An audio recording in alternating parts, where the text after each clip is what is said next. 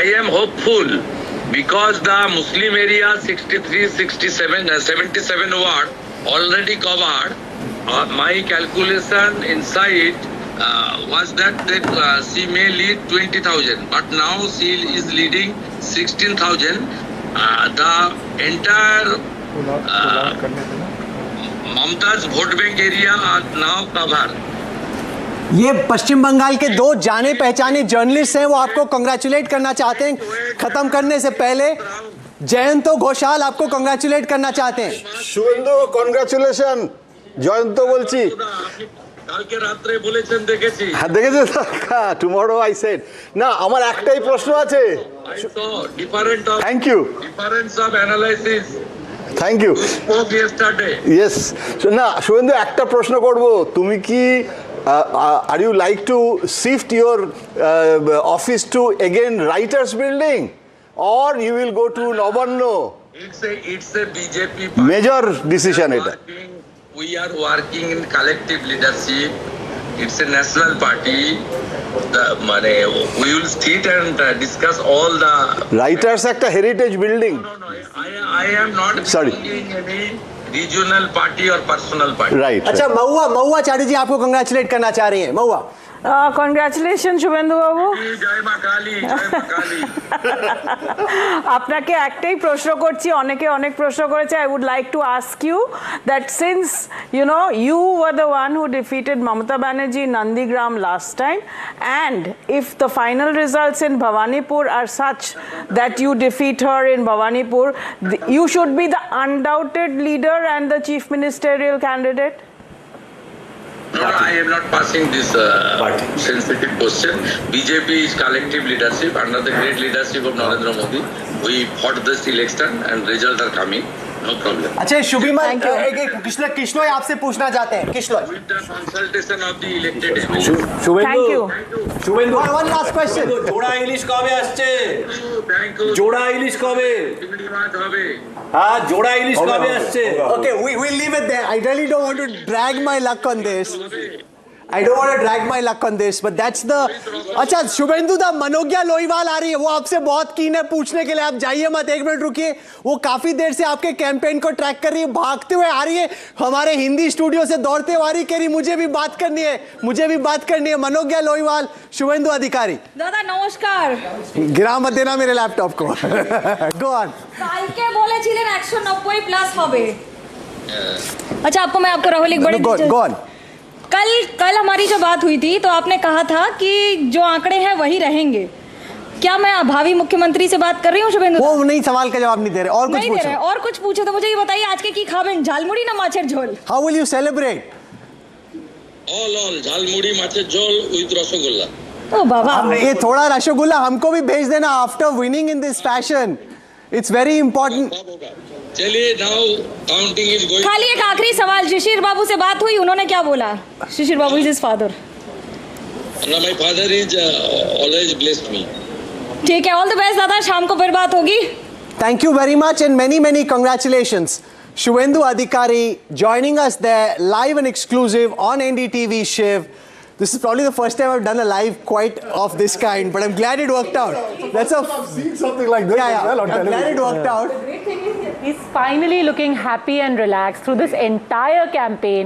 Wherever he went, you had the Trinamool Congress cadre shouting Jai Bangla, Chor Chor at him, and you always saw him very aggressive, very angry. Shubhendu da, when he's cheerful. Yeah, this was him relaxed. You should have seen him on the campaign. What did you make, Veer, of that conversation and the posturing from potentially the next Chief Minister of West Bengal? Being careful because others have suffered for sort of displaying ambition, so he's rightfully justifiably careful. He was being very careful. He didn't want to outline a plan of action or whatever, because given the BJP, they may produce somebody you've never heard of and make him chief minister. No, but not in West Bengal. That's I don't think so. It's such a big victory. You need to have a face. The face has been Shubhendu Adhikari. I would agree with that, but I also think he was being cautious and he was still concentrating on the election.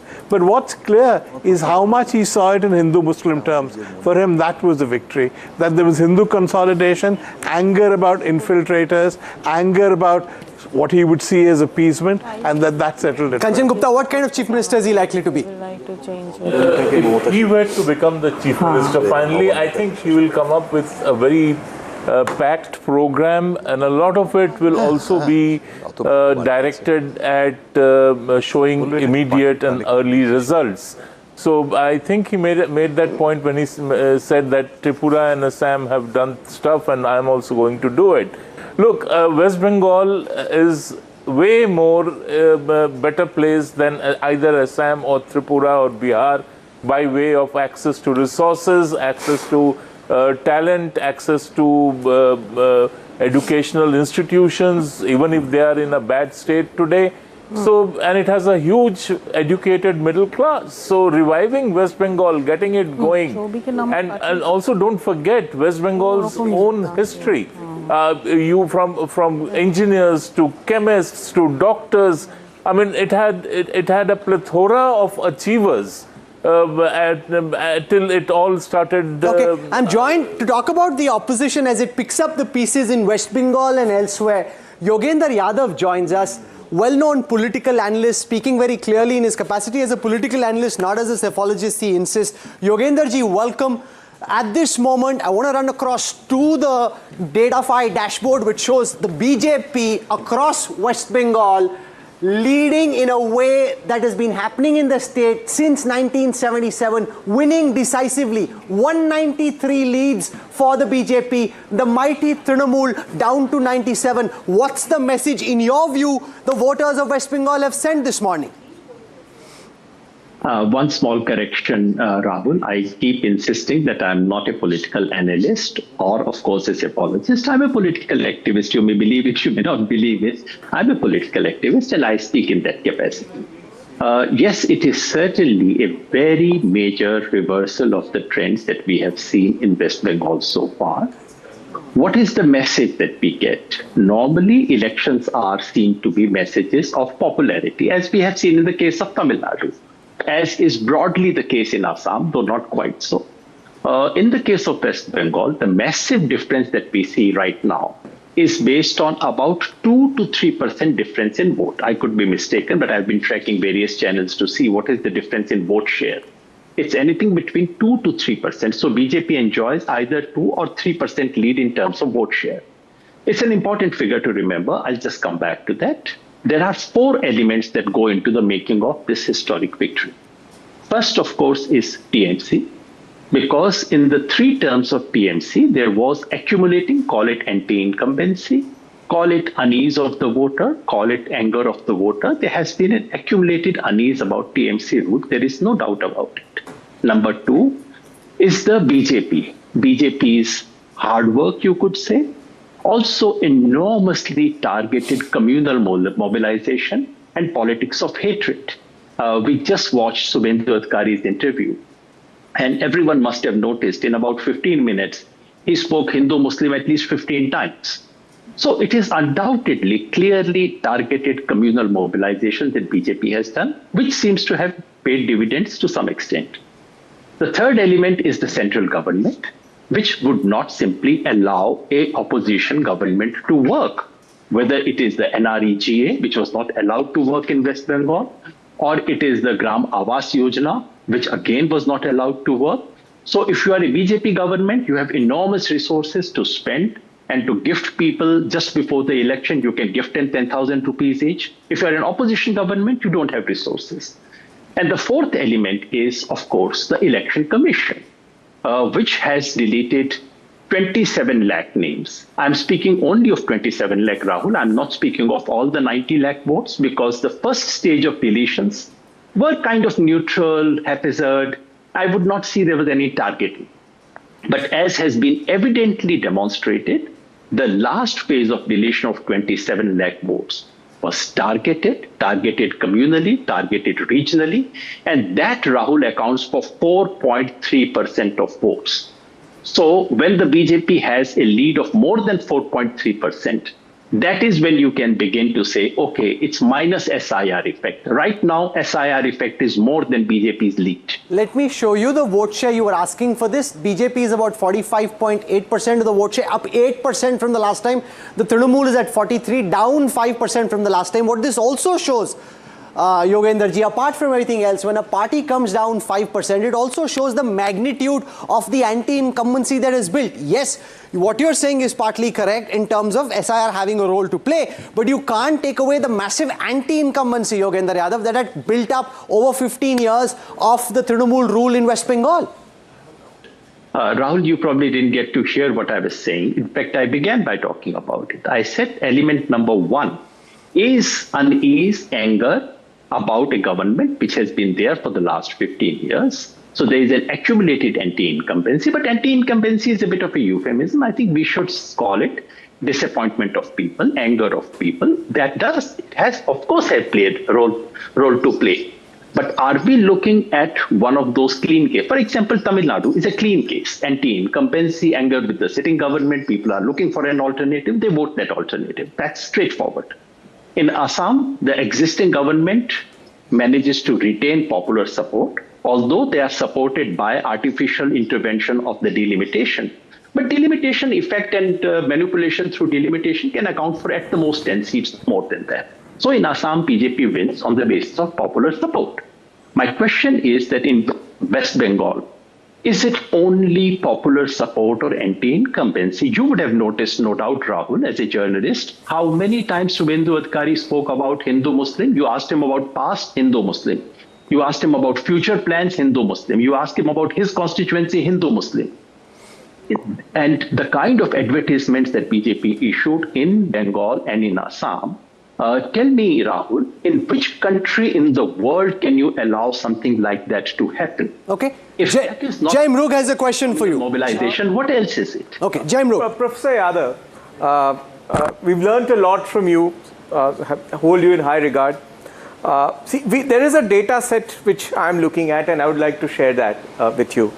The best performance of the BJP in terms of strike rates, okay, has been in the Burdwan region, 41 on 54 seats, Jalpaiguri 25 on 27, Medinipur region 49 on 56.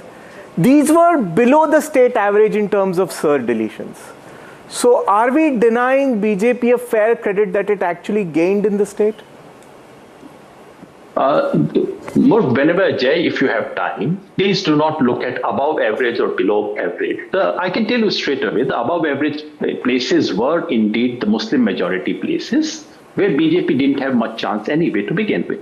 The question we should be asking, and please give me an answer by the evening when you have better data, in how many seats were the deletions that took place post first draft? Because first draft deletions, I'm willing to concede, were not targeted deletions or partisan deletions.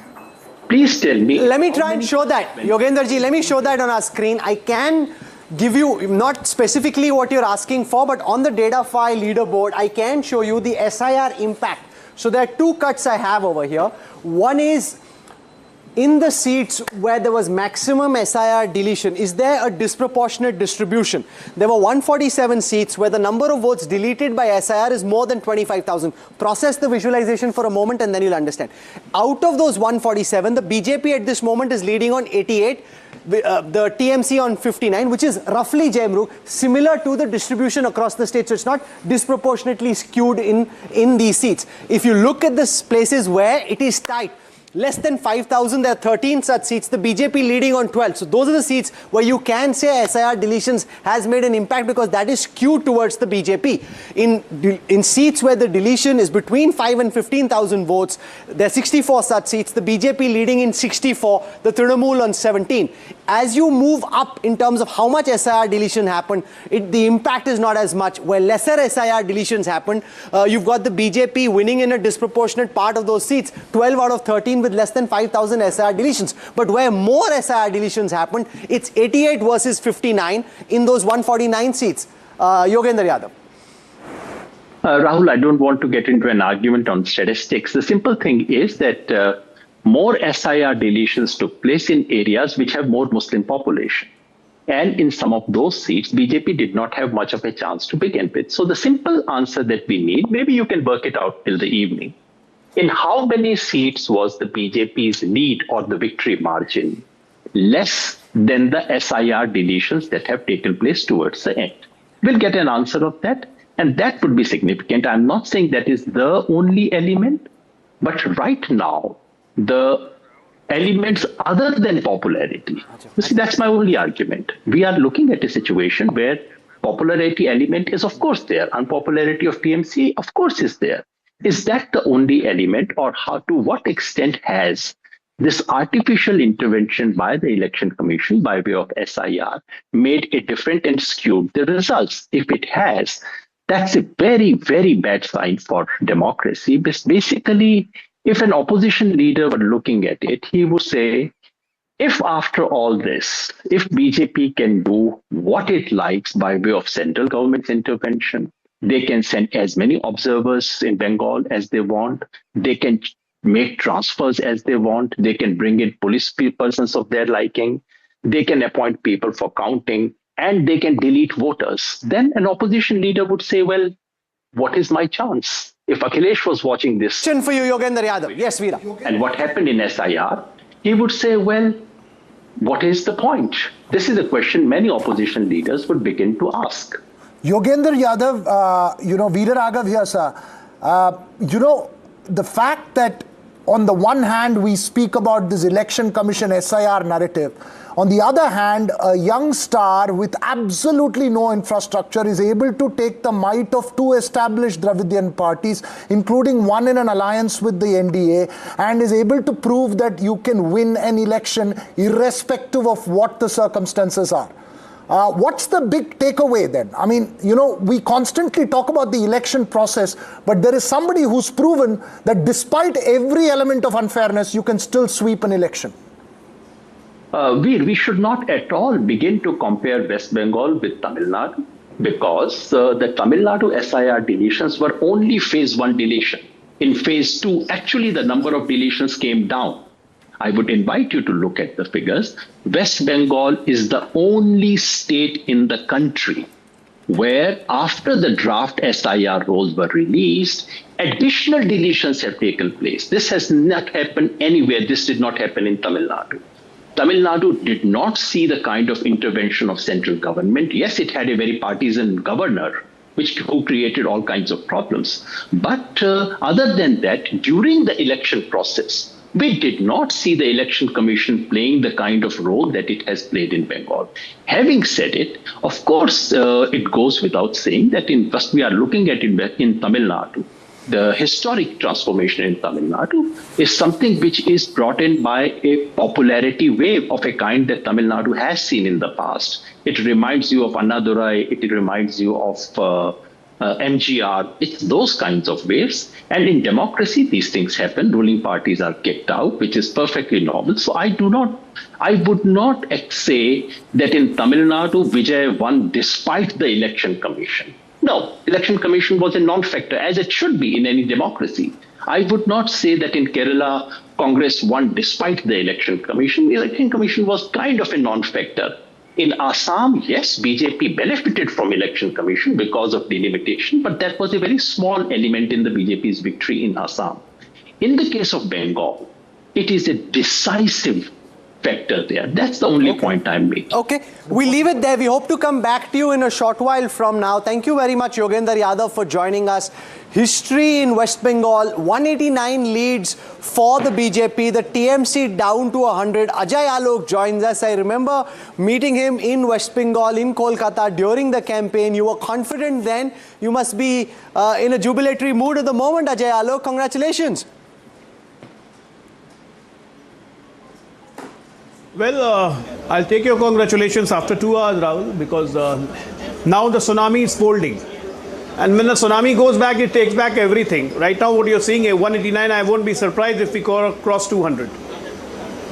Because this is the thumping, astounding assurance from the people of Bengal what we have gained.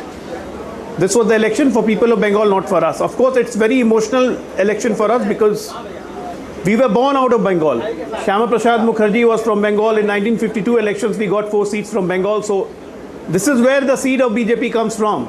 And we were out of power in Bengal for the last 75 years. So it's a very emotional moment for us.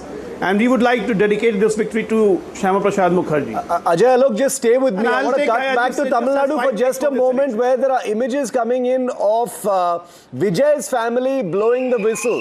Pictures, viral pictures right now. Let's just go full frame to those.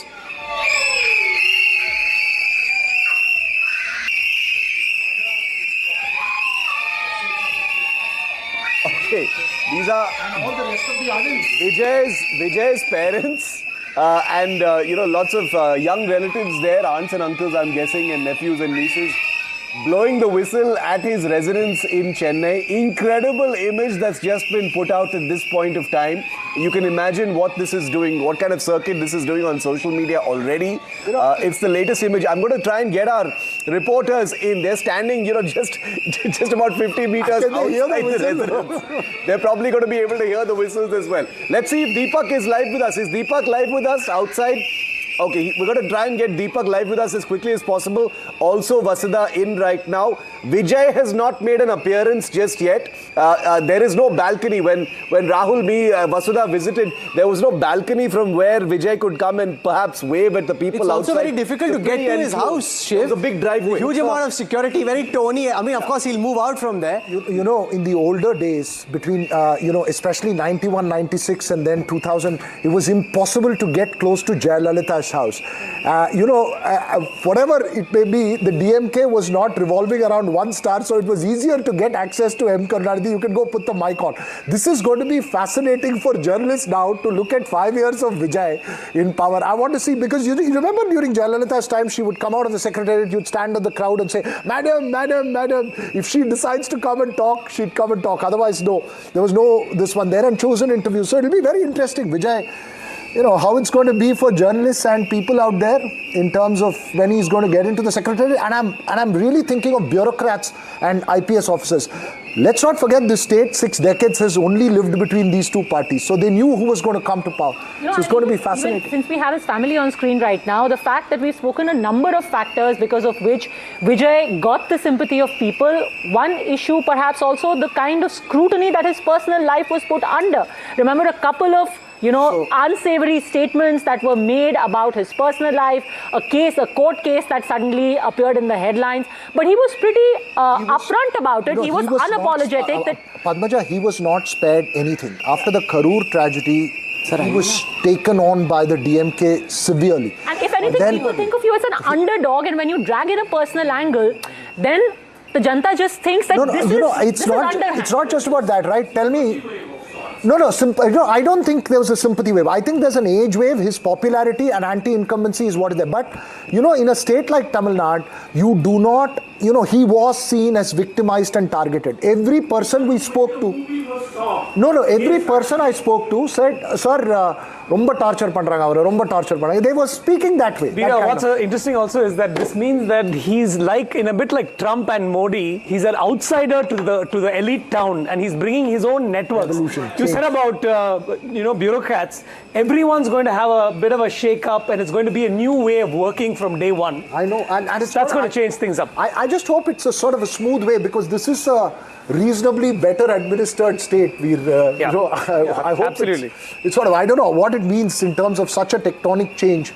When somebody who has never been in power, had the experience in politics as the CM, you have your strategists and politicians. One is to win an election, the other is to run a government. May I say something on Tamil Nadu? Just one line. Just an observation. I think there was a vacuum in Tamil between DMK and AIDMK basically, and since Jayalalitha is passing away, that vacuum probably has now getting filled in, because the other one, DMK, had a succession and Stalin took over, but in AIDMK it kind of broke away. So I think, that's the vacuum and the boredom that came from, the young people. So maybe that's the space that Vijay has taken up. You're right. I have one more thought. I feel that in a sense, Vijay has actually broken apart the original Dravidian model of 50 years that is held. Not that those values are going away, But in a sense, the space is opened up more for others to come in. Stay with me. I want to go across now, live and exclusive on NDTV, to one of the key architects of the Bharatiya Janata Party's victory in the state of West Bengal. The man who was trooped on the ground making this happen. He made Haryana happen. Remember, in Haryana, where everybody thought it's impossible, Dharmendra Pradhan said, I will deliver Haryana for the party. He's been one of the key people delivering and working on the ground in West Bengal. He joins us now. Dharmendra ji, बहुत बहुत स्वागत. छा गए आपने तो ऐसी जगह पे बीजेपी को जिता दिया जहां पहले माना जाता था कि जीतना असंभव है. देखिए, 100 साल की बंगाल की जनता की आकांक्षा का पूर्ति हो रही है. मैं सबसे पहले बंगाल की जनता को नतमस्तक होकर आभार प्रकट करता हूं. बंगाल की जनता ने भारतीय जनता पार्टी के ऊपर, प्रधानमंत्री श्री नरेंद्र मोदी जी की सारे बातों पे भरोसा किया. एक ऐतिहासिक विजय है, देश का विजय है. इसकी एक लंबे समय की इम्पैक्ट रहेगा देश की राजनीति में. मैं फिर एक बार बंगाल की इस जनता की इस महत्वपूर्ण निर्णय को आदर करता हूं, सम्मान करता हूं. सर, आपने हरियाणा में एकदम जैसे क्रिकेट में कहते हैं ना, आप ट्रेल कर रहे थे, वहां से जिताया. यहाँ पे भी जितने ज्यादातर बंगाली भद्र लोग हैं या पंडित से, उनको लग रहा था कि कुछ भी हो जाए, बीजेपी का पश्चिम बंगाल में जीतना ऑलमोस्ट इम्पॉसिबल है. आपने इस इम्पॉसिबल को पॉसिबल कैसे बनाया? ये बंगाल की जनता ने टीएमसी की कुशासन के खिलाफ मत दिया है. घुसपैठियों के ऊपर उनकी जो विशेष प्रेम था उसके ऊपर वोट दिया है. वहां की नौजवानों की चाकरी नहीं था, जॉब नहीं था, इसके ऊपर वोट दिया है. विशेष करके बंगाल की महिलाओं के ऊपर एक जो अत्याचार की एक अनगिनत कथा आई थी, वो संदेश खाली हो या आरजी कर हो, जिस अहंकार से टीएमसी की नेतृत्व उस घटनाओं को हैंडल किया था. जिस घटना से मैं शिक्षा विभाग से जुड़ा हूं, बंगाल में शिक्षकों की नौकरी बिक्री हुई थी. मंत्रियों के घर में नोटों की पहाड़ बरामद हुई थी. ये सारे अत्याचार के खिलाफ जनता की, जो बंगाल की जनता जो एक सोची समझी मत दिया है, ये उनको सारे श्रेय दिया जाता है. सारे विषय जो भी बंगाल में काम कर रहा था उसको ध्यान में आ गया था. बंगाल बहुत बड़ी परिवर्तन की ओर बढ़ रही है. ये मेरी कुलीग है मनोज्ञा लोईवाल, बहुत वक्त तक आपका कैंपेन कवर कर रही थी, वो आपसे सवाल करना चाहती. मनोज्ञा, नमस्ते दादा. आज जय जगन्नाथ कहेंगे कि जय माँ काली? मेरा तो सबसे पहला सवाल यही है. जय जगन्नाथ, जय मां काली, दोनों ही कहूंगा. जय बंगाल कहूंगा. मिदनापुर में, नंदीग्राम में आपने बहुत कैंपेन किया. 2021 में भी आपकी बड़ी भूमिका थी और इस बार भी. तो what do we expect? Is it the credit goes to you for monitoring it completely again in Nandigram this time? नहीं, मैंने, आप जानते हो, सारी क्रेडिट बंगाल की जनता की है, भारतीय जनता पार्टी के असंख्य कार्यकर्ताओं की है, और हमारी सर्वोच्च नेता माननीय प्रधानमंत्री नरेंद्र मोदी जी के ऊपर बंगाल की जनता की, देश की जनता की भरोसा ही इस नतीजा का परिणाम है. What is Dharmendra Pradhan's message to Chief Minister Mamata Banerjee today? अहंकार की पराजय हुई, कुशासन की पराजय हुई, महिलाओं की सांप उन पे लग गई, गरीबों की, युवाओं की, किसानों की सांप उनके ऊपर लग गई. ये मेरी कुलीग हैं पद्मजा जोशी, वो आपसे सवाल करना चाहती हैं. Dharmendra ji, good afternoon, many congratulations. आपके एक धारणा थी कि एक अभेद्य किला है तृणमूल कांग्रेस का, वो तो आप उसके पार हो ही नहीं सकते. सबसे ज्यादा आपकी जो लीड्स आई हैं वो आई हैं मालदा मुर्शिदाबाद वाले एरिया में, साउथ 24 परगनास में. और आयरॉनिकली जिस डायमंड हार्बर मॉडल की बात की जा रही थी, that I challenge the union of India to try and take on the Diamond Harbour model, उस डायमंड हार्बर की सीट पर अभी तक बीजेपी लीड कर रही है. क्या लगता है आपको इस पूरे उसका संदेश क्या है? और मोर स्पेसिफिकली जो मुस्लिम डोमिनेटेड एरियाज में बीजेपी को लीड कैसे मिली? क्या आपने वोट स्प्लिट किया? पद्मजा जी, रावण की भी अहंकार नहीं रही थी. ये तो सामान्य मनुष्य थे. ये खुद को भगवान मान बैठे थे, खुद को महान मान बैठे थे.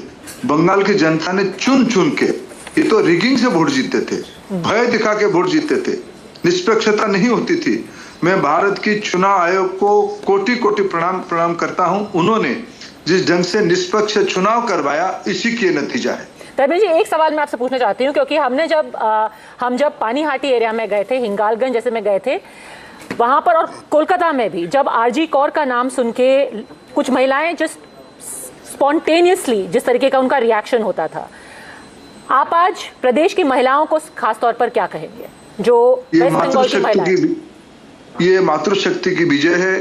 बंगाल की महिला मां साक्षात दुर्गा के रूप में, काली के रूप में अन्याय अत्याचार को संहार किया है, ये विजय बंगाल की जनता की, विशेष करके मातृशक्ति की है। एनडीटीवी के मैनेजिंग एडिटर हैं शिव अरूर, वो आपसे सवाल पूछना चाहते हैं। Shiv. Dharmendra ji, first of all big congratulations to you. I am Shiv Aroor. I want to add to Padmaja's question on the Mahila vote, because the Trinamool had always been extremely confident. They were very dismissive of the BJP's appeal as far as the Mahila vote in Bengal is concerned. How did it happen? How do you explain this vote? Because Trinamool has created huge crisis of confidence on their leadership. The way they reacted during the Arjikar incident, during the Sandesh Khali incident, during the Durgapur incident, in all part of Bengal, they have huge atrocity on women. Women were at the receiving end.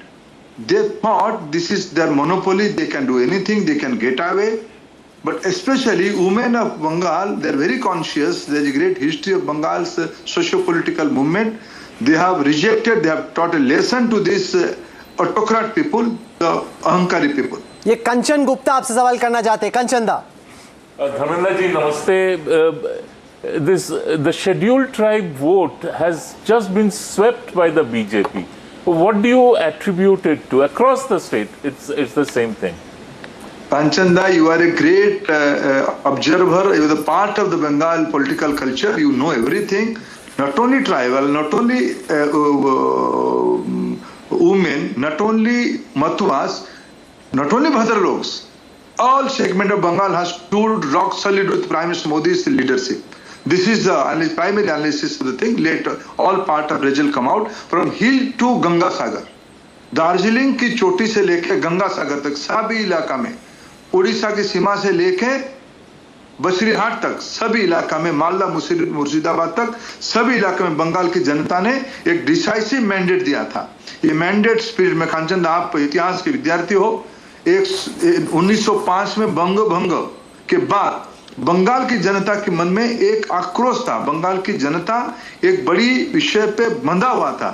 मैं पड़ोसी राज्य से होने के नाते, बंगाल के समाज के एक ऑब्जर्वर के नाते, मेरे मन में संतुष्टि है श्यामा प्रसाद मुखर्जी जी की विजन, जिस मुद्दे को लेके बंगाल लंबे समय तक इमोशनली जुड़ा हुआ था। इस बार चुनाव में उस विषय के लिए उन्होंने मतदान दिया है। Shankar Aiyar has a question for you. Dharmendra ji नमस्कार, कॉन्ग्रेचुलेशंस। नमस्कार शंकर जी। आप बगल के राज्य से हैं और उस बगल के राज्य में भी ऐसे ही उथल पुथल आपने कराया था 2024 में, तो उसमें और इसमें क्या कॉमन है? देखो, एंटी एस्टेब्लिशमेंट दोनों जगह पे था, लेकिन बंगाल में अत्याचार आसमान छू चुकी थी, अहंकार आसमान छू चुकी थी, भ्रष्टाचार चरम पे था, और बंगाल की जनता को डर भर और आतंक दिखा के तृणमूल के लोग लंबे समय तक अख्तियार करने का एक सफल फॉर्मूला बना लिए थे। उसी को प्रजातंत्र के नाम दे रहे थे। ये इस प्रकार की नतीजा, मैं बंगाल के चुनाव के नतीजा को देश के अन्य सभी इलाकों से अलग मानता हूं। बंगाल की पृष्ठभूमि पिछले 50 साल में, पहले लगभग 35 साल कम्युनिस्टों ने, बाद में 15 साल टीएमसी ने बंगाल की डेमोक्रेसी को बंधक में रखा था, होस्टेज में रखे थे। दारिद्र्यता चरम पे होने के बावजूद विकास नहीं करना, लोगों को भय दिखाना, ये सिर्फ एक चुनाव की नतीजा नहीं है। बंगाल ने इस बार 50 साल की एक अलग पैटर्न पे गया है। ऑटोक्रेटिक पैटर्न को तोड़ के एक डेमोक्रेटिक पैटर्न को अपनाए। ये सिर्फ एक 2026 की चुनाव नहीं है, ये पिछले 50 साल के कई चुनाव के अंदर जो कुंठा थी, जो रिलेक्टेंस थी सोसाइटी की एक पॉजिटिव मैंडेट करने के लिए, जिसकी मैंने कहा हिस्टोरिकल बैकग्राउंड था 1905 से। आफ्टर बंग भंग क्यों हुआ, क्या कारण क्या था? क्या बंगाल की रिसोर्स घुसपैठियों के पास रहेगा? क्या बॉर्डर ऐसे ही खुले रहेगा? क्या चाकरी नहीं मिलेगा? इस सारे के ऊपर हिस्टोरिकल फैक्ट, कल्चरल फैक्ट और आज की रियो पॉलिटिकल, रियो economic, socio economic issues Bengal के चुनाव की नतीजा है। Mahua Chatterjee has a question for you. Mahua. Dharmendra ji, congratulations, and just one short question to you on this forum, and I want to ask you, you've been involved with elections in various states, and you are an experienced person on this on behalf of your party BJP.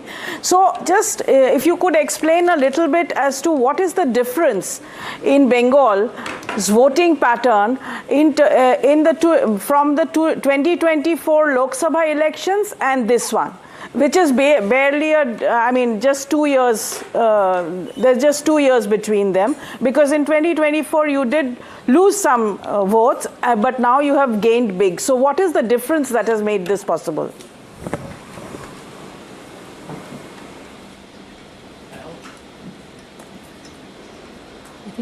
Rahulji, I couldn't hear Mahuaji. Okay, let me see if I can get Boria Majumdar to ask a question. Boria. As a Bengali, Dharmendra ji, every time we talk about Bengal and I hear we don't have opportunities, there are no jobs, so I have to go somewhere else, somebody has to go somewhere else, go and seek opportunity, employment, whatever. After this victory, do you reckon we will seriously now have the Bengali talent go back to Bengal, get opportunities, see progress, see no longer corruption? The Bengalis will finally get it all back? Certainly. On all this issue, we have fought election, we have assured, we have promised in our manifesto. There will be new jobs will be there, the industrialization will start again in Bengal, the agricultural field of Bengal will be again flourish. All these new economic activities, I am thankful to Prime Minister Narendra Modi. Since last 12 years, Prime Minister Modi's priority is towards eastern part of the country, be it Bengal, be it northeastern states like Assam and other states, be it Bihar, Jharkhand or Odisha and Chhattisgarh. These are the part where Prime Minister Narendra Modi consistently saying one thing, unless until there is a Purvodaya, Bharat cannot be developed. So Bengal is the epicenter of this Purvodaya movement. Bengal, Kolkata is the capital of this economic activities of this eastern part of India. Certainly, primary responsibility will be job, primary responsibility will be security of women, primary responsibility to restore the education ecosystem of Bengal, the glorious Bengal, Sonar Bangla. The primary responsibility will be how to safeguard the border, how to create a security system in our country. All these things we have promised during the election. Prime Minister himself visited many parts of the Bengal and assured people to look into, to take care of all these things. People of Bengal has reposed their faith on BJP and Prime Minister Modi. Now our primary responsibility is to fulfill all those things. One last question. Veer Sanghvi has a question for you. Then we let you go, Minister. Yes, Veer. Narendra ji, congratulations. I only seem to be appearing on this program to congratulate you every time. But thank you, Vijay. But sort of basic question. We've been hearing your colleagues, particularly your colleagues from Bengal, and they're all talking about Hindu consolidation and resentment of minority appeasement, etc., etc. It's inevitable that in the spirit of Hindu triumphalism, there will be a degree of insecurity among Bengal's Muslims. Do you have anything to say to them? No. Vijay, you are a very skilled socio-political analysis of this country. Let me assure you, we are in charge of majority part of the country today. There are a lot of minority population in other part of country, UP, Bihar. We have successfully running government in Assam, where sizable of local Muslim community are there in Assam. They all are with Bharatiya Janata Party. We own Western Uttar Pradesh last time. Many of my colleagues were looking into the assembly election of Western Uttar Pradesh in 2022. This apprehension was there. I assure you, yes, certainly we are anti-infiltrator. We have made an issue of Ghuspetia. The way Mamata Banerjee has patronized this infiltrator, the Ghuspetia, there is a religious contour of that issue. But I am assuring, and Bharatiya Janata Party and my Prime Minister's philosophy, सबका साथ सबका विकास, सबके लिए प्रयास. धर्मेंद्र जी, जाते जाते ये बता दीजिए, अब आपकी सरकार ओडिशा और बंगाल दोनों में है, तो रसगुल्ला किसका है? ओडिशा का या बंगाल का? ओडिशा का है. महाप्रभु जगन्नाथ की रसगुल्ला है, रसगुल्ला दोनों की है. आज रसगुल्ला खाने की टाइम है. आप क्यों झगड़ा लगा रहे हो? बंगाल की हमारा Anga Banga Kalinga entire cycle is complete today. सबका साथ सबका rasgulla.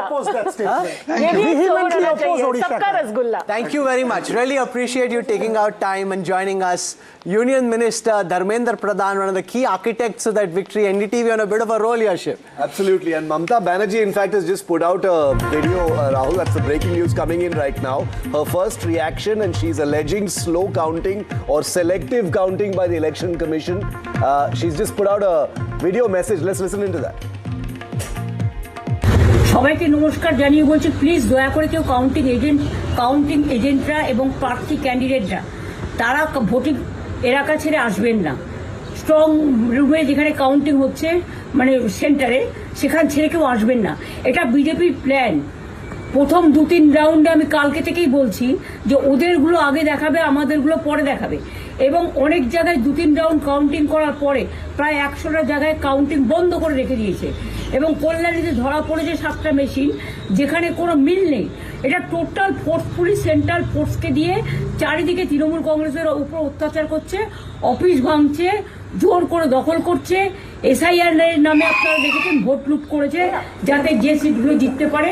So what she's saying is that no counting agent should leave the booths because what they are doing is after 2-3 rounds they've deliberately stalled counting. They are deliberately doing it to give the BJP this lead in a national platform. So she's assuring her people not to leave the field at all because Trinamool apparently very much in the race according to her. This is the central force, this is the election commission, this is all being orchestrated against her party. So it's a clear case of, it's a conspiracy theory. That's what she's saying. And she's urging everybody, like she has said the last few days, nobody is to leave feeling deflated or feeling negative. When a similar kind of allegation came out from the Congress party during the Haryana election, the election commission was very quick to respond and clarify about the rate of counting. Would that Jaimruk be true? Is there any statistical chance of the Trinamool still bouncing back, or is she just trying to hold on to straws? No, even if we go by the most conservative estimates, which is the election commission, for the last 3 hours, the election commission is consistent that the BJP has a 3% lead over the Trinamool. They're consistent for the last 3 hours. And now even the election commission has put the BJP on a 170 number, leads plus wins. So I don't think the trend is going to reverse. It's now very difficult from here. But Veera Raghav, 106 for the TVK. It seems quite certain that Vijay will be the next Chief Minister of Tamil Nadu. Yes, and I think it's time to call this election as far as Tamil Nadu is concerned. Vijay is the winner, Stalin is the big loser, Edapadi is still confused on whether he's won or lost. He's somewhere in the middle, but I think this is clear. Vijay or whoever he chooses from as part of his TVK will be the Chief Minister, but he has declared that he is the Chief Ministerial face. His party has declared, so I'm presuming that it will be Vijay as Chief Minister, perhaps with the support of some smaller parties, whether he's going to take it as a coalition and give Tamil Nadu its first big coalition since 1952, or is it going to be a single party government where he just has people who've tied up to him? Let's not forget, Rahul, that there are several former ADMK leaders, whether it is PH Pandian's son Manoj Pandian in the Alangulam seat, or whether it is O Paneerselvam in Bodi Nayakarur, who shifted to the DMK. I will not be surprised if some more people, if the number is very small, who decide to move out of the parties that they are in to gravitate towards Vijay for a longer term thing. NDTV's branding is solidifying into Vijay Nayagan. We're taking his name and joining it with the second word of his thing. Nayagan is also a famous Kamal Hassan film, so obviously no comparisons whatsoever. Nayagan means hero. No comparisons with what Kamal Hassan has achieved in politics. This is a diametric opposite, so no connection intended. No, but Shiv, we don't know when Jananayagan is going to release, but Vijay has released. Some of us have seen it on WhatsApp in the leak. Shankar Iyer has been brave enough to admit it at least at this point of time. But I'm going to ask for our reporters to come back live with us because we want to see what's going on. Everybody wants to see what's happening at the TVK headquarters as well as in Vijay's residence in Nilangara in Chennai, which we had visited in January, because that's where the action is going to be shortly. There probably is going to be a larger celebration at some point of time, maybe a little later, because both those places, Veera, are very congested places. They can't have like a big rally kind of thing there. Where would it be then? It has to be Vijay Yatra, where? Marina Beach. That's the only place which can hold as many people. And I think it's going to be madness. But I want to ask you, Shiv, very, very quickly, given that you studied in Chennai, what do we tell the DMK? What do we tell all those DMK leaders who turned around after the exit poll and called us and said, you guys are wrong, who told us all through this campaign that you guys are only hyping up TVK, it's just a movie star party, it's never going to make it. The DMK made this mistake back in the 1970s when they declared MGR as just a movie star. It got routed out of power. They did the same thing this time. And it's just in the answer to, because when I wrote a profile on... Why don't you answer it? When I wrote about Vijay, the title of the piece on NDTV was Lights, Camera, Sarkar. They said, how come you are writing? I mean, you are a serious person, you're writing about such things and all. And so I said, it's a phenomena, you have to sort of observe phenomena. And you know how much was the kind of pressure and pushback that came during the conclave. Manoj Tiwari joins us. Can we just take him live for a couple of minutes, as so many different things coming in? Manoj ji, you campaigned so much in West Bengal. Many congratulations on this big victory. जब आप आए थे हमारे studio, आपने बोला था कि जीतोगे, और बहुत बड़ी जीत आप लोगों की दर्ज हुई है पश्चिम बंगाल में. See, now AIDMK is sliding back from 75. Manoj ji?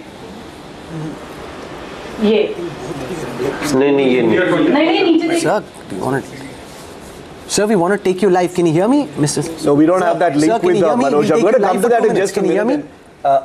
Okay, I'm joined at this moment, live and exclusive, by one of the key architects of the Congress's victory in Kerala, Vijay Satishan, the man who led the campaign for the Congress party, joining us on a day when he's delivered a historic victory for the Congress. Mr. Satishan, welcome. Congratulations.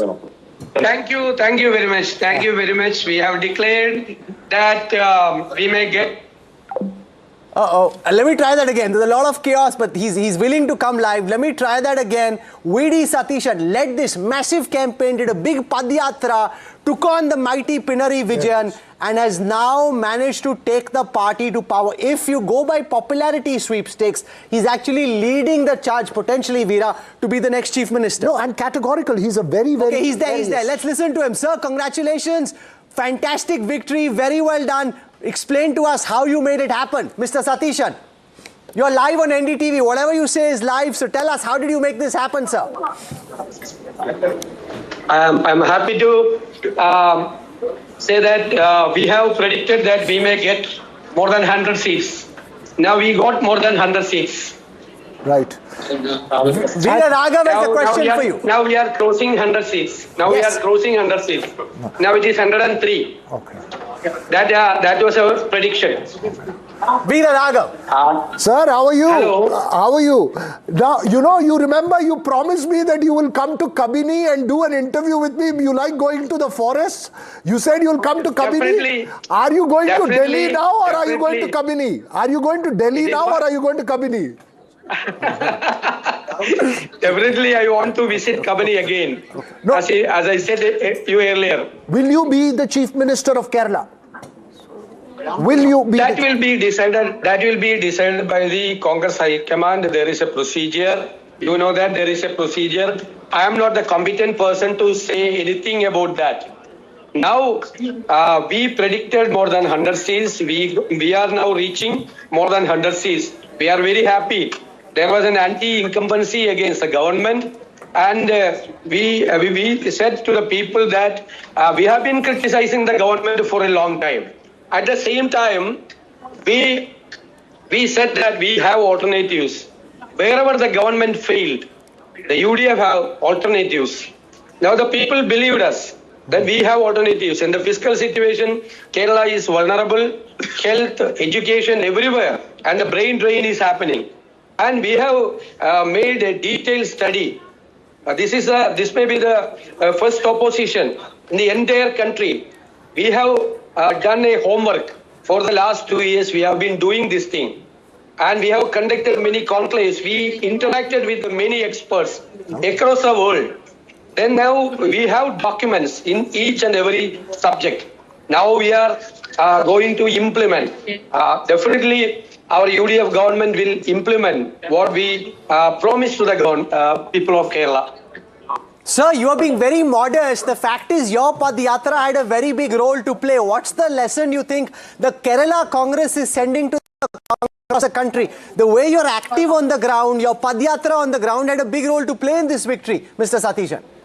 Yes, I agree with you. We have very good organization setup.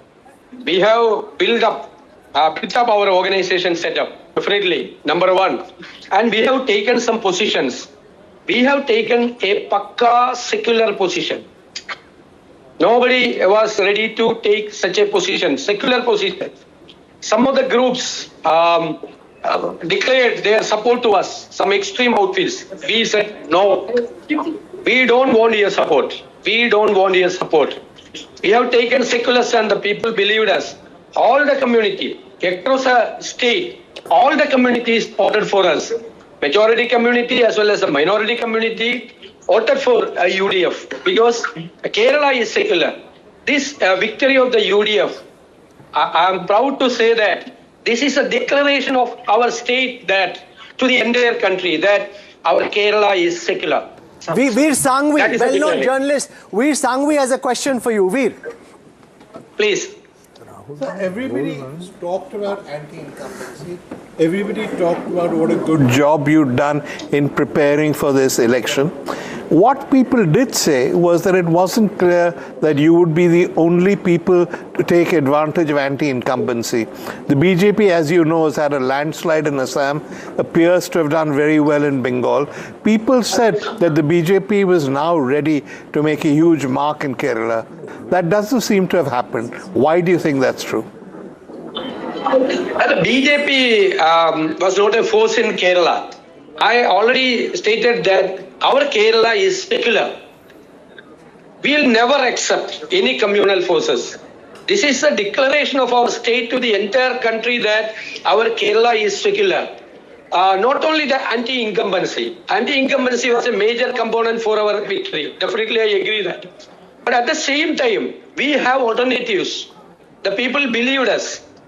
We have made detailed studies, homework, many conclaves, many interactions, and we had definite programs to the public. So we won the election. The BJP doesn't have any say in Kerala.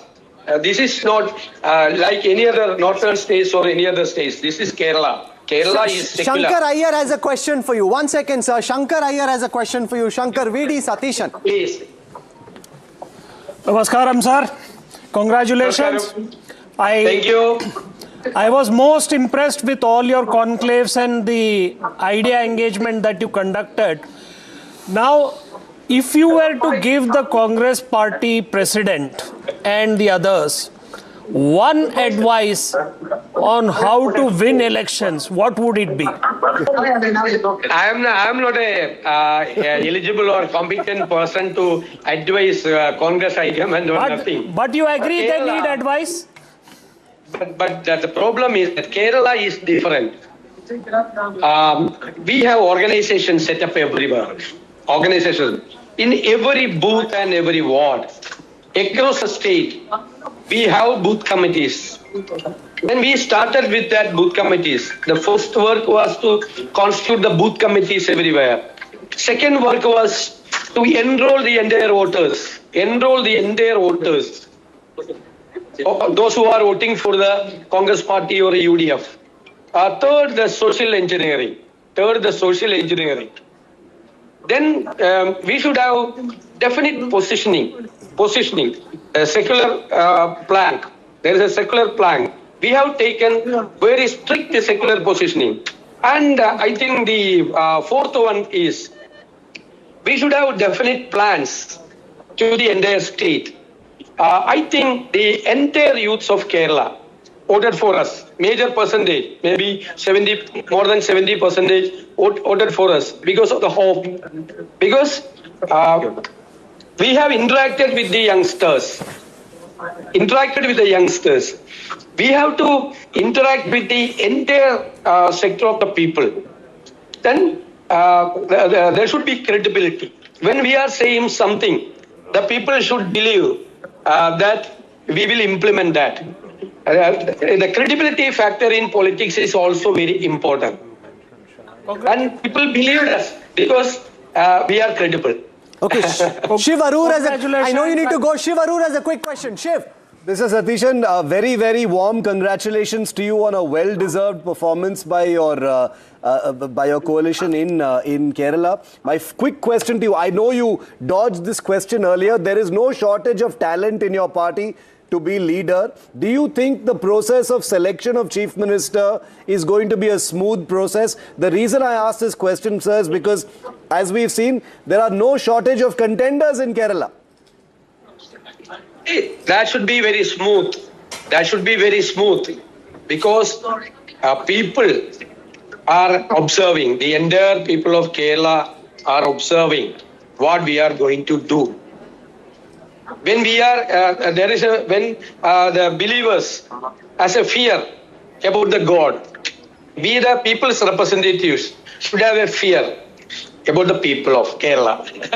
So we know that the people are observing what we are going to do. So it should be a smooth process. So how will you celebrate? How will you say? You're looking very, very serious through all this big victory, rare victory for your party. How will VD Satishan and the Kerala Congress celebrate? We are celebrating with the people of Kerala. The people are celebrating. We are with them. What is there for Sadhya today, sir? What are you eating today? What is there for lunch? All our colleagues are distributing sweets. Okay, we'll leave it there. Definitely we should have a Kerala Sadhya. And you have to invite us for it as well. Please don't eat without us. We'll come and join you and have some lovely Kerala Sadhya. Thank you very much. Thank you, sir. Thank you. VD Satishan, the man who arguably should be the next Chief Minister if you go by popularity ratings. No, and also in terms of the fact that, but you never know with the Congress, but the fact is that he was the one who led the Padayatra. And I'll also tell you this. In the conclave, when I asked him specifically this question, and today he was a little more muted in his answer, I asked him, is it okay for a party to go into an election without a chief minister? He said, I have my own personal views on it, but I'm not going to express that. The party high command has decided to go with one thing. He's very clear where he wants. We have two star singers with us. No, don't call them singers, Shiv. They'll be very upset. Very serious politicians. But also singers, come on. Just a quick Can we quickly take Manoj Tiwari ji? He worked very hard on this campaign. Manoj ji, स्वागत है आपका. बहुत बड़ी जीत हुई पश्चिम बंगाल में Bharatiya Janata party की. Is this like in some ways the last dream finally coming true in West Bengal, Manoj ji? Yes. Rahul ji, इसमें कोई दो राय नहीं कि पश्चिम बंगाल की जनता ने एक बहुत बड़ा मैंडेट दिया है. अभी आपके स्क्रीन पे मैं देख रहा हूँ 190 प्लस का आंकड़ा बीजेपी की तरफ. और देखिए, मैं तो 36 विधानसभा में 43 इवेंट में गया हूं और उसके साथ साथ किसी के घर में खाना, किसी के साथ चाय पे चर्चा, कि कोई फ्लाइट में मिल गया. मुझे एक डायलॉग एक व्यक्ति का याद आता है. वो गुरुग्राम से जा रहे थे कोलकाता, फ्लाइट में मिले और 35-36 साल के युवा थे, नौकरी करते थे बाहर बहुत अच्छी. वो बोले, मेरे पापा ने बोला, मेरे फादर ने बोला है कि बेटा वोट डाल के जरूर जाना. तो मैं सुना, मैंने ये नहीं पूछा किसको वोट डालने जा रहे हैं, बट उतरते समय उन्होंने कहा, मोदी को बोलो पश्चिम बंगाल को बचा ले. ये एक लाइन ना मेरे दिमाग में गूंज रही है और फिर मैं रिजल्ट देख रहा हूँ.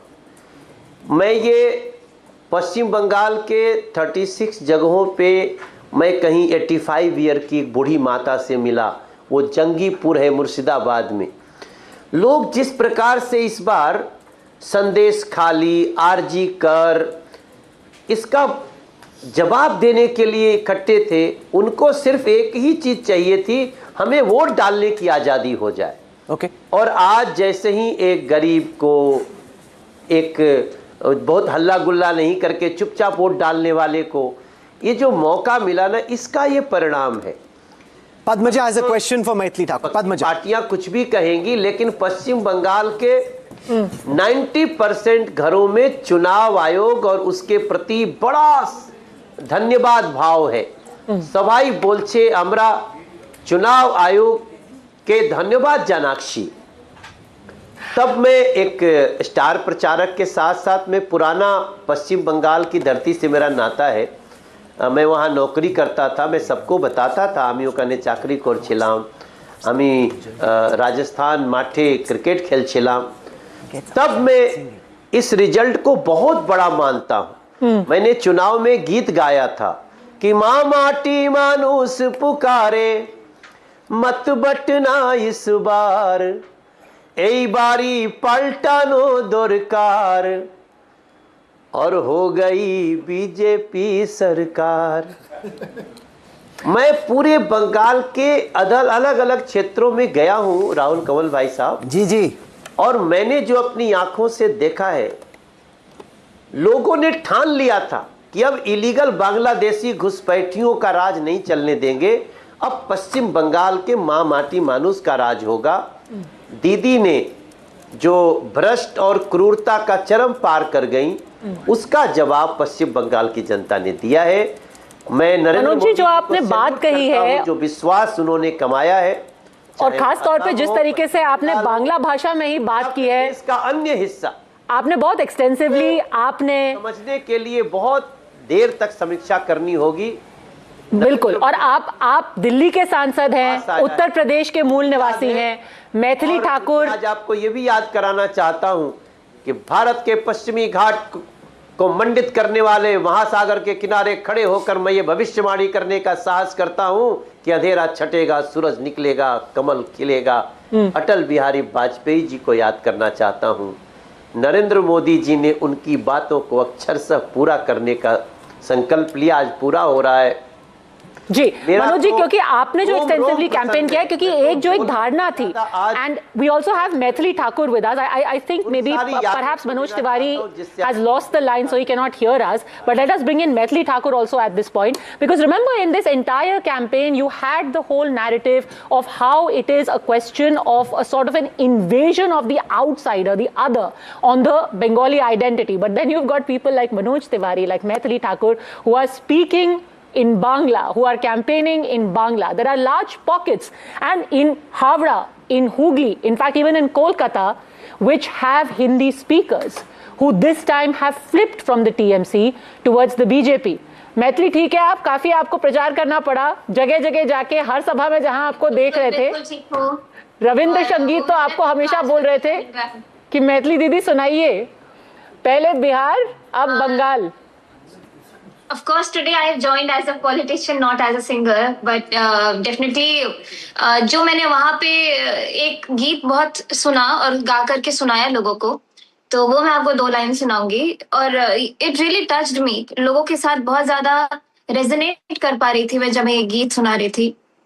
क्यों को था ना कोई ओरे ओ भागा, क्यों को था ना कोई, তবে সবাই থাকে মুখ ফিরায়, সবাই করে ভয়, তবে সবাই থাকে মুখ ফিরায়, সবাই করে ভয়, তবে পরাণ খুলে তুই মুখ ফুটে তোর মনের কথা একলা বলো রে, যদি তোর ডাক শুনে কেউ না আসে তবে একলা চলো রে।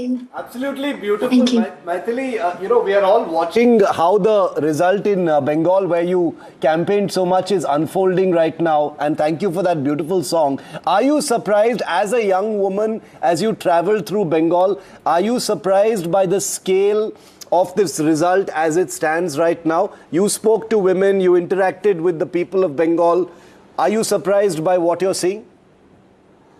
ऑफ कोर्स हमने जितनी उम्मीद की थी उससे बहुत ज्यादा अच्छा रिजल्ट मिल रहा है।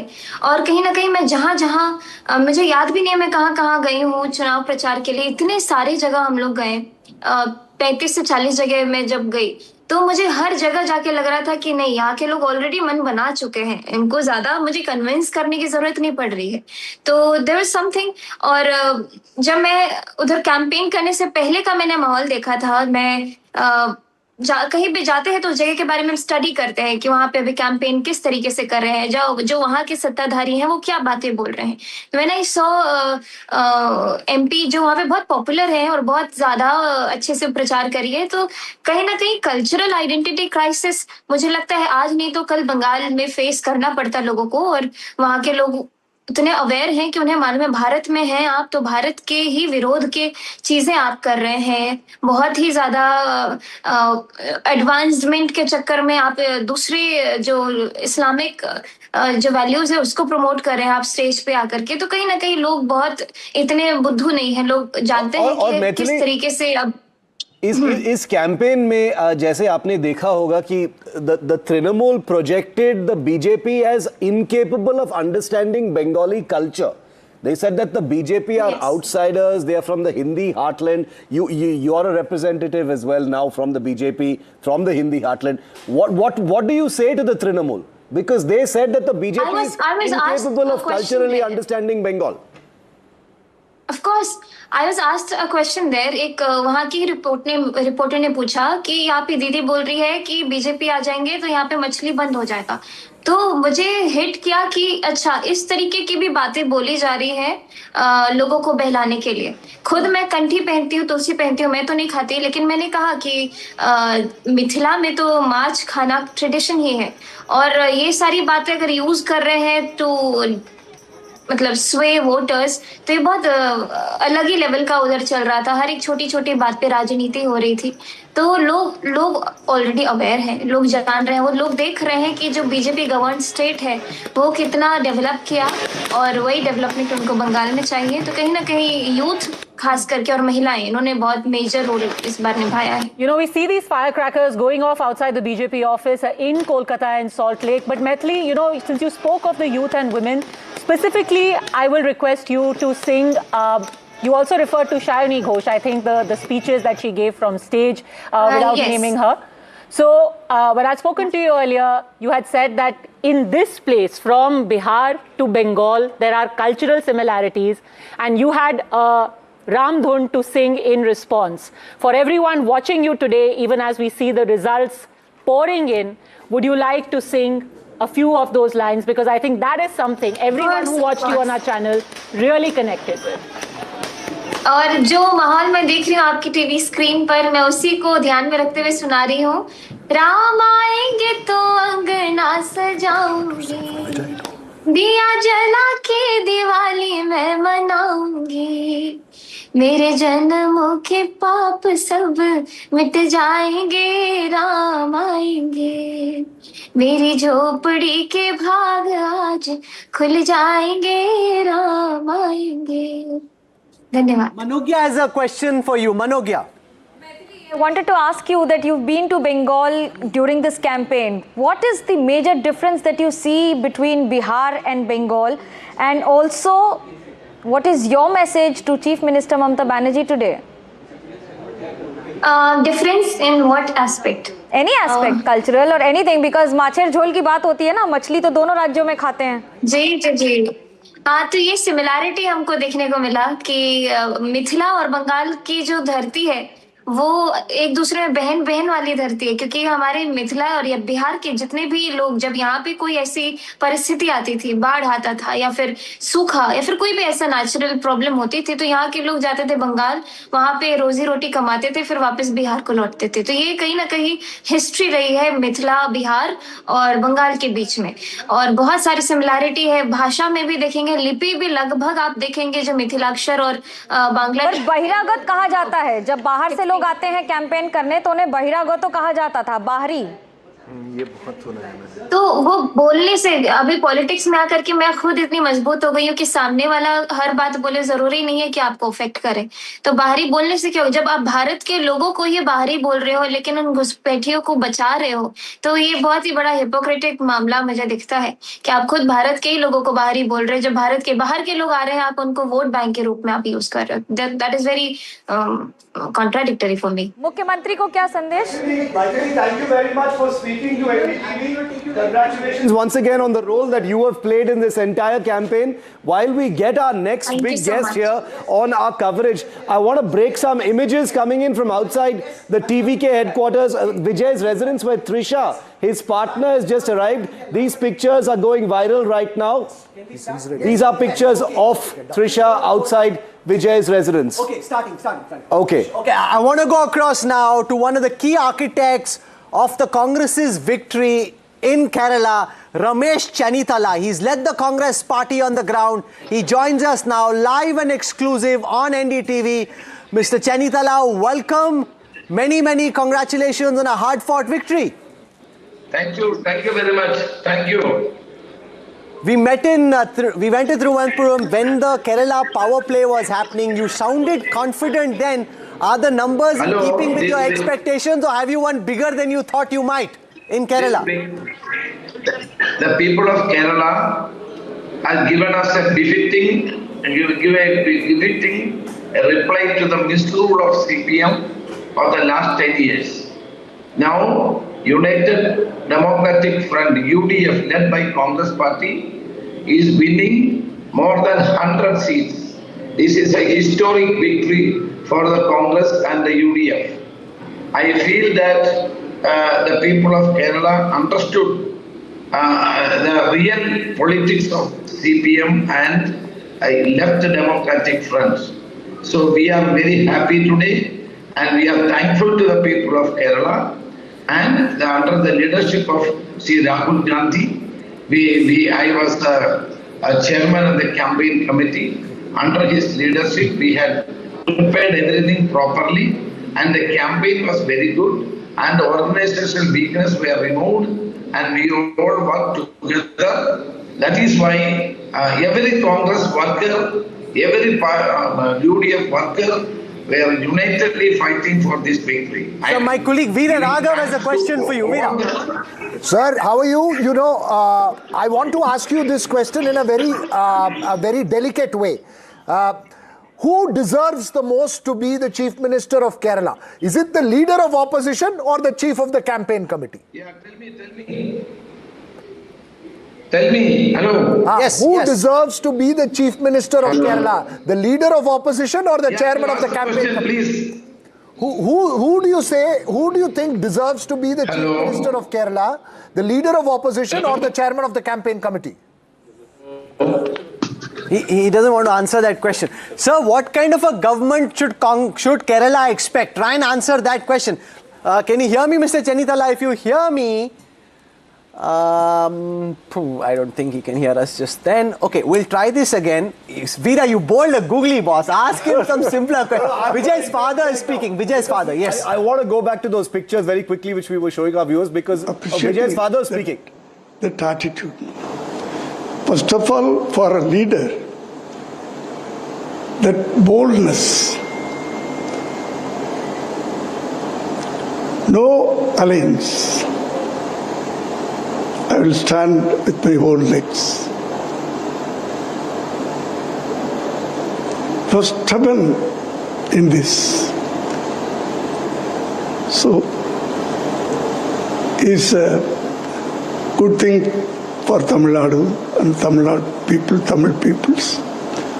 Definitely, I think is a historical success. Historical victory for Vijay. We saw your celebration along with your family members. Madam was also joining you in the celebration, so it's a big day for your family. Your family is now seeing Mr. Vijay as the Chief Minister of Tamil Nadu. Have you ever been discussed when Mr. Vijay was in his childhood days? Have you ever dreamt of your son will be the Chief Minister of Tamil Nadu? But I will motivate it, always be motivated, because as a human, you should not be as a only artist. You must have some social thinking. So last 30 years was having in his mind. We have to do something for the society, for the Tamil people. It was there in his mind last. Slowly he has developed these things. Today he is going to be the Chief Minister of Tamil Nadu. So a lot of fans of Vijay are now weeping. They are crying that Vijay Thalapathy will be the Chief Minister. He will be swearing in as a Chief Minister of Tamil Nadu. He will be representing 7.5 crore Tamil people. So how do you see it? I can see your eyes with emotions now. No,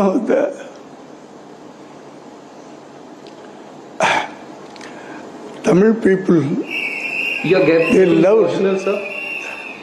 Automatically, of course. As a father, I should have. Tamil people loved him, not only a leader, not only as a leader. Every ladies considering him as his own son. Young people, own brother, like own brother. Not like here, everybody is calling youth Anna. Anna means brother. Everybody is calling. Brother, yes. Elder brother or younger brother. Old ladies, they are considering as his own son. Some 60 years old ladies, they are considering as a grandson. He has developed that relationship between the public and you are also a great artist. On this very day, if I talk to you, then if I spare you without asking you for a line in Tamil on this very huge success, how do you address in Tamil and a short line? Because it's an artistic family, sir. Of course, I'm not. Like to address, sir. I'm not an actor. I'm a director. Definitely, sir. I'm a director. I have directed more than 70 films. You have also launched your son, Mr. Vijay Thalapathy. Yeah. That is my duty. I have done. He wanted to be an artist. I have done. That is my duty. But he has come up with his own talent and own what means trial,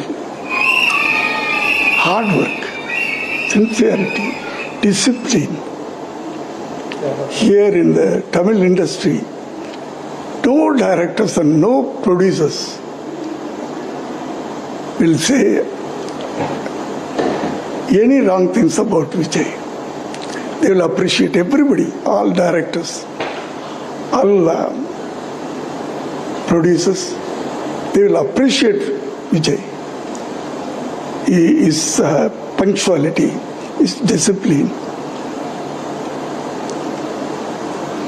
I'm proud, sir. I'm proud. One line in Tamil also for the Tamil people, sir. Because we have Tamil audience, they want to listen from you, sir. In Tamil, on this very huge success of Tamilaga Vetri Kazgam and your son, Mr. Vijay Thalapathy. தமிழக மக்களுக்கு என்னுடைய வணக்கம், என்னுடைய நன்றி. நீங்க ஒரு பெரிய நம்பிக்கையில் விஜய் உங்கள் தளபதியாக உங்கள் தமிழ்நாட்டுக்கு சீஃப் மினிஸ்டராக தேர்ந்தெடுத்திருக்கிறீர்கள். நிச்சயமாக உங்கள் நம்பிக்கையை அவர் நிறைவேற்றுவார். அவருக்கு நிறைய கனவுகள் இருக்கு. அந்த கனவுகளை கண்டிப்பாக அவர் நிறைவேற்றுவார். உங்களுக்கு அனைவருக்கும், தாய்மார்களுக்கெல்லாம் உங்கள் பாதம் தொட்டு நன்றி நான் தெரிவித்துக் கொள்கிறேன். தோழர்களுக்கும் நண்பர்களுக்கும் என் பிள்ளைகளுக்கும் அத்தனை பேரும் அவர்களுக்கெல்லாம் என்னுடைய வாழ்த்துக்களை தெரிவித்துக் கொள்கிறேன். நன்றி. What change you are expecting on the very first day when Mr. Vijay will be taking oath as the Chief Minister of Tamil Nadu in Tamil, sir? Okay, sir. Vijay, Vijay Gopalan, NDTV's correspondent in Chennai, is at the TVK office. Vijay, we've just heard from the father of Vijay, but nobody has seen Vijay. We've seen Trisha, we've seen mother, we've seen father, we've seen relatives. Where is Vijay? When are we going to see him?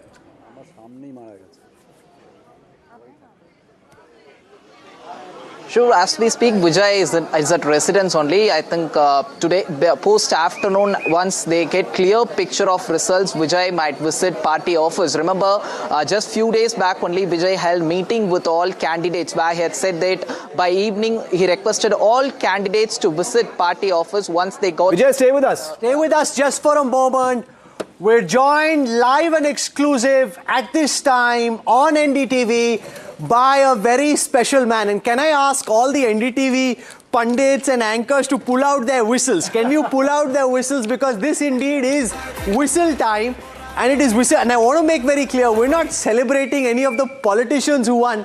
We're celebrating Pradeep Gupta, who got it right. So much was said about exit polls being bumkum, all fakery, this, that. The one man who said that TVK will do well in Tamil Nadu to the extent that they can win.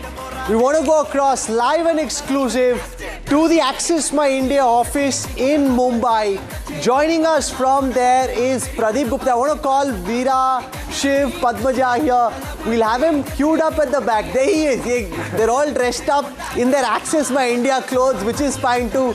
Gupta ji, ये तो आप तो मतलब ये धुरंधर style की entry हो रही है. Can he hear me or can't he hear me? That's the big question. Pradeep ji, can you hear us or not? ये तो धुरंधर style entry हो रही है आपकी. I don't know, but the problem is, can he hear me or not? That's the bigger question. Pradeep Gupta, can he hear us? He's got a full cake and stuff lined up, which is pretty interesting, and he actually deserves it. This was a tough one. We needs to cut out on a limb. You know, his neck out on this one. No, but can he hear us or not? Veer Sangvi, till we get him right, till we get him. They're all celebrating. Okay, there he is.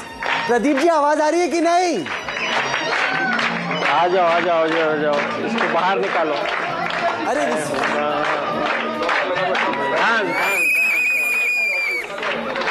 they're celebrating, and with good reason. This was an outlier poll. Let's just listen in. Live images from the Access My India offices right here on NDTV. A big celebration, and with good reason. Access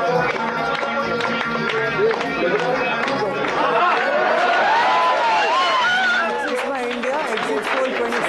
Hey, he's dancing. The cameraman should show the dance.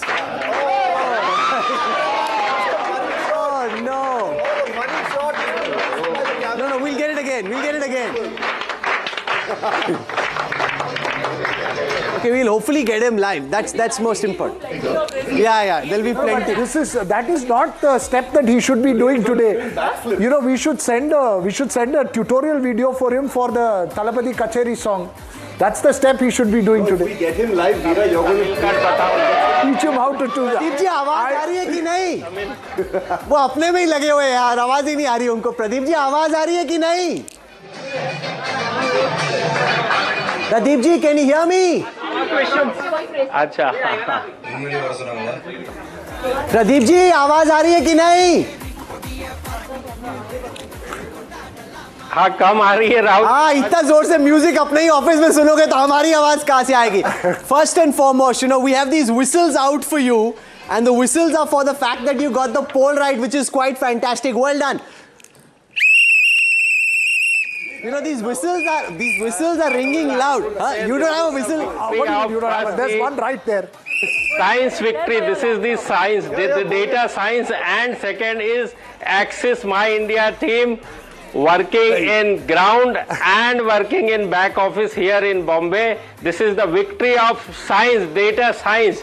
You would see that why the other polling agency could not predict or could not capture the mood on the ground, because we at Access My India, we go to all the seats all the time. If you see all our 4 states, all of them this time on the exact poll. That is what Access My India is known for. Once again, we are able to predict exact poll in these 4 states where we have predicted.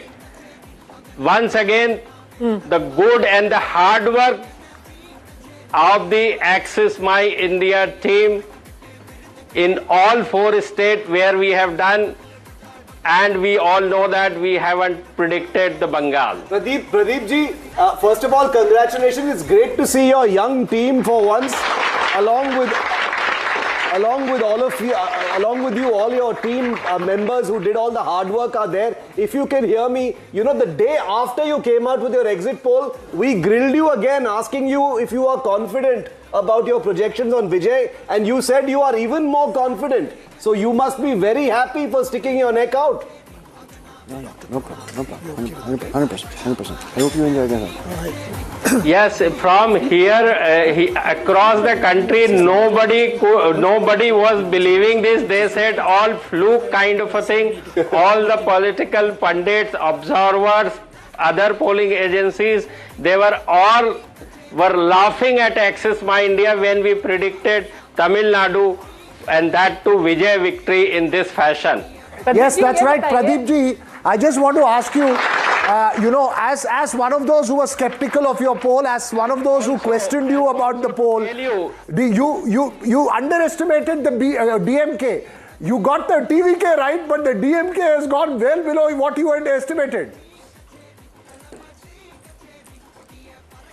No, DMK also, let me tell you, the DMK alliance, the vote share as of now is 32%, and we predicted 35% for the TVK, which is the same 35% at this point of time, and we predicted AIDMK alliance about 23%. They are at 27%. Still, there are margins where the AIDMK is leading in a very thin margin. The more number of seats AIDMK is leading with double digit and 3 digits as compared to DMK alliance and the TVK. I am pretty sure that DMK will again be the party number 2 and party number 3 will be DMK. This is what we have predicted. And if you see the... Pradeep ji, do you think that this is essentially a young generation? Would you classify this as a young generation, next or rather a next gen vote, where there is a generational change in the way that Tamil Nadu has voted, and it has voted above the traditional binaries, the traditional tropes we had seen so far working in Tamil Nadu?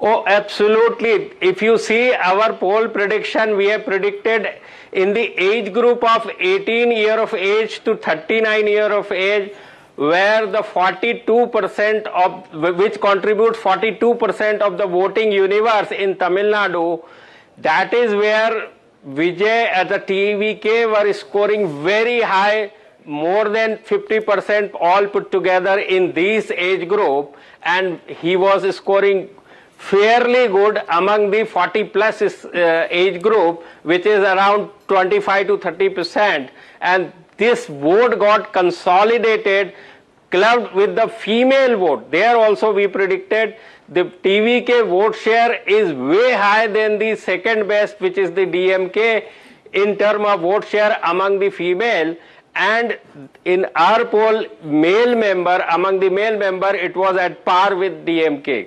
Sir ये cake का आप wait कर रहे हो, cake काट लो, सब आपकी wait कर रहे हैं कि भाई केक कब कटेगा. I think axis my India and Pradeep Gupta really deserve a cake and it's music चला दीजिए. आ जाओ मुकेश. और सर आपका world famous in India dance हमने मिस कर दिया था. नहीं, वो डांस मिस नहीं हुआ था, ऑनर हुआ था, हमारे यहाँ पे ये कटा हुआ था, लेकिन एक बार आपका वो डांस भी बनता है. And imagine people were laughing polling as being bogus, etc. The fact that they've got this right is very, very incredible. This can't be a fluke. You can get some. This is what my core belief has been for a very long time. You can get some polls wrong, but you can't get this kind of a result unless you've done real polling. Okay, let them celebrate. Let's cut to them. Look.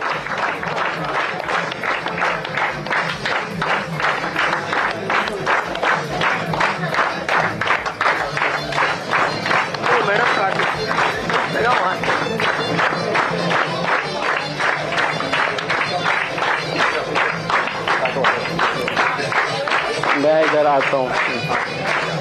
ये लेना, dance लेना, dance ले लो। हाँ।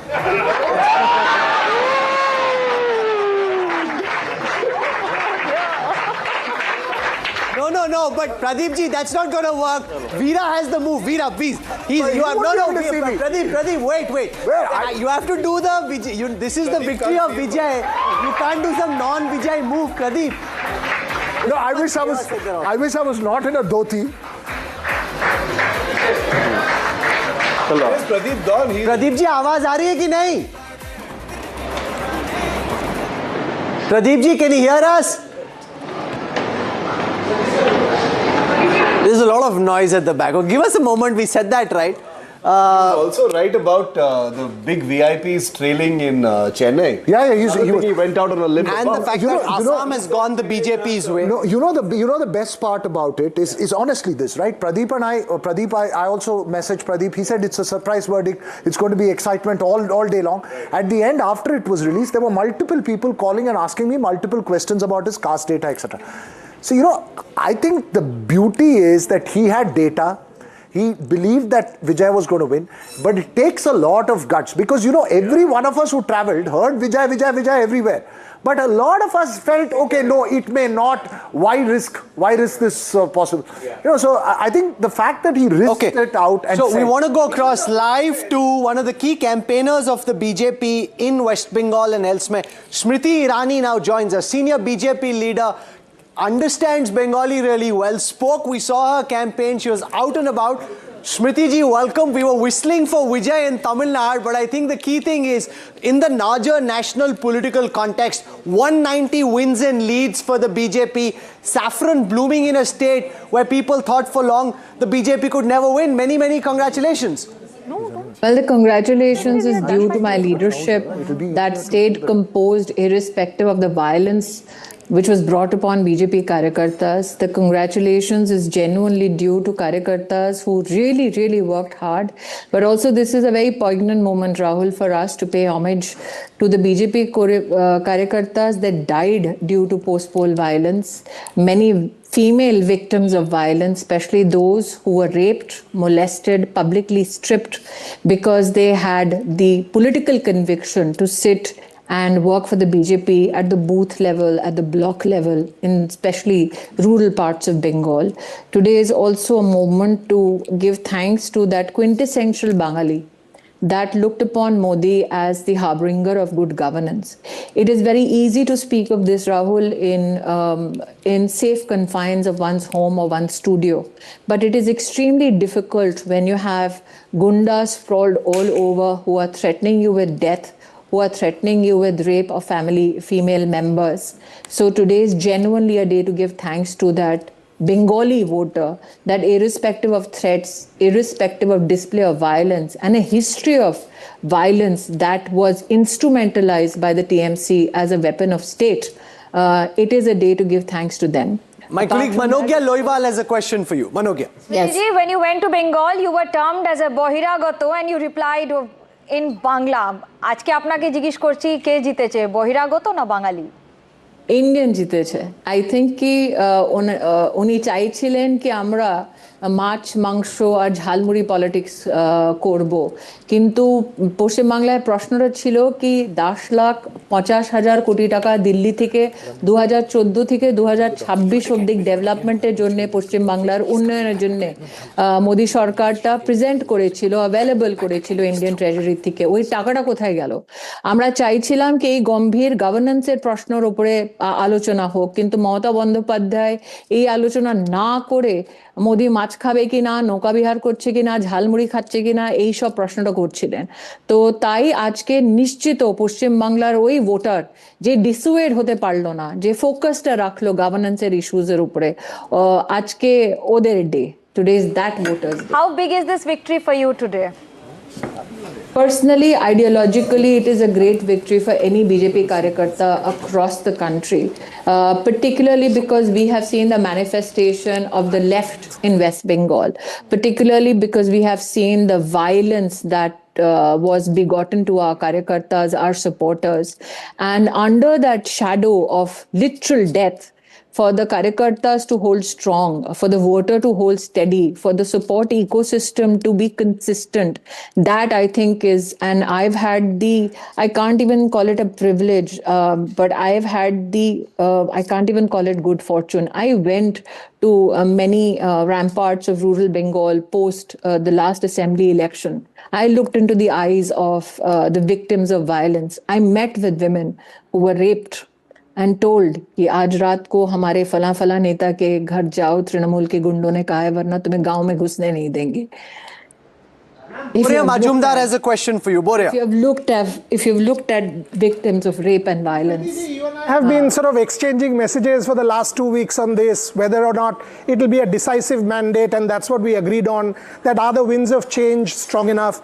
Now that this has happened, I think the responsibility is huge, because Bengal, each one of us have kind of moved on from Bengal. Some of us have gone back with the perception that, are we doing the right thing? Can you reassure each one of us, Bengalis, that now, at least for the next 5 years, there will be change, constructive change, people will have opportunity, whether it's jobs, whether it's safety, whether it's anti-corruption, in every sphere. We've exchanged messages on sport, but that's for a different Mr. Majumdar, it is fascinating that you've never asked this guarantee of any other politician but a BJP politician.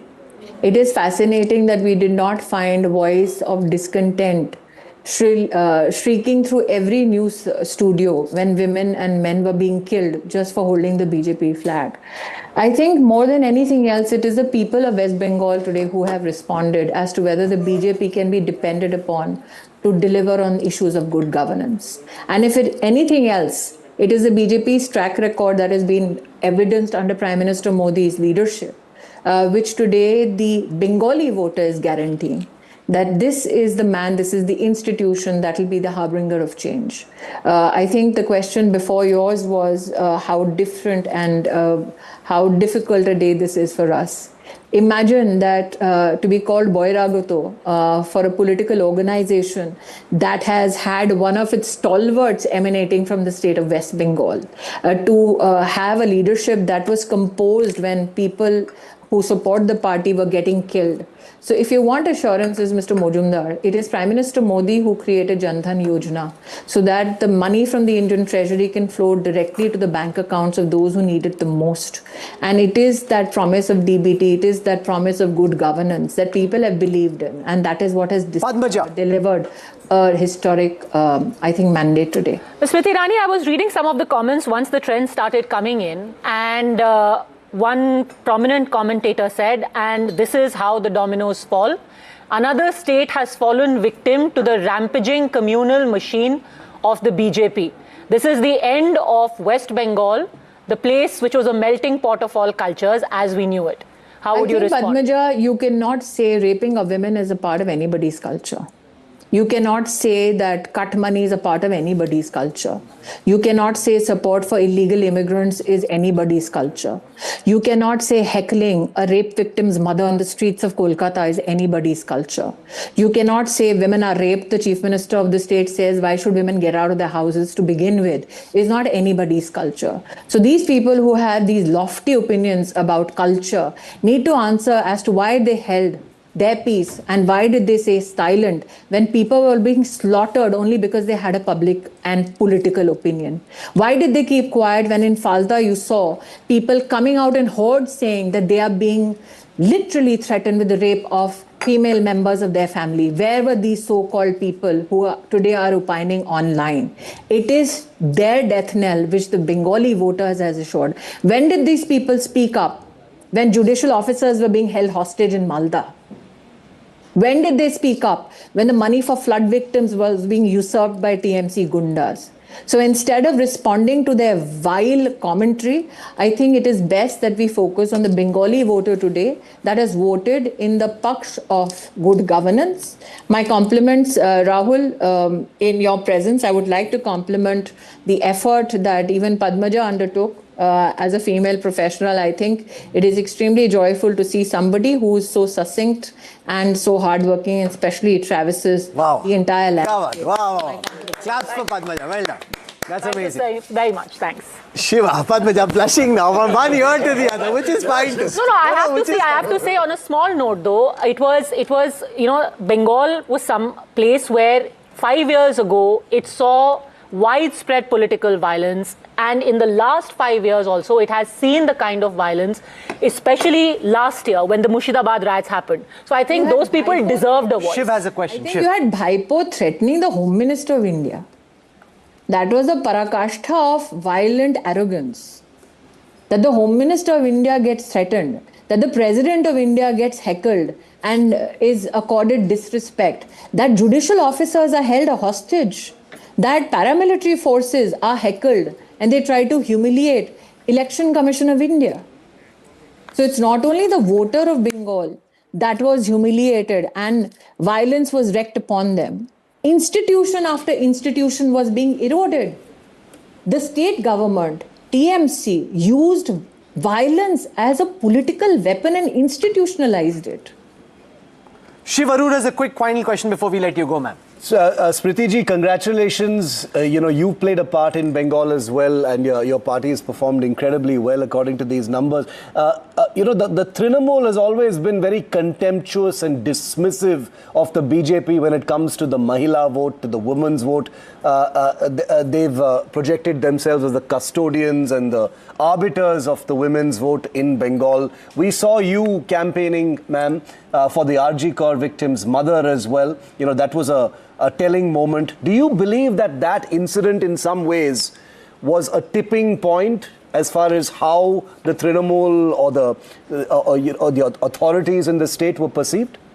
I think that Shiv was not the only incidents. I went to places like Uluberia, like Para, Purulia, where you had people know every nuance of what has happened to every rape victim, every victim of violence, where people in villages spoke about how you could not do Padai, as they say in Bengali, Padai apni Jai Shri Ram bolte parchen na. If you say Jai Shri Ram, you will be bullied, you will be heckled, or you will be beaten. That was the reality of Bengal that the voters were dealing with. Okay. Yes, what happened to the RG Kaur victim and her mother post she became a BJP candidate. Also, can you imagine? One could never imagine this conversation in Uluberia. Anybody who understands the political landscape of Uluberia and West Bengal knows that those are very different political spaces for anybody from the BJP to contest. There people spoke about the havoc that was created by the TMC. What happened also on how the Trinamool Congress stood shoulder to shoulder with illegal immigrants.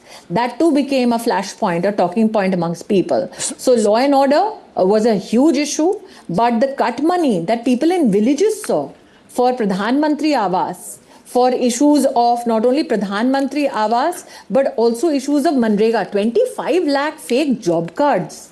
Smriti ji, this reality did not escape any voter in Bengal. We also, outside of this magnificent victory for the BJP in West Bengal, we're also joined live at this time by Pradeep Gupta from Mumbai, and I'm wondering what you want to tell Pradeep, who's pulled off a magnificent poll in a state where he thought he was smoking pot. He's been able to win the exit poll battle by getting TVK right, which is a very, very difficult one to do. First, let Smriti speak to Pradeep Gupta and then I'll ask him the rest of the questions. Smriti ji. I have nothing to say to any political analyst. I think my work as a Karyakarta is to keep focus on my leadership and what my political ideology can deliver on the ground. It is for psephologists to opine. It is for people like us to keep focus on issues on hand. One cannot say psephology is an exact science. As Pradeep ji has said, many were so threatened that they did not want to publicly voice their opinions. Many are today coming across to your cameras, to your journalists, to speak about what they underwent. So it would be unfair for me to give my opinion to a psephologist of repute, and especially since psephology is not an art that I practice. Okay, we leave it there. Smriti ji, thank you for joining us and many congratulations on the BJP's victory in West Bengal. I want to go across to Pradeep Gupta. He joins us now. Pradeep ji, आप पहले इतना अपना ही celebrate कर रहे थे कि आप तक ऑडियो ही नहीं पहुंचा था. हमारे यहाँ पे सारे जो स्टूडियो में लोग अपने वो whistles के साथ तैयार थे, वो सोच रहे थे कि given how much, of a bad name pollsters have got, or people question, can we have the whistles out please? I think he deserves this, Veera, Shiv, because there's so much, as if these numbers are being conjured out of thin air. It's not. To get TVK right in a state like Tamil Nadu really proves that there's effort on the ground. You may sometimes get it wrong, but there is effort on the ground. This was getting it right. Getting this one right was extraordinary, primarily because of this, that it's an untested force, it's a new one, he's got to go by his data, and he went by seat. It's not just this, Rahul, let me add, he got this right as well. He said Chennai, there is a sweep, even the top big guns of the DMK are trailing. Whistles out, we whistle for him once and then we ask him all kinds of questions, okay? 1, 2, this is for you, Pradeep Gupta, and for getting TVK right in Tamil. This is not for any politician before anybody says we are... I know. Yeah, this is just for Pradeep Gupta and getting it right and doing... Okay, 1, 2, here.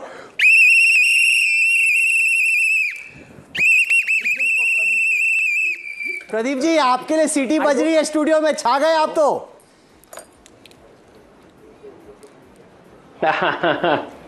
Studio में छा के गए राहुल। वापस मैं कहूंगा कि ये जो जीत है एक्सेस माई इंडिया की टीम ग्राउंड में, पीछे बैक ऑफिस में, और सबसे बड़ी बात है साइंस की जीत है। मैं वापस कहूंगा, बार बार कहूंगा कि साइंस की जीत है। कि आप ये देखिए चारों के चारों स्टेट में एक्सेस माई इंडिया का प्रेडिक्शन बिल्कुल स्पॉट ऑन है, स्पॉट ऑन। बंगाल में तो प्रेडिक्शन किया, चाहे वोट शेयर हो चाहे सीट शेयर हो, सारी की सारी चीजें चारों स्टेट में मैचिंग है। और रह गई बात तमिलनाडु की, तो तमिलनाडु में आपने देखा कि सारी polling agencies, experts, political pandits और सबने, किसी ने ये कहा नहीं था कि टीवीके को 10 से भी ज्यादा सीटें आ जाएंगी। 10 सीटें भी देना टीवीके को कोई देने के लिए तैयार नहीं था। और 10% से 15% वोट शेयर सब लोग कह रहे थे। हमने 35% वोट कहा था टीवीके को, बिल्कुल 35% ही वोट आ रहा है। हमारा mid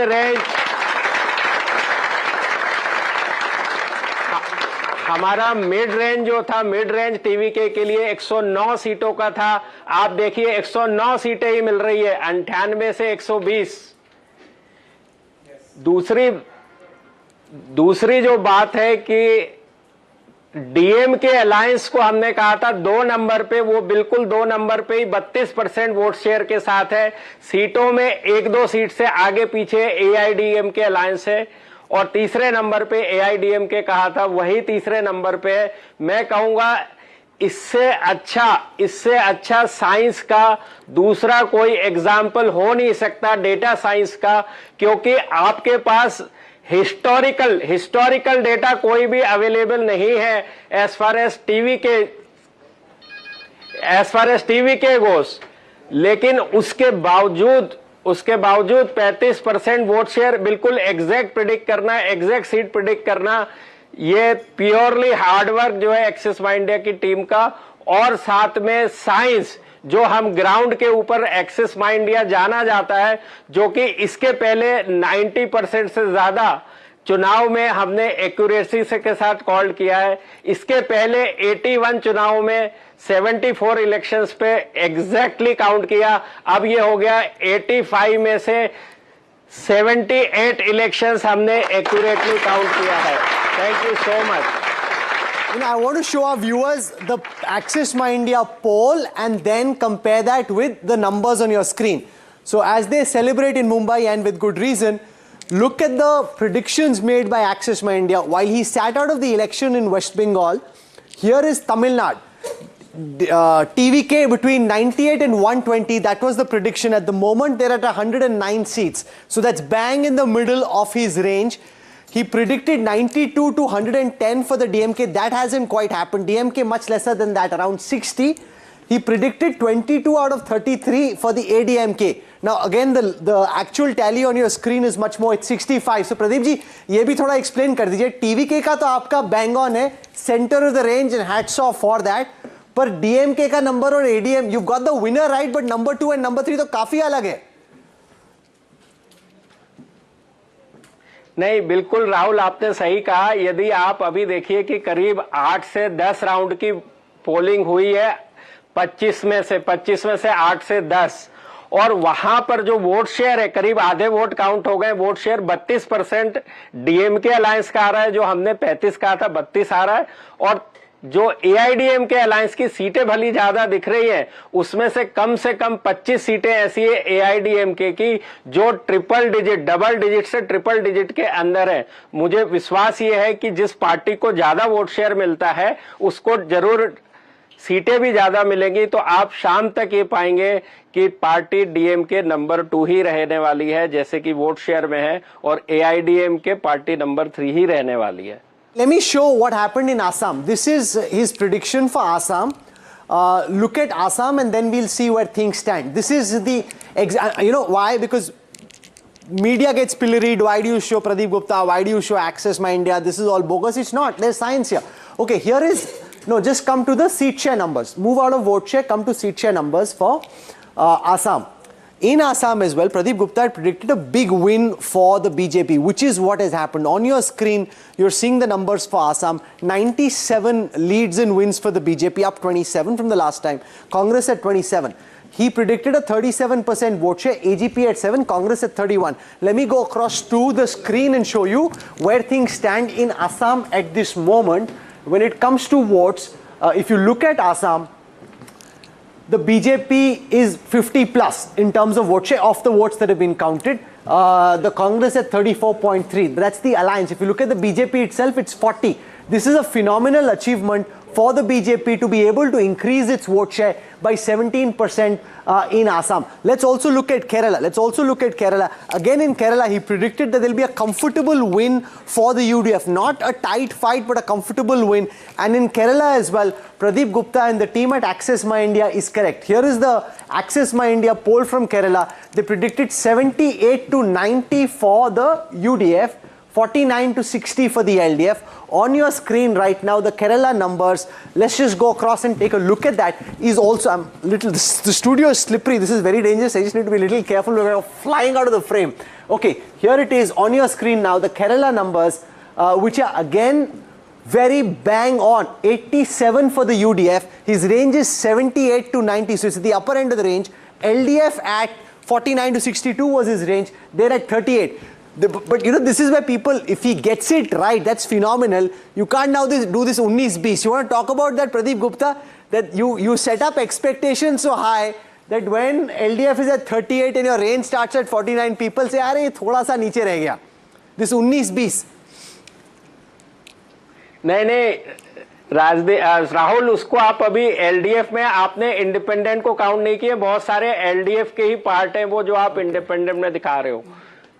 Okay, fair enough.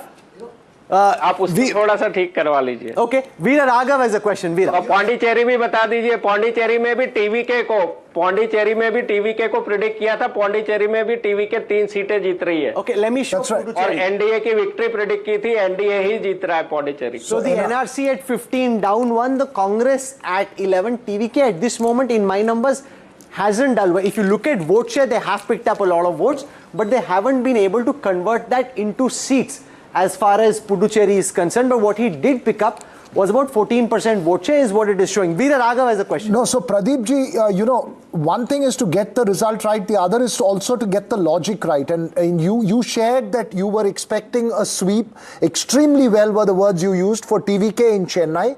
In South, they will do well. In West, it's a three-way fight, and in the Delta regions, it's going to be DMK, ADMK. This was what you shared as a analysis for me. If that is holding good, is it fair to classify this election as urban, rural, young, old? These were the only two factors that played in this election. Would that be fair? Yes, I mean, first the youth for sure, second the female, and third the urban and rural. In fact, TVK is scoring very good even in rural also comparatively.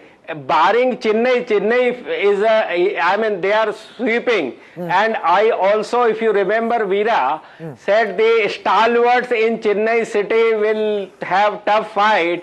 You can see that the sitting chief minister is trailing. That's and right. Also, long time Uday Nidhi also was trailing for a very long time, and he's just ahead. Who were you mentioning? Pradeep, who were you mentioning when you said stalwarts were trailing and losing in Chennai? You told me this one stalwarts were not doing well. Who did you have in mind? Did you think of Stalin or Udayanidhi? No, definitely Chief Minister Stalin. Okay. Definitely, because we can't use the name and we can't say that somebody is losing or winning in by name. It is not fair or ethical on our part. But that's what I said. The stalwart, the topmost stalwart of the DMK will have the tough time. Kanchan Gupta has a question for you about West Bengal. Kanchanda. Pradeep ji, congratulations for getting Kerala and Tamil Nadu and Assam right. But you finally abandoned the West Bengal poll. Now, what you said was that when you tried to speak to people during the first round of voting, they did not give you a clear response or a clear reply. Now, in hindsight, is it because, like 2011, this time it was a silent vote against the TMC and people were not willing to admit it because of the fear they had of retribution? Would you look at it like that? Yes, definitely, Kanchan Dada, this is the case, and I kept on saying that BJP is doing extraordinarily good in West Bengal, but people, those who haven't spoken to our surveyors and to me also, I've been there, it seems two-thirds of the people belonging to BJP. But how do we know this until and unless they speak out? And it is purely the fear factor of the state government ruled TMC. We were very skeptical to talk about, even to say a word. Okay, Shiv Arur has a question for you. In fact, I kept on saying my six surveyors were sent to the Damdam jail. And they spent about 24 days in Damdam jail, and we finally got the bail from Calcutta High Court. No, Pradeep ji, Shiv Arur here. First of all, a huge congratulations to you on your projections in Tamil Nadu. I would hazard to say that this is actually one of your outlier successes as a pollster, even bigger than some of your previous projections in larger elections. So huge applause and congratulations to you. You deserve, and your team deserves, all the credit. My question to you is about Bengal, sir. I know you will not comment on a report that you did not release, but did this result align with what you found despite the non-disclosure or the non-answers that you received from the people there? Yes, it was there. That's the reason why, you guys were asking me, what is your gut feeling? Gut feeling, I kept on saying that BJP is doing phenomenally good. The only question, because of silent voter, whether it is crossing the target of 150 plus kind of a situation. So this was the only question, and it seems about two-thirds of the population, those who haven't spoken that time, is voted in favor of BJP. Veer Sangvi has a question for you. Veer. When you made that prediction about Tamil Nadu, you knew you were going out on a limb. You were giving a candidate who nobody had given so much importance to, and you were pushing him as being the big winner. How brave was it? Was there a lot of discussion internally before you did it? And part two, why do you think other people missed it? 9, 10. So Veer, thank you. So actually our methodology is very simple. We go to each and every constituency, and when these trends were coming that TVK is leading, TVK was leading, that is everybody was worried about, and I kept on saying to Veera, he kept on calling me before the prediction day, what's happening. I said, the kind of trend coming which is super duper excited this time, let's wait. Let us do our analysis before we say any word to this, because it was not easy, that because there is no history. There is no history of TVK, whatever kind of vote share, seat share, how they are doing good, where they are doing good across the demography, across the geography.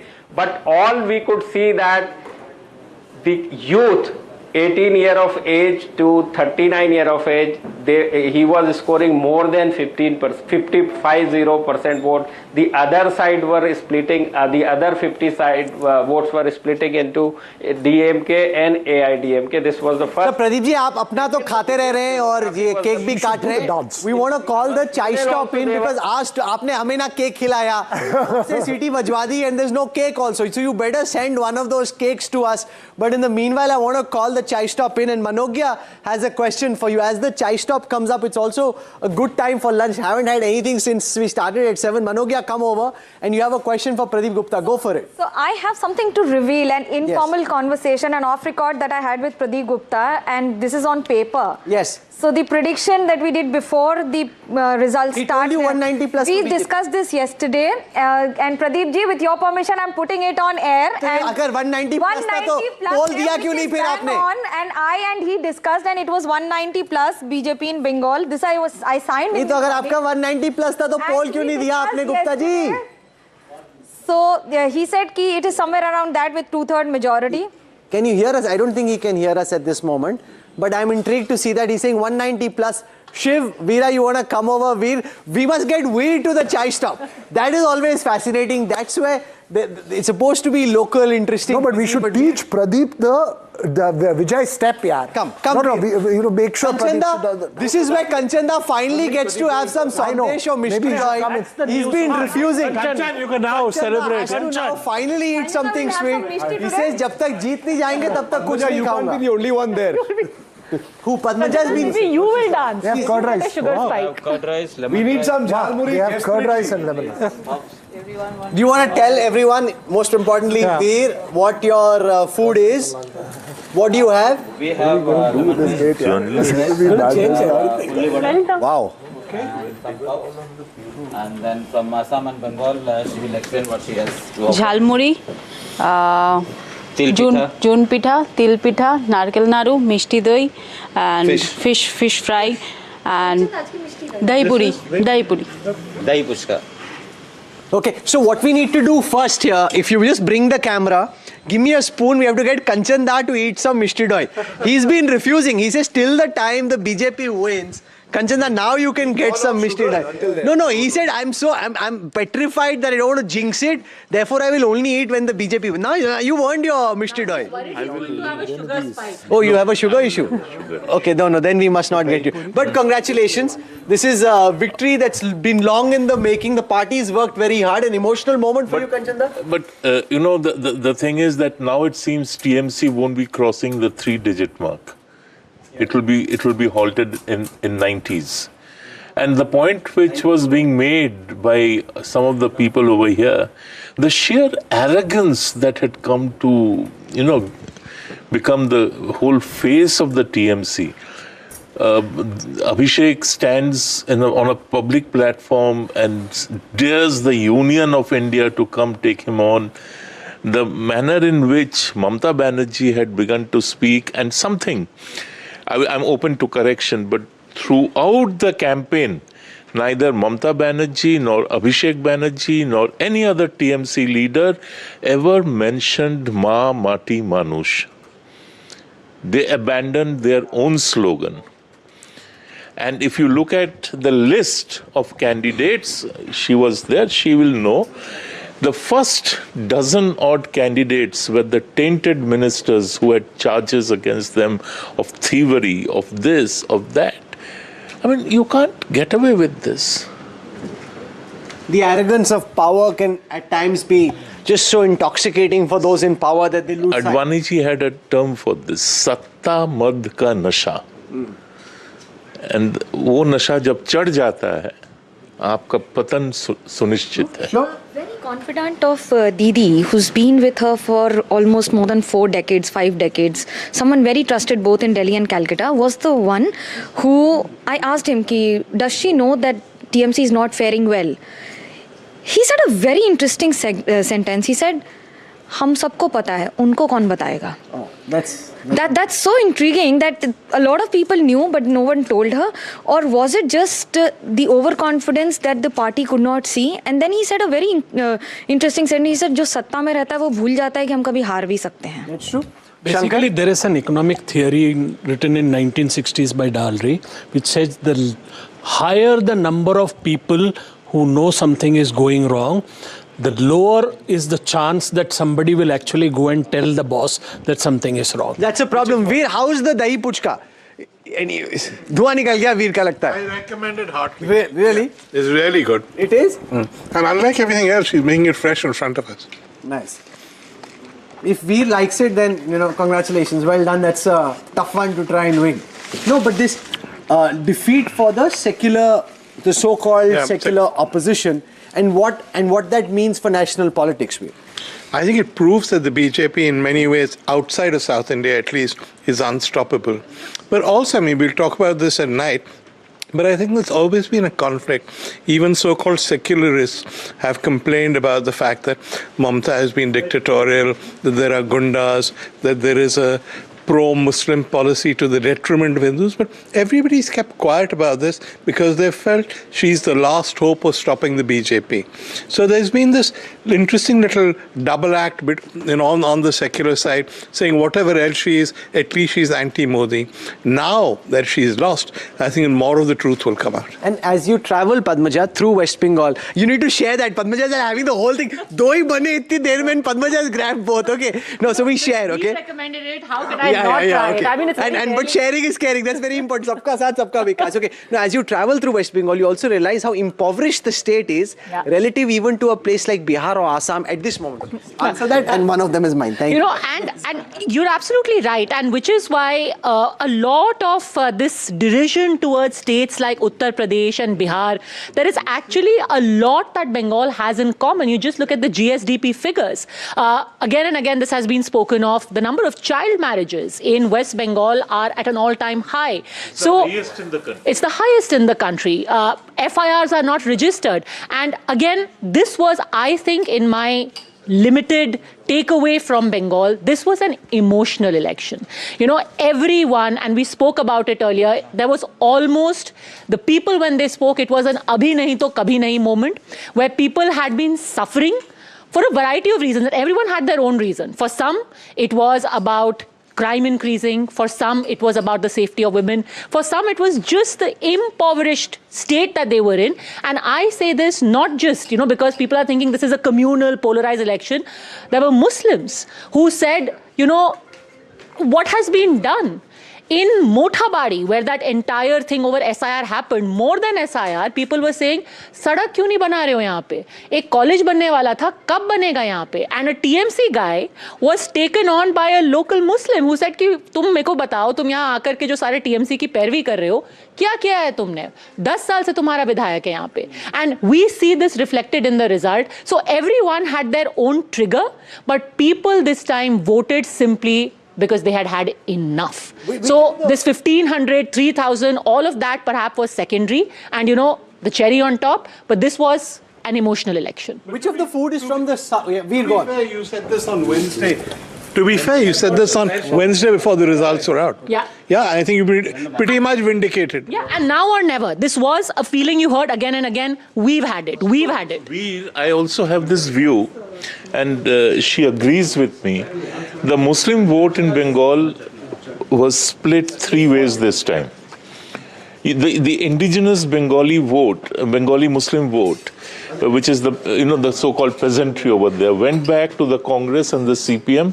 That's why you find them incremental increase in their voting percentage. The Bangladeshi immigrant or Rohingya Muslim voted for Trinamool Congress.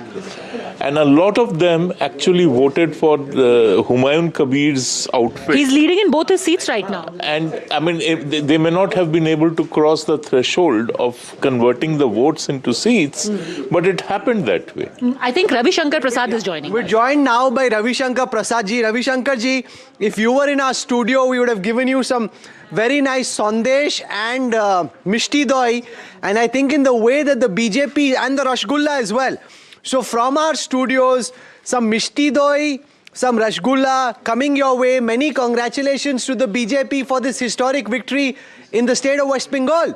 Ravi Shankar ji. Well, Rahul, do I have your indulgence to begin on a lighter note? Of course you do. I am seeing your appetite for Bengali delicacies right from the day of your campaigning there. Whether it is kulfi with mango or whether it is roll there and whatsoever, I am very thrilled. But why you were so reluctant to have even one litti in Patna? अरे क्या campaign? क्या बोल रहे हो आप? ऐसा नहीं है, इतनी तो litti Why this double standard? Oh, Ravi Shankar ji, the litti and the mutton at your house was... This is a rank double standard. अरे हो, फंस गए, पूरी तरह से फंस गए. No. How much effort I have to make you eat even one litti, and here every restaurant you're enjoying all the varieties, the delicacies, including in your studio. Good, keep it up. Therefore, Biharis also make good delicacies. Keep it in mind. No, the delicacies were brilliant. I just want to clarify before you pick up the wrong message that when we'd gone to Ravi Shankar ji's house, we'd just had dinner before that. हम dinner खा के पहुंचे थे रवि शंकर जी से मिलने के लिए, वो डबल डिनर से मैं बच रहा था. But yes, the mango kulfi and everything else we had was fantastic. So you've seen the BJP struggle in Bengal. Talk us through what this moment means for the Saffron Parivar. 194 leads at this moment. The lotus blooming in a state where it was thought impossible for the BJP to win. Rahul, kindly give me just 2 minutes. Today is a very emotional day for us. Bengal is the birthplace, Karmbhumi of Shyama Prasad Mukherjee, our founder leader, who sacrificed his life for the sake of country's unity. He entered Kashmir without permit and told his young secretary, go and tell the people of India at the Jammu border when he was arrested, I have entered inside Jammu and Kashmir without a permit. His young secretary was Atal Bihari Vajpayee. And from there, BJP is having a decisive victory. It's a very emotional moment for us. The second thing I would like to flag today is, whether it is Bankim Chandra, whether Ramakrishna Paramhans or Vivekananda or Arvindo Ghosh or Bipin Chandra Pal, they in their own way resurrected the great spiritual tradition of Bengal, merging it with India's cultural nationalism, which I am sorry to say was completely lost sight of when India became free, except the brief period of Vidhan Chandra Roy. And the left mercilessly finished it, and Mamtaji surpassed even that.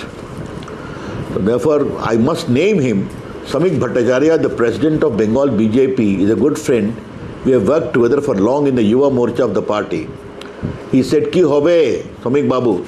He said, it will be a rejection, not an election simpliciter.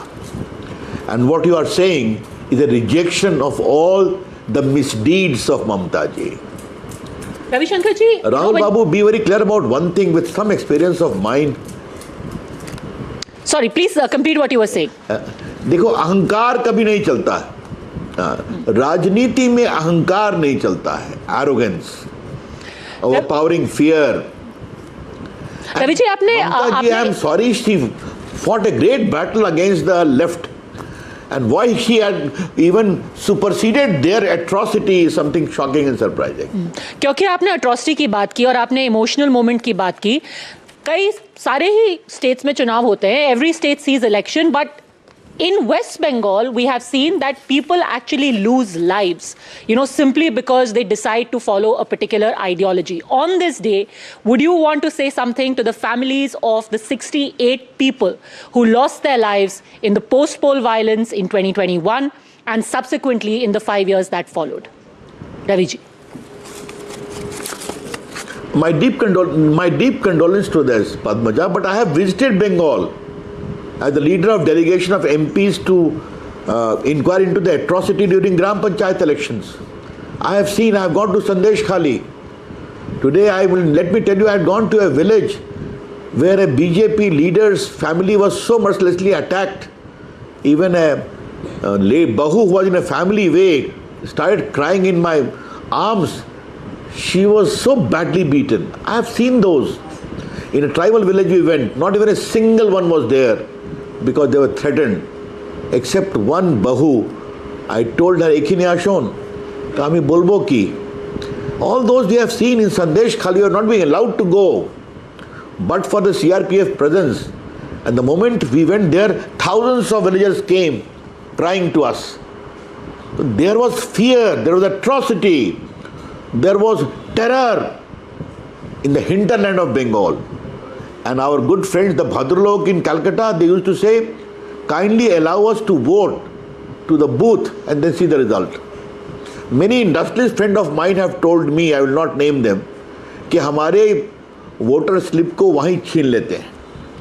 ये था Bengal, and you all must have seen it. Today it is a matter of great pride the people of Bengal have spoken. The PM, the trust on PM leadership, bharosa on Modi ji, an extraordinary management and assurance of courage given by Amit Shah ji to all the people. We are with you. And a trust, I think a test also of that. All this is combined together. Ravi Shankar ji, Shiv Arur here. First of all, a big congratulations to you and your party, sir. My question to you is about, you know, the language that the Trinamool has often used. Today is the day for me to salute the sacrifice of all those workers. उनके गांव में मैं गया हूं, देखा हूं, तो उन सबों ने जो मेहनत की है और बाकी जो हमारे प्रधानमंत्री, गृह मंत्री, संगठन ने जो मेहनत की है, उसका बहुत अभिनंदन. Great appreciation. Joining us, really appreciate you taking out time. Ravi Shankar Prasad, senior leader of the BJP, talking about a historic victory for the BJP in West Bengal and in Assam. I'm joined by Sharbanda Sonowal, comes from the state of Assam, played an important role in the campaign on the ground. And I want to go across to the data file leaderboard to give you a sense of where things stand in Assam. Mr. Sonowal, welcome. You've been able to bring the BJP back to power in Assam in a very, very significant way. Winning a majority by itself, the BJP at 99 seats in its alliance and the BJP by itself at 81. This is history in a state where many thought that the BJP originally could never win. Many congratulations, Mr. Sonowal. Thank you, thank you. And like particularly for this victory, we sincerely extend our heartfelt gratitude to the people of Assam because of their sympathy, support, because of kindness and blessing, and we could able to achieve that particular target. And I believe in the whatever in the last 11 years under the leadership of Honorable Prime Minister Narendra Modi ji, good work has been done in the state of Assam and also under the leadership in the state of Dr. Himanta Biswa Sarma as a Chief Minister. So people of Assam, every section of the people of Assam got justice, social justice and equal economic upliftment. And that is why they firmly believe that if BJP is there, peace is there, progress is there, prosperity is there, dignity is there, and particularly the people of Assam, their identity, land, the culture, their heritage, their language, and above all, their self-respect. Everything will be well protected, and with this firm belief, they have again brought BJP back to power. One of the highlights of the victory of the BJP in Assam is the complete decimation of the Congress in Upper Assam. The land which used to be the bastion of Tarun Gogoi, now the Congress winning only 2 seats over there, the BJP at 33. So much so that Gaurav Gogoi lost on his own seat. Gaurav Gogoi losing, what's the message? The man who led the campaign, you tried to make this happen in Jorhat in the Lok Sabha election. It didn't happen then. It's happened now. Hitendra Nath Goswami of the BJP winning against Gaurav Gogoi, the man who was leading the Congress's charge, Mr. Sonowal.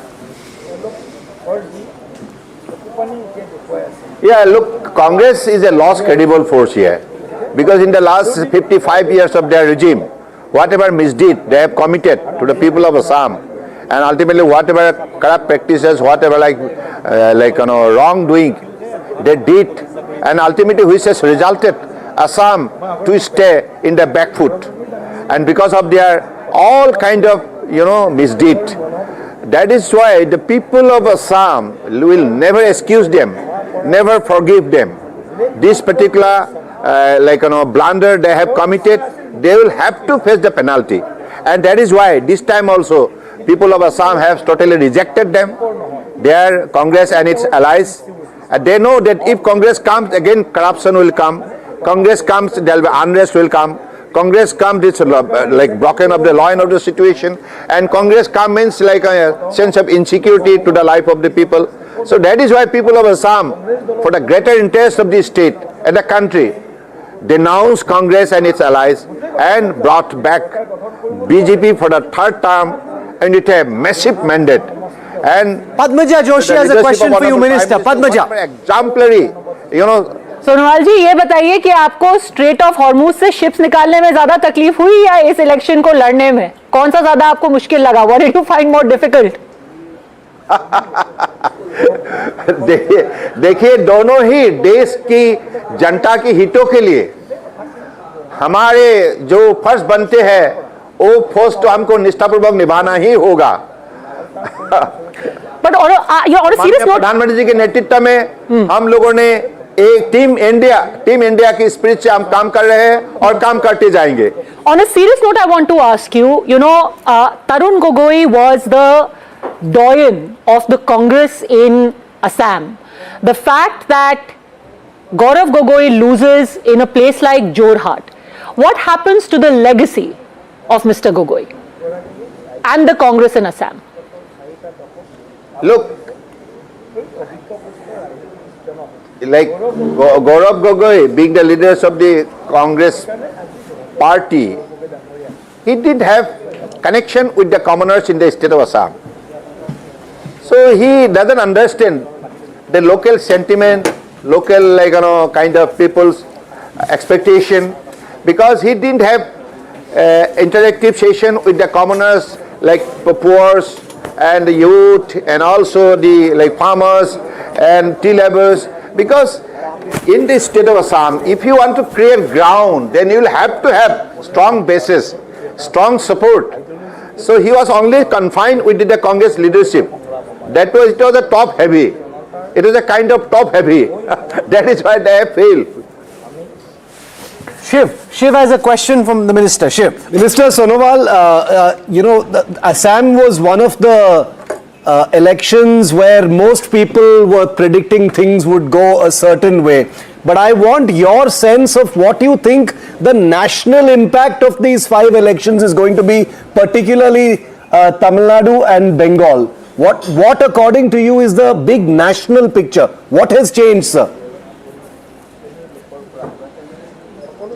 Look, there are many important agenda to be landed on the ground for the betterment of the people of the country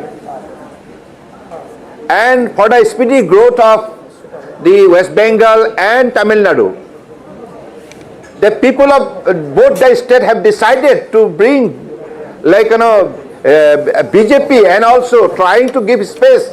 They understand that whatever exemplary initiative Honorable Prime Minister has taken in the last 11 years, it is always helping the poorest of poor, all sections of the society and all part of the country.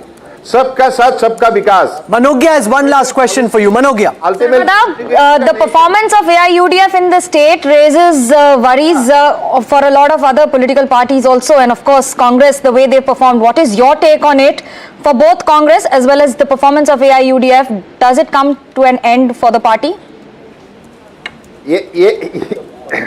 Whether it is Congress or AIUDF, they are the protector of illegal migrant. Illegal migrant, ये बांग्लादेशी घुसपैठिया के लिए ये दोनों party प्रतिबद्ध है, देश की जनता के लिए नहीं, इसलिए देश के जनता ने उसको नाकार किया। Okay, we've got some information coming in, Shiv, on government formation for the TVK in Tamil Nadu. Shiv.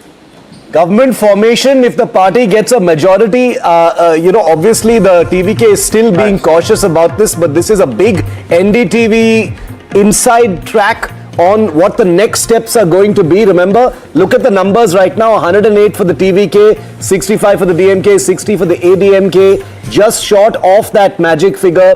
Vasudha, a political editor who has called it right from the beginning on the Vijay factor, once again breaking this important piece of news. Government formation on the 7th, if that majority is achieved. Vasudha, what are the details?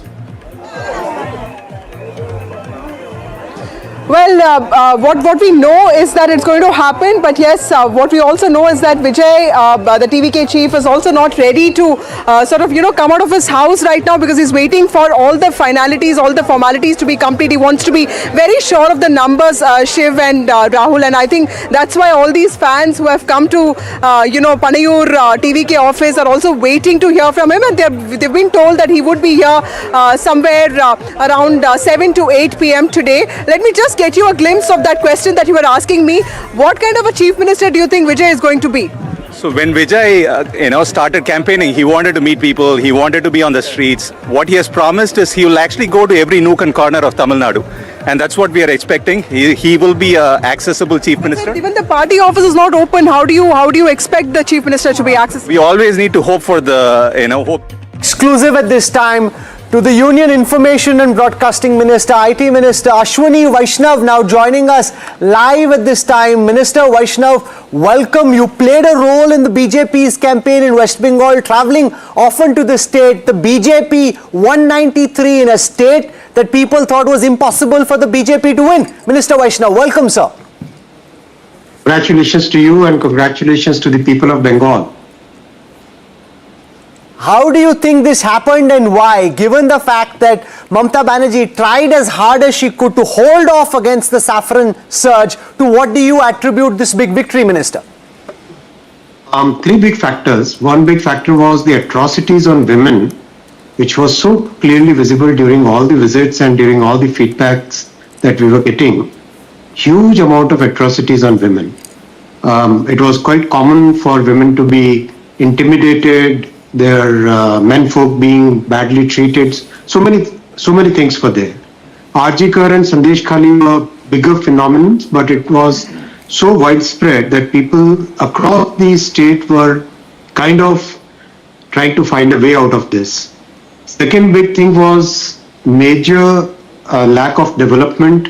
Each and every project was kind of stranded. Look at the case of Kolkata Metro.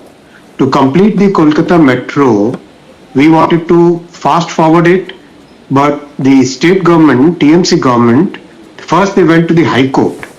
When they lost the case in the High Court, they went to the Supreme Court to stop the metro project in Kolkata. I mean, that kind of approach towards development was something which was so visible. Hundreds of projects in the state were stranded because there was no cooperation from the state government. That was the second thing. Third thing, our Prime Minister's clear leadership and the kind of work that is happening in the entire country, that was now a clear benchmark for the people of Bengal. What they are missing, they could understand now. So all these factors together have brought this. My colleague Padmaja Joshi has a question for you, Minister. Sir, good afternoon. Many congratulations. You yourself come from Odisha, and at the beginning of the campaign, the Prime Minister said, "Ang Bang Kaling." Ab Ang bhi, Bang bhi or Kaling bhi, all three will have your government. And all three have suffered for quite a few years. What's your immediate agenda for the state of West Bengal? Restore law and order. Very important to restore law and order.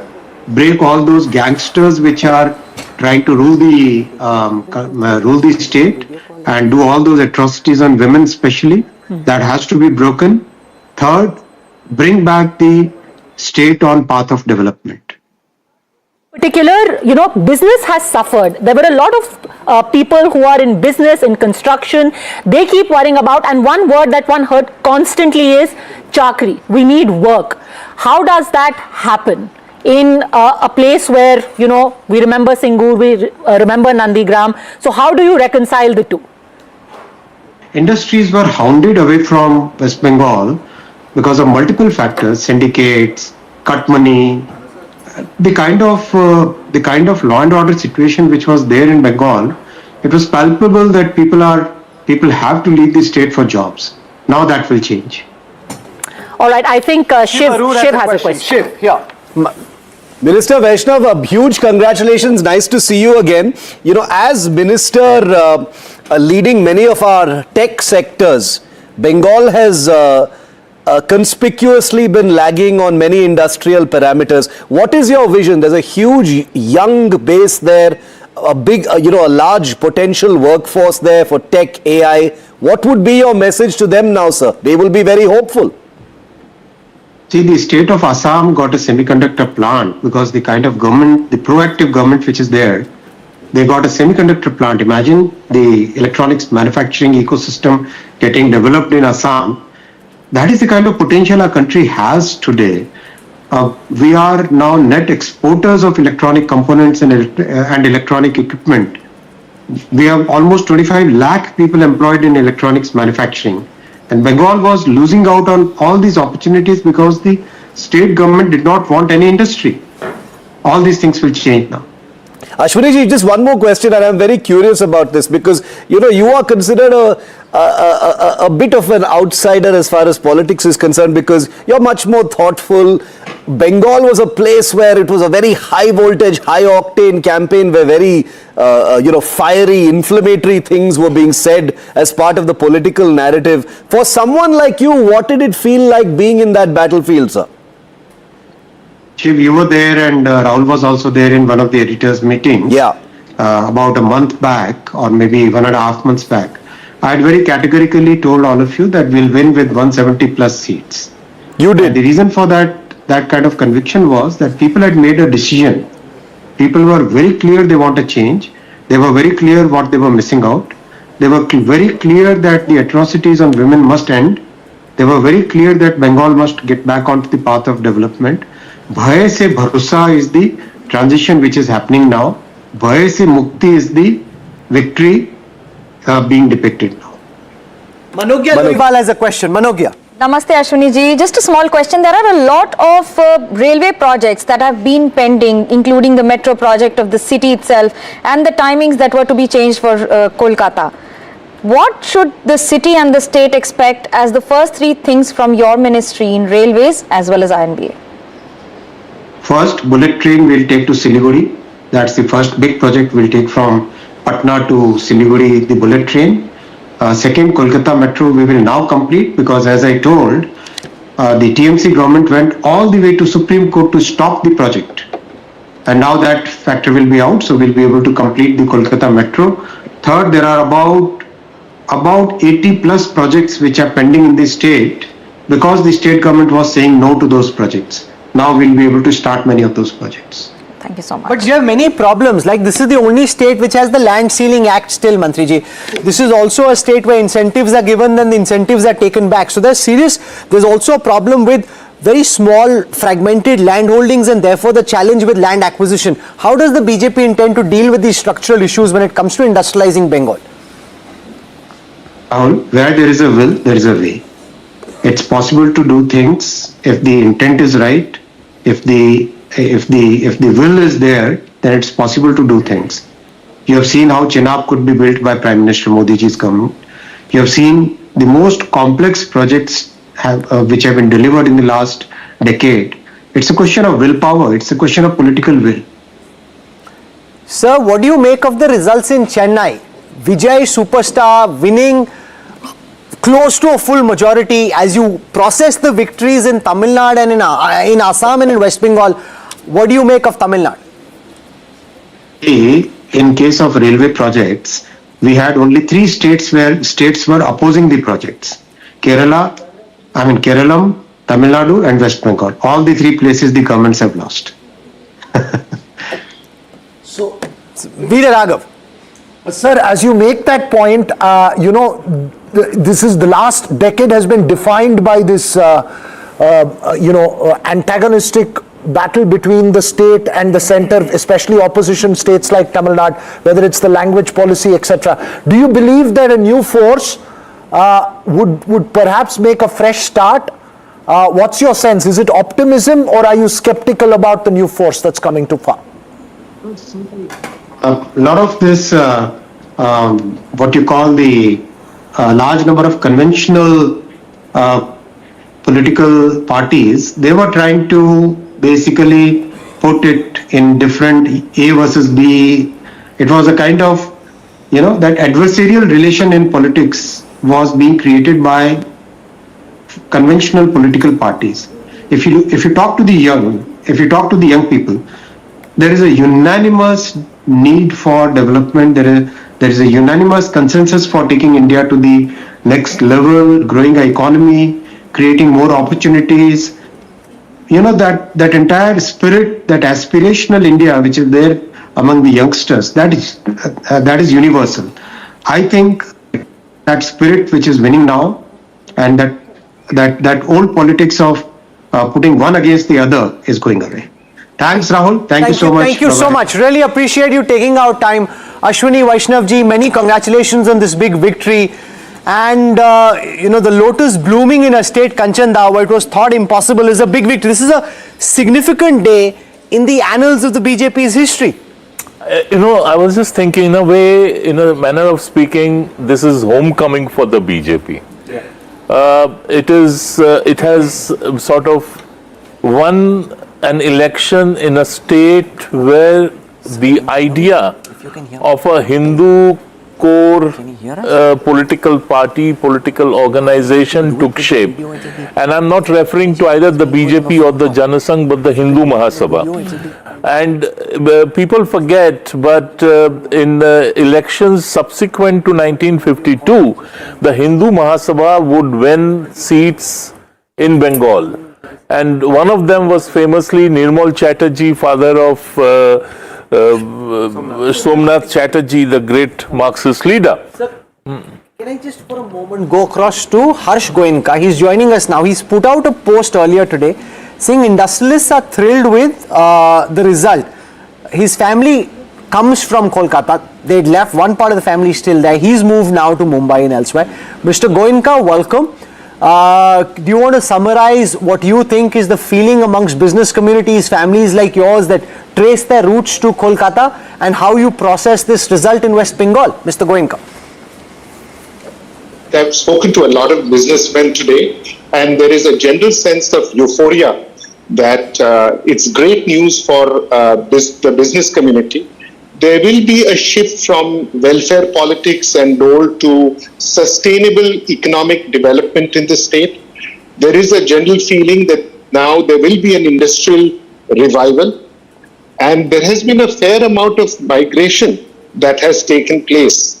There would be a reversal of that, and for growth, one needs less of local tensions and societal cohesion, which will come. And more important is there is a lot of entrepreneurship within the Bengal community, and I think startups, entrepreneurs, and MSMEs will get a lot of boost. One found a lot of resistance from what is known in Bengal as syndicates. I am sure there will be greater law and order, and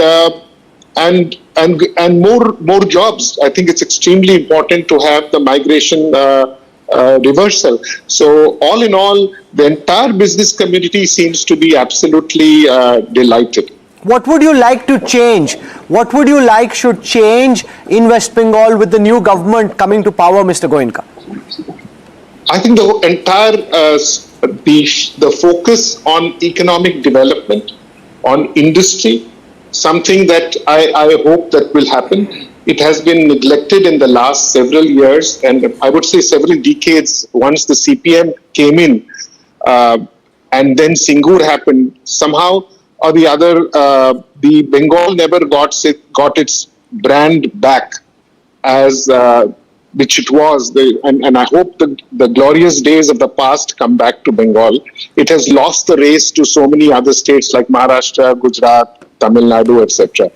Mr. Goenka, it is so poignant that you mentioned Singur, because this was a seat that was continuously held by the Trinamool Congress. It catapulted Mamata Banerjee to the Chief Minister's chair, and today the TMC has lost on this seat. Becharam Manna, who was the right-hand man of Mamata Banerjee in the Singur agitation, he's lost this seat.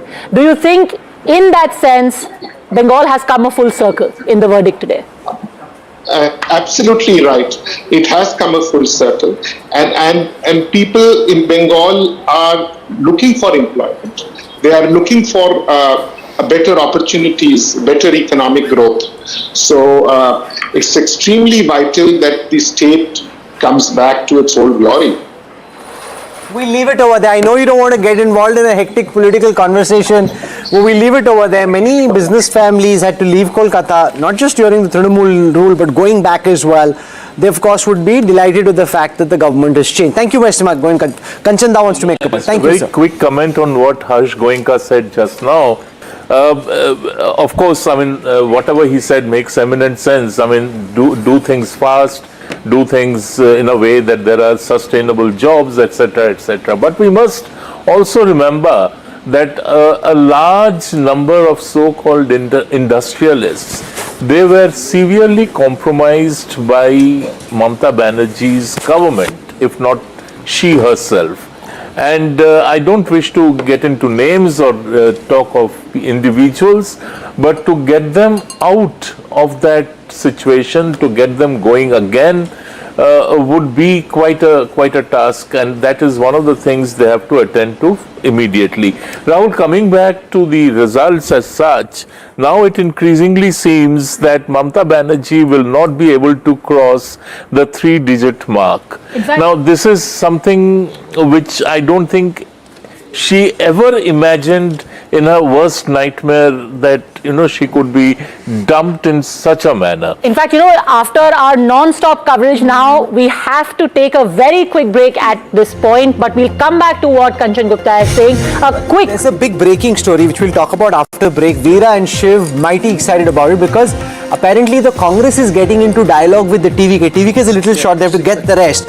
So how do they get it? Where do they get it from? So kahani mein twist, there's much to go still. Ravin also everyone wants to talk to TVK, but nobody knows where Vijay is.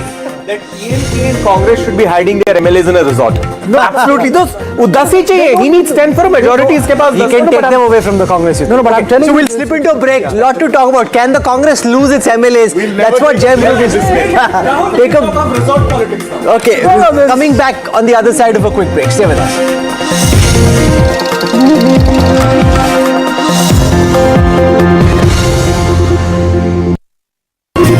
Good morning and a very warm welcome to all of you in India and around the world tuning in to NDTV. The day is finally here, guys. Results day, the 4th of May. There's a sense of disbelief this morning. As you can see, I'm in my usual clothes, but Padmaja and Veera have decided to embody the two states where I think the intrigue is the maximum. Padmaja, I'm going to start it off with you. I don't think you've slept last night. I haven't. I haven't slept. Veera slept very well, by the way. I put my phone on silent and went to sleep. The way you're dressed and crisp you're looking this morning, I know how well you've slept. But Padmaja, let's start it off because we've got a lot of breaking images coming in from the two big states. What did you do overnight last night? Last night actually I was just obviously, in addition to going over the minute seat data, etc., just trying to think of an overview to this election. And I think what it boils down to, the one theme that stands out is that this is an identity and demography election. Every single state had got some theme, barring Kerala, where obviously you've got the anti-incumbency and whether Pinarayi Vijayan can again buck the trend and get a third term running. But in Assam, in West Bengal, in Tamil Nadu, the whole idea of a regional identity versus demographic change and the entire election being spun around it. So looking for themes and how the entire election played out, that was key in this. And this feels like a national election. Viewers, I want to say this to all of you. If you've ever got the sense that this isn't just a state elections, but feels a little bit like a sort of semi-Lok Sabha election with all the center versus state framing in many of these states, the big personalities, the constant national impact, and the sheer number of seats, the sheer number of seats into the Lok Sabha. If you look at this election and why this is extremely important, and I think this point needs to be seen from a national picture. You've got the DMK, the TMC, the two strongest regional forces in contest. The TMC, of course, directly against the BJP. DMK, of course, in a three-way fight in Tamil Nadu. You also have the left and the Congress in Kerala, which are also regional parties in Kerala. Let's not forget. So it's largely, whether it is beef in Kerala, Tamil pride in Tamil Nadu, fish in West Bengal, it's largely a regional identity versus. Good morning and a very warm welcome to all of you in India and around the world tuning into NDTV. The day is finally here, guys. Results day, the 4th of May. There's a sense of disbelief this morning. As you can see, I'm in my usual clothes, but Padmaja and Veera have decided to embody the two states where I think the intrigue is the maximum. Padmaja, I'm going to start it off with you. I don't think you've slept last night. I haven't. haven't. Veera slept very well, by the way. I put my phone on silent and went to sleep. The way you're dressed and crisp you're looking this morning, I know how well you've slept. But Padmaja, let's start it off because we've got a lot of breaking images coming in from the two big states. What did you do overnight last night? Last night actually I was just obviously, in addition to going over the minute seat data, etc., just trying to think of an overview to this election. And I think what it boils down to, the one theme that stands out is that this is an identity and demography election. Every single state had got some theme, barring Kerala, where obviously you've got the anti-incumbency and whether Pinarayi Vijayan can again buck the trend and get a third term running. But in Assam, in West Bengal, in Tamil Nadu, the whole idea of a regional identity versus demographic change and the entire election being spun around it. So trend scanner. So you're going to see all of that. Whose strength lies in which area?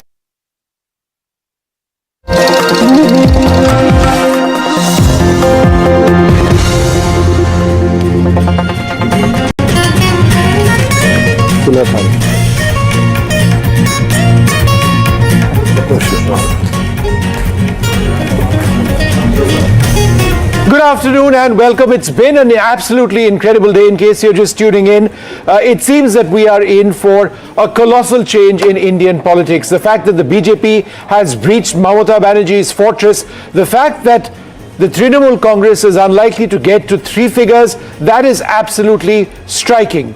As striking perhaps the situation in Tamil Nadu, where you've got Vijay and his party proving to be a nemesis for the DMK and the AIDMK. If you ever felt that Tamil politics would remain essentially the way they are, where they're driven by two political fronts, then you would need to think again. There is a new star in Tamil politics. Vijay is his name, but we're going to have to actually see how the process of government formation works. We'll have to see the final numbers as far as that is concerned.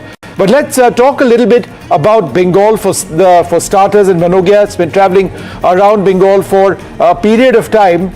There would be a sense of utter disbelief in the Trinamool Congress at this stage. But to not cross 3 digits, right? Because that's what it looked like now. It's a colossal loss for a chief minister who's been in power in Bengal for 15 years. Well, I think, Vishnu, I have to say that our personal predictions and the reading on the ground, the writing was on the wall. But maybe the Chief Minister should have read it loud. And also, second point is that there was a very, very serious anti-incumbency on ground, combined with a consolidation of Hindu vote, as well as a consolidation for the minority vote. So I call it the 5M of Manogya, where we start with the minority, majority. Then you come to the entire paraphernalia of Mamata, Modi and Mahila. Why I say this, I decode it for the viewers. Number one is minority. Minority 30% vote bank that has been voting for Trinamool Congress forever and has combined and has come back together this time also with a little bit of dent in Malda, Murshidabad, where Congress and others have done better across the state. Second is majority. A first ever consolidation of the Hindu vote bank in the state of West Bengal, where 70% are Hindus but have never voted for a single party in the past but have voted this time. Third is Mahila. It cannot happen without a dent. Manogia, we've got breaking news coming in. We're going to swing across now to Tamil Nadu, where sources are indicating that there are quote-unquote open lines between the Congress and the TVK. Veera Raghav is going to come in on this in a moment. Congress and TVK leaders are talking, sources indicating that this Congress's support to the TVK might actually be on the cards. Let me go across to Vasudha first before I come in with Veera. Vasudha, what are you hearing? And what exactly is the conversation in terms of numbers? What really can the Congress offer? Well, what we know for sure, Vishnu, is that Vijay is leading in almost 110 seats. So it goes without saying that he is, he's the leading chief ministerial face, and there are many prospects of him becoming the chief minister. But he, of course, is behind. He's yet to reach that magic mark of 118, which is why the Congress and TVK are in talks. I'm told that the TVK has reached out to the Congress party. There is a group. Vasudha, again, sorry to interrupt you. We've got Ramesh Chanitala of the Congress with us on the phone. I've come in and I'm interrupting everybody. I apologize.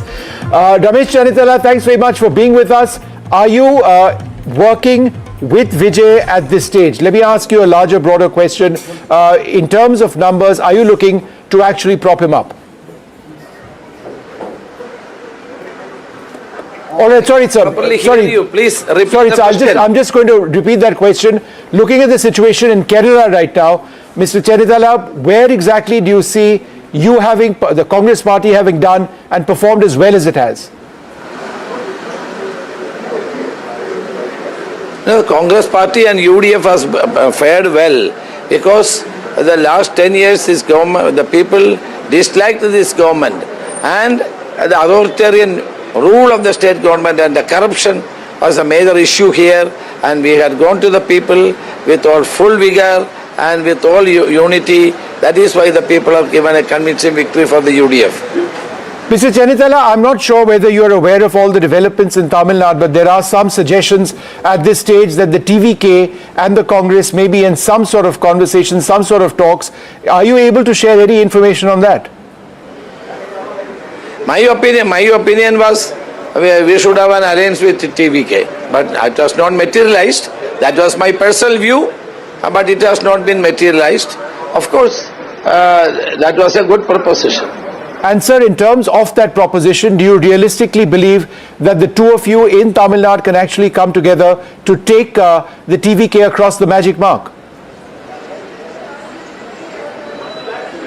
Pardon? Do you believe that the Congress can actually back the TVK to take them across the magic mark, help them form the government? No, that is over now. That is over. We couldn't do any alliance with him. That was a past. Mr. Chanitala, think about the future. That the party will decide. Mr. Chanitala, Veeraraghav here. I was trying to ask you this question earlier when you had joined.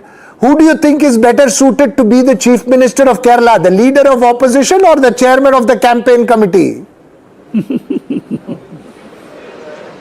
That has to be decided by the party high command. Who do you think so? Who do you think is more? Who do you think is better suited? Now the elections are over. Now you can be a little more honest. That has to, our system. That is, how can I answer such a question at this time? It has to be decided by the Congress High Command. No, but sir, where in your mind do you see the entire issue of leadership going? By when will we get a clear idea in Kerala? That, just election is not, the process is also not completed. All right, Ramesh Chanitala, thank you very, very much, sir, for being with us.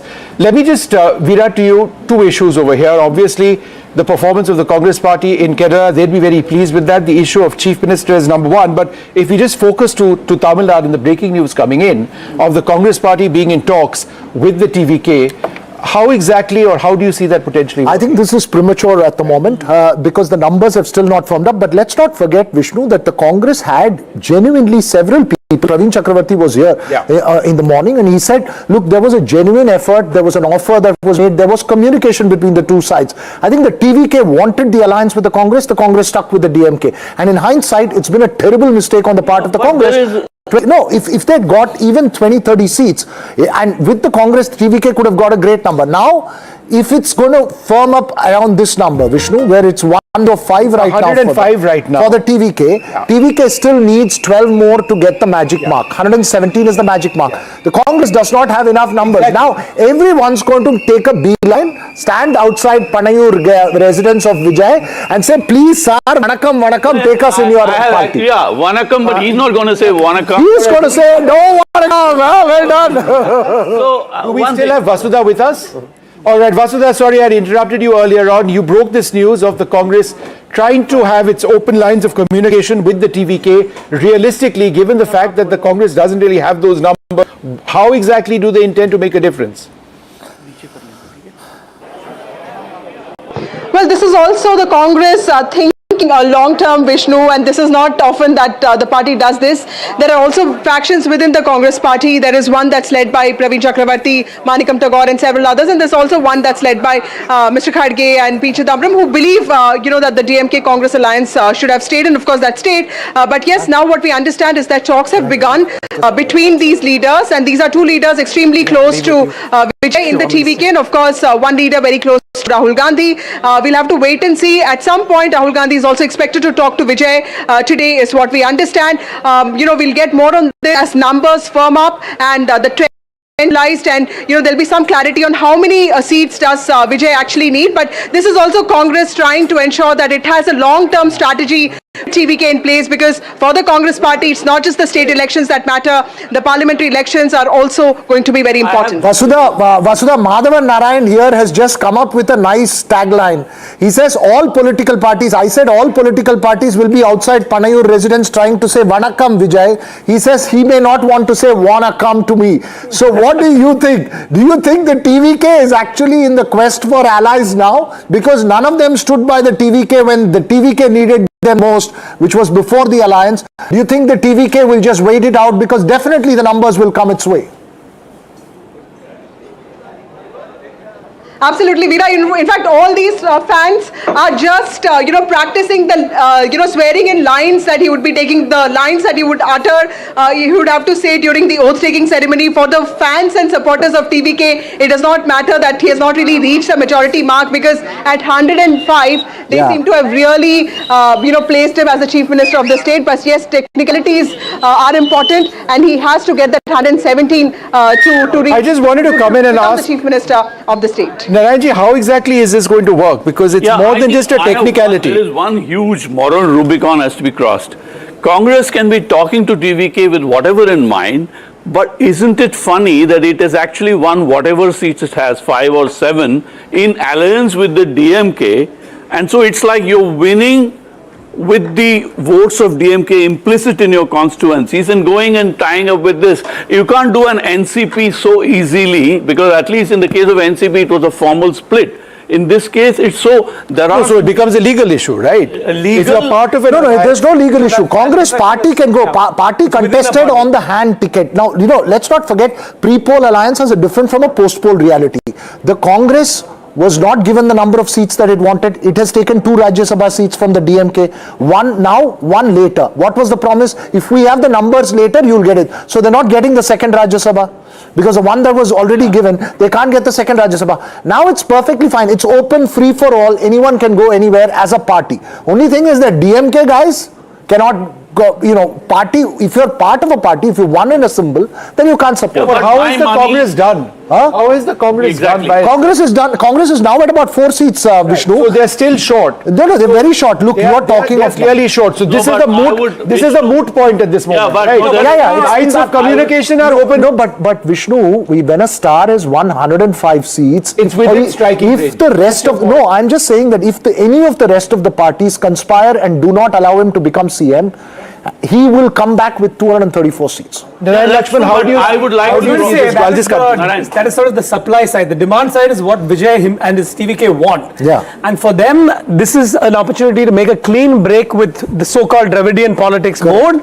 And so Congress is ideal. And of course, they'll have the ragtag of 1 + 2 + 3 + 4 seats added on. And so he'll have to push to get to that. I'd like to draw your attention to the ADMK tally of 58, which actually includes some of the other minor. AMMK, BJP. PMK particularly. PMK, AMMK and BJP. Yeah, so those leave BJP aside, because technically Vijay is on record that he's supposed to be anti-Stalin and anti-Modi. Okay, all right, both of you hold on for... Look at those parties. We will do that. But for the moment, let's go straight across to my colleague Vedika Sood. She's been reporting from Kolkata. It is well. I mean, it is absolutely shocking. There were many, including me, who felt that Mamata Banerjee being defeated in Bengal would be quite difficult, possibly unlikely.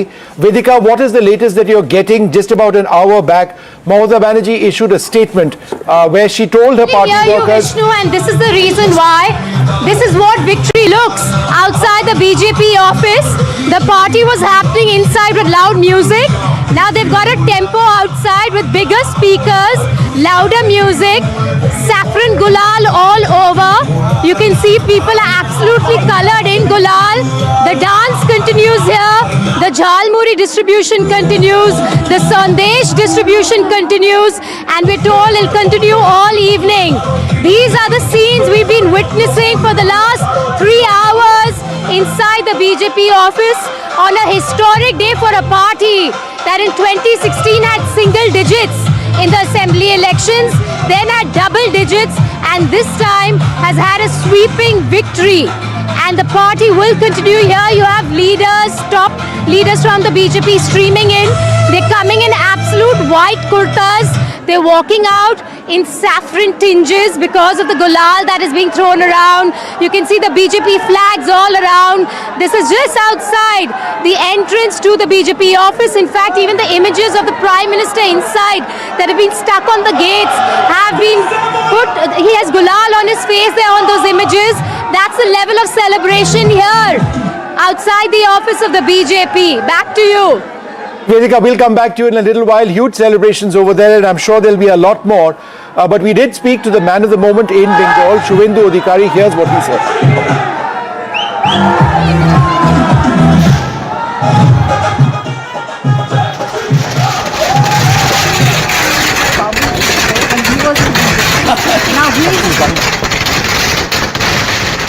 बहुत बहुत मुबारक हो, आपने तो क्रांति कर दी। ऐसे state में आप बीजेपी को ले गए जहां इससे पहले बीजेपी कभी जीती नहीं है।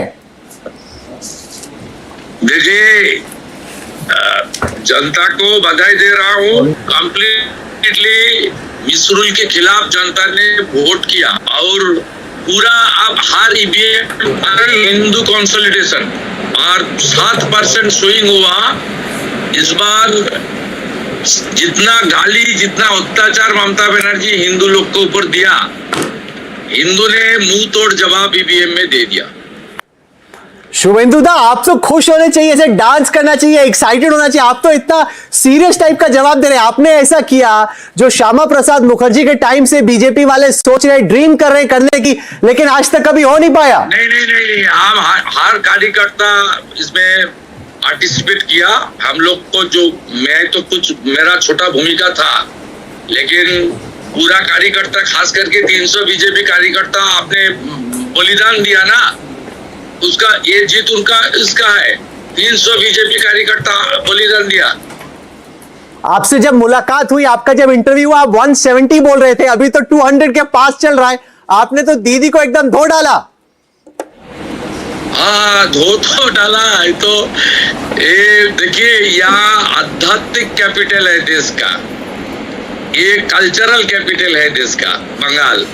इसको ममता बनर्जी जिस तरीके से खत्म किया, और इसमें जनता का जीत है, मोदी जी का जीत है। मोदी जी ने खुद कैंपेन का लीड किया है, उन्होंने काफी मेहनत किया है। मैं जनता और मोदी जी को आभार प्रकट करता हूँ। आप नेक्स्ट चीफ मिनिस्टर हो गए वेस्ट बंगाल के, पार्टी ने बहुत हद तक क्लियर कर दिया। How does it feel to be the chief minister? I am not passing any comment.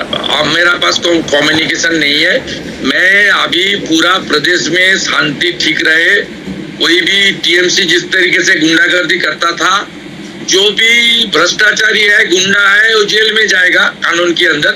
लेकिन जितना 2021 में पोस्ट पोल वायलेंस हुआ, इस तरीके से कोई काम हम लोग करने नहीं दूंगा। पोल वायलेंस ना हो, उसको कैसे इंश्योर करेंगे? पैरामिलिट्री फोर्सेस वहां रहेंगी सर। हम लोग का कंट्रोल है यार, आप लोग मान के चलिए ना। मैं इसमें कोई कम्युनल बात नहीं बता रहा हूँ। हिंदू लोग एरोगेंट नहीं होता। ये कंचन गुप्ता है, आप जानते हैं उनको। कल्चर में एरोगेंसी नहीं है। कंचन गुप्ता आपको कांग्रेचुलेट करना चाहते हैं और आपसे बात भी करना चाहते हैं। शुभेंदु दा, कंचन दा, let me just bring my laptop across. Shubhendu Adhikari, yes. Suvendu বাবু, নমস্কার। কেমন আছেন? আমি আছি, আমি গণনা মনিটরিং করছি। আমি এমনি কমফোর্টেবল গোটা 200-র কাছাকাছি সিট যাচ্ছে। আর ভবানীপুরে মুসলিম এলাকা কাউন্ট শেষ হয়ে গেছে, মমতা ব্যানার্জি 11,000 মতো লিড নিয়েছে। এবারে আমি কভার করে দেবো, হিন্দু এলাকা বাকি আছে। शुभेंदु बाबू, अभी देखने को जो मिल रहा है कि जितने भी बॉर्डर कॉन्स्टिट्यूएंसीज हैं वहां पर भाजपा इतना शानदार रिजल्ट कर रहा है। इन साउथ 24 परगनास जहां पर पार्टी की कोई जगह नहीं थी, आपने वहां पर कब्जा कर लिया है, डायमंड हार्बर में कर लिया है। इसकी कोर रीजन क्या है, कोर कारण क्या है? इसका एक ही रीजन है, घुसपैठिया। जिस तरीके से डेमोग्राफी चेंज किया उसका खिलाफ ही वोट हुआ। मैं आपसे एक और सवाल करना चाहता हूं, महिलाओं ने किसको वोट दिया इस बार? देखिए, वोट हिंदू माने मेल फीमेल में नहीं हुआ। अब यहाँ हिंदू कंसोलिडेशन हुआ है, हिंदू महिलाओं बीजेपी को वोट किया। साथ में इस बार आदिवासी वोट काफी मिला हम लोग को। ये पद्मजा जोशी हैं, कैंपेन को बड़े जोरों से कवर किया था, वो आपसे सवाल पूछना चाहती है। Padmaja, I am sorry, this is just live on the fly. Yes Padmaja, go for it. Yes Suvendu da, thank you सब भालो। I am very well sir, I am very well. आपने बहुत धुआंधार प्रचार किया। आपके खुद के क्षेत्र में तो पूरा क्लीन स्वीप हुआ है। ट्राइबल वोट बहुत पड़ा है आपको। इस बार आपने जंगल महल में भी स्वीप किया, नॉर्थ में भी स्वीप किया। डायमंड हार्बर मॉडल अभी भी कायम है, एक ही सीट वहां पर अभी बढ़त दिख रही है, उसमें थोड़ा सेंधमारी की कोशिश अभी भी है। हाँ, वहाँ थोड़ा तो वो लोग डराने का काम किया और वहाँ डेमोग्राफी ज्यादा चेंज हुआ था, इसलिए जहाँ जहाँ डेमोग्राफी चेंज हुआ वहाँ इस तरीके से हुआ है। आने वाला दिन में सब ठीक ठाक हो जाएगा। हमारी तो 189 चल रहा है, ये बड़ा अंतर, बाकी हम लोग संभाल लेगा। शुभेंदु दा, आपने वहां पे भी अच्छा किया जहां पे बंगाली भद्र लोग थे और लोगों को लग रहा था कि इन एरियाज में आ ही नहीं सकती। कोलकाता के इर्द गिर्द एक बंगाली भद्र लोग जो मान नहीं रहा था बीजेपी जीतेगी। बोरिया मजुमदार हमारे साथ है, वो आपसे बात करना चाहते हैं। यस শুভেন্দু বাবু, প্রথমত কংগ্রাচুলেশনস। দুটো প্রশ্ন, ভালো। হ্যাঁ, আপনাকেও দুটো প্রশ্ন। এক, আগের বারের ইলেকশনের পরে আমরা প্রচুর গন্ডগোল দেখেছি। কলকাতায় 200 বছরের বাস, উত্তর কলকাতা, এটা কিভাবে সাধারণ মানুষকে আপনার মুখ থেকে শুনলে সবাই বলবেন, এটা কিভাবে আটকাবেন? দ্বিতীয়ত, বিজেপি বা আমাদের সনাতনী রাষ্ট্রবাদীদের কালচার এগুলো নয়। আটকানো মানে এখানে হবে না, কিছু হবে না। ওই ধরনের ভায়োলেন্ট করতে পারে জামাতি মাইন্ডসেটের লোকজন। আমরা যারা রাষ্ট্রভক্ত লোকজন আছি এবং সনাতন কালচার মানি, গীতাকে মানি, আমরা এইসব কালচারে নেই। আমরা যেটুকু যদি ছোটখাটো কিছু ঘটে, আমি এবং আমার প্রদেশ অধ্যক্ষ সভাপতি আমরা দুজন সামলে নেব। দ্বিতীয়ত, আমরা যেটা দেখি,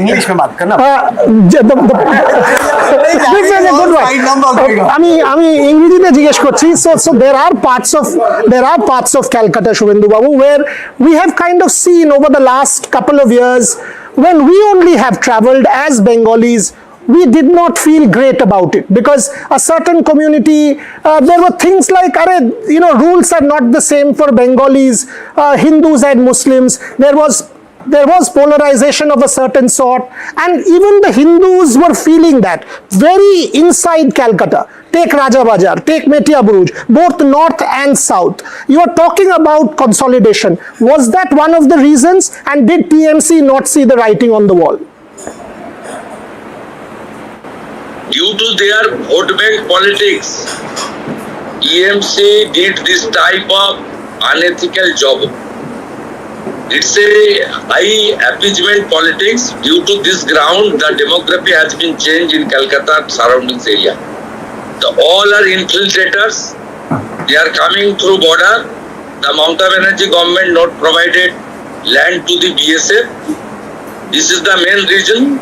Further reason, the entire Bengali, Hindu and all other true patriotic people, they are united, they are casted their vote in favor of Lotus, and the outcome is now coming. जाने माने जर्नलिस्ट एडिटर हैं वीर सांघवी, वो एक quickly आपसे सवाल पूछना चाहते हैं। यस वीर, शुभेंदु दादा।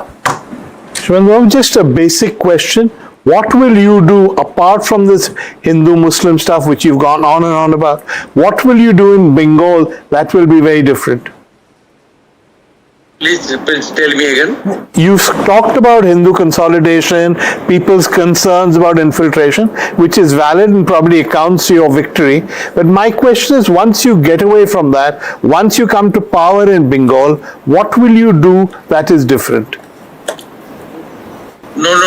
You saw in Assam, Tripura, after BJP came to the power, the infiltrators issue already overcome. The double engine Sarkar will perform properly, and central state relation will sort out this problem. सवाल ये शिव अरूर हमारे managing editor है NDTV 24/7 के। शुभेंदु दा, जाने से पहले एक सवाल शिव अरूर आपसे करना चाहते हैं। Shiv, Shubhendu da, this entire election, previous election also was framed as, the BJP is a party of the Hindi heartland, Bengali identity समझते नहीं है BJP वाले. Do you think that has been disproved now? Outsider, insider wala politics? Yes, outsider, insider, it's a Mamata Banerjee's very cheap politics. The people rejected it. You know it very well. One Bengali Hindu, renowned, respected Hindu, Bharat Kesari Dr. Shama Prasad Mukherjee, formed this party. This party is functioning under the ideology of the Dr. Shama Prasad Mukherjee. The people rejected it. It's a Mamata Banerjee, very cheap politics. Shubhendu da, one final question. At this moment in Bhawanipur, it's been going up and down. Mamata Banerjee is currently in the lead. Previously, she was trailing. How is it looking for you in Bhawanipur? You are still known as a giant slayer from Nandigram in the last time. I am hopeful because the Muslim area 63, 67, 77 ward already covered. My calculation inside was that she may lead 20,000, but now she is leading 16,000. The entire Mamta's vote bank area are now covered. ये पश्चिम बंगाल के दो जाने पहचाने journalist हैं, वो आपको congratulate करना चाहते हैं। खत्म करने से पहले जयंत घोषाल आपको कांग्रेचुलेट करना चाहते हैं। शुभेंदु, कॉन्ग्रेचुलेशन। जयंत बोलছি কালকে রাতে বলেছেন দেখেছি। হ্যাঁ দেখেছি, টুমরো আই সেড। না, আমার একটাই প্রশ্ন আছে। Thank you. Difference of analysis. Thank you. Yes. না, শুভেন্দু, একটা প্রশ্ন করব। তুমি কি are you like to shift your office to again writers building, or you will go to Nabanno? It's a BJP major decision এটা। We are working in collective leadership. It's a national party. We will sit and discuss all the writers একটা heritage building. No, I am not thinking any regional party or personal party. Right. अच्छा, महुआ चैटर्जी आपको congratulate करना चाह रही है। महुआ, congratulation Suvendu বাবু। জয় মা কালী, জয় মা কালী। আপনাকে একটাই প্রশ্ন করছি, অনেকে অনেক প্রশ্ন করেছে। I would like to ask you that since you were the one who defeated Mamata Banerjee in Nandigram last time, and if the final results in Bhawanipur are such that you defeat her in Bhawanipur, you should be the undoubted leader and the chief ministerial candidate. No, I am not passing this sensitive question. BJP is collective leadership under the great leadership of Narendra Modi. We fought this election and results are coming. No problem. अच्छा, शुभिमा, कृष्ण आपसे पूछना चाहते हैं। Krishna, with the consultation of the elected MLAs. Thank you. Suvendu, one last question. জোড়া ইলিশ কবে আসছে? Thank you. জোড়া ইলিশ কবে? ধন্যবাদ হবে। জোড়া ইলিশ কবে আসছে? Okay, we'll leave it there. I really don't want to drag my luck on this. but that's the. अच्छा, शुभेंदु दा, मनोज्ञा लोईवाल आ रही है, वो आपसे बहुत कीन है पूछने के लिए। आप जाइए मत, एक मिनट रुकिए। वो काफी देर से आपके कैंपेन को ट्रैक कर रही है, भागते हुए आ रही है, हमारे हिंदी स्टूडियो से दौड़ते हुए आ रही, कह रही मुझे भी बात करनी है। मनोज्ञा लोईवाल, शुभेंदु अधिकारी। दादा नमस्कार। गिरा मत देना मेरे लैपटॉप को। Go on. কালকে বলেছিলেন 190 প্লাস হবে। আচ্ছা, आपको मैं आपका राहुल एक बड़ी Go on. कल हमारी जो बात हुई थी तो आपने कहा था कि जो आंकड़े हैं वही रहेंगे।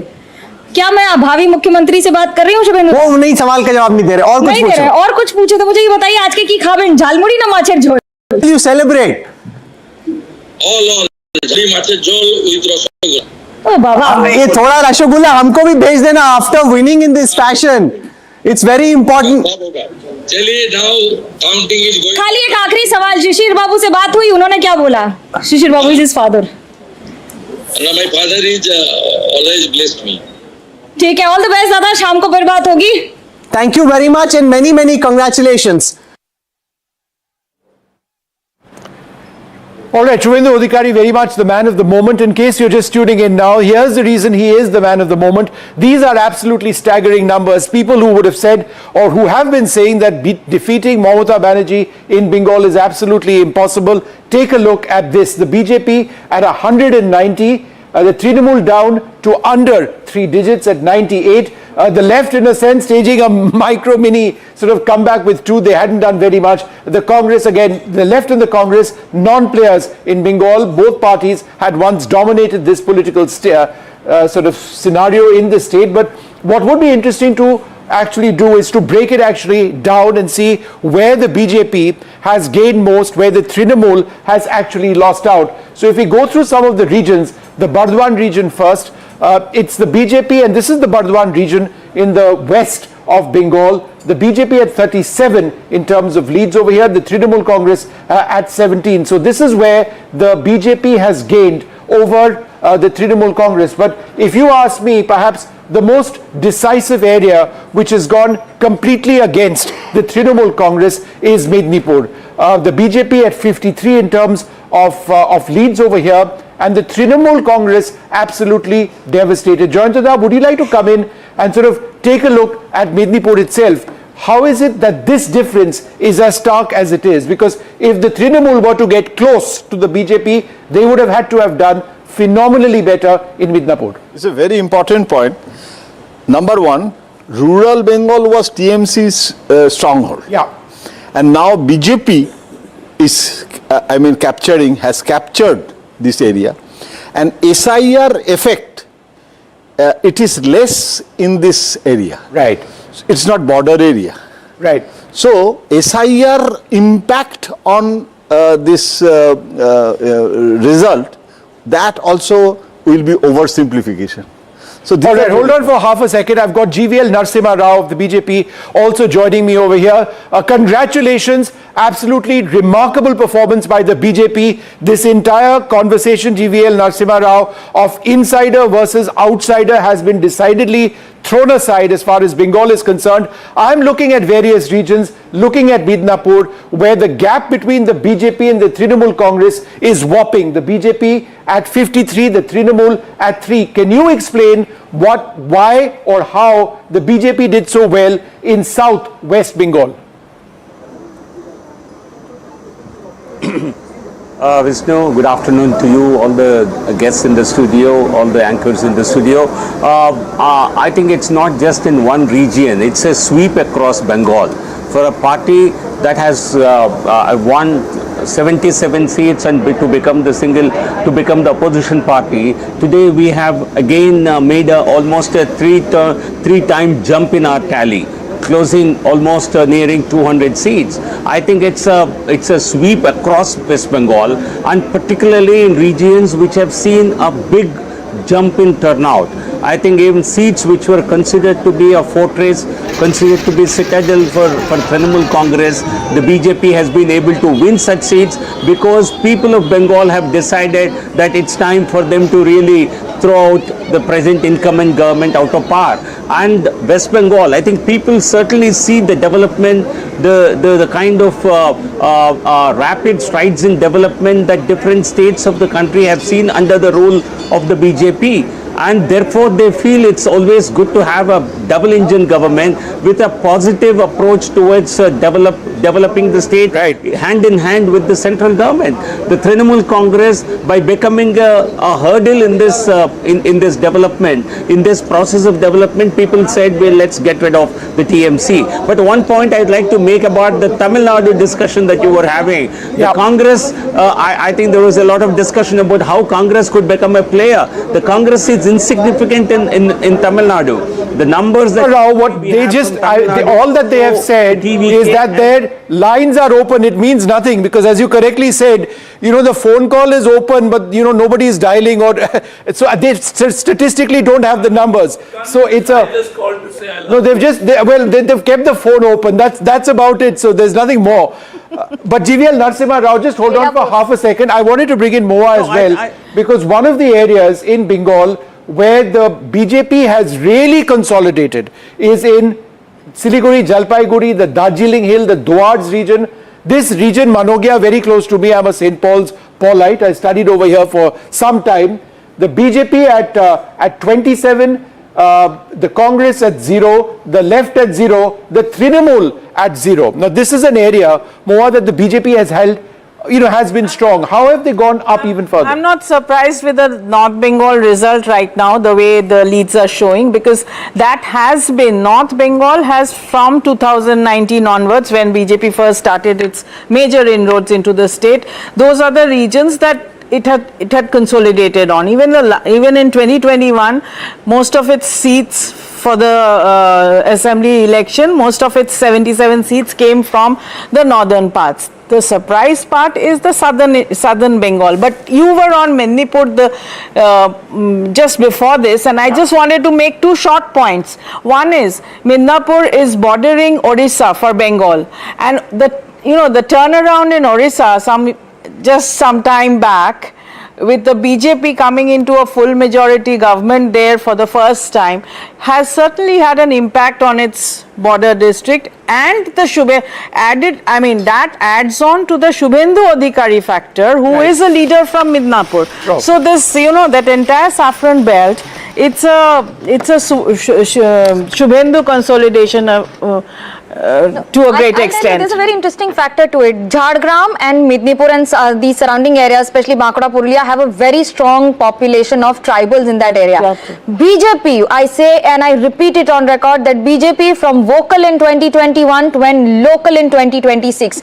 They picked up issues like Alchiki language in this part of the state. Jhargram and surrounding areas have a challenge that they want their language recognition there, and that's how they use this local issue to also extending 294 charge sheets in every constituency against the Trinamool Congress or the incumbent MLA. Even in their own districts where they had their own MLAs, they ensured that they had another part of it where they wanted to catch hold of whatever the problems people had locally with the state government. Now imagine someone in Calcutta had an issue like bad roads that was being used in Calcutta, but someone in Jhargram had a bigger issue like an Alchiki language to be included that was being used in Bardhaman. Job opportunities, chakri chai. It was not a Hindi or an English election, it was absolute Bangla elections, only putting in fray leaders who have had language efficiency in Bangla, and also two faces need special mention today. Sunil Bansal, who's been working since 2002, has made almost more than 100 rounds across the state of West Bengal of 294 constituencies. Bhupendra Yadav, the real Chanakya of this election, who has worked silently and made more than 15 rounds of the entire state since he hit the roads in September last year. I asked him that, do you think who's winning? He said, Manogyam Sarkar bana rahe. I gave a very smug smile and said, okay, this is Bengal, welcome to Bengal. Who believes that? But that was September 2025. And till last week when I spoke to him, I think what I have tweeted, predictions of 190 seats, that's what is bang on. Okay, but Bhavya, that's also on the ground. Manogya, hold on for a second. We've got Bhavya Narasimhamurthy of the Congress party. Bhavya, thank you very much for being with us. We'll talk about various states, but I think let's start with Tamil Nadu, because what we are now actually told is that the Congress party has got its phone lines open for the TVK. Is that correct? Is that what you're actually looking at this time around? You've got some conversation happening with the TVK? That's left to the High Command to decide on, and it's too early. Maybe by end of today we will have a clarity regarding this. Yeah, it's too early to comment on that right now. Interesting though, I mean that there is some sort of conversation happening, but you aren't confirming it one way or the other, is your point?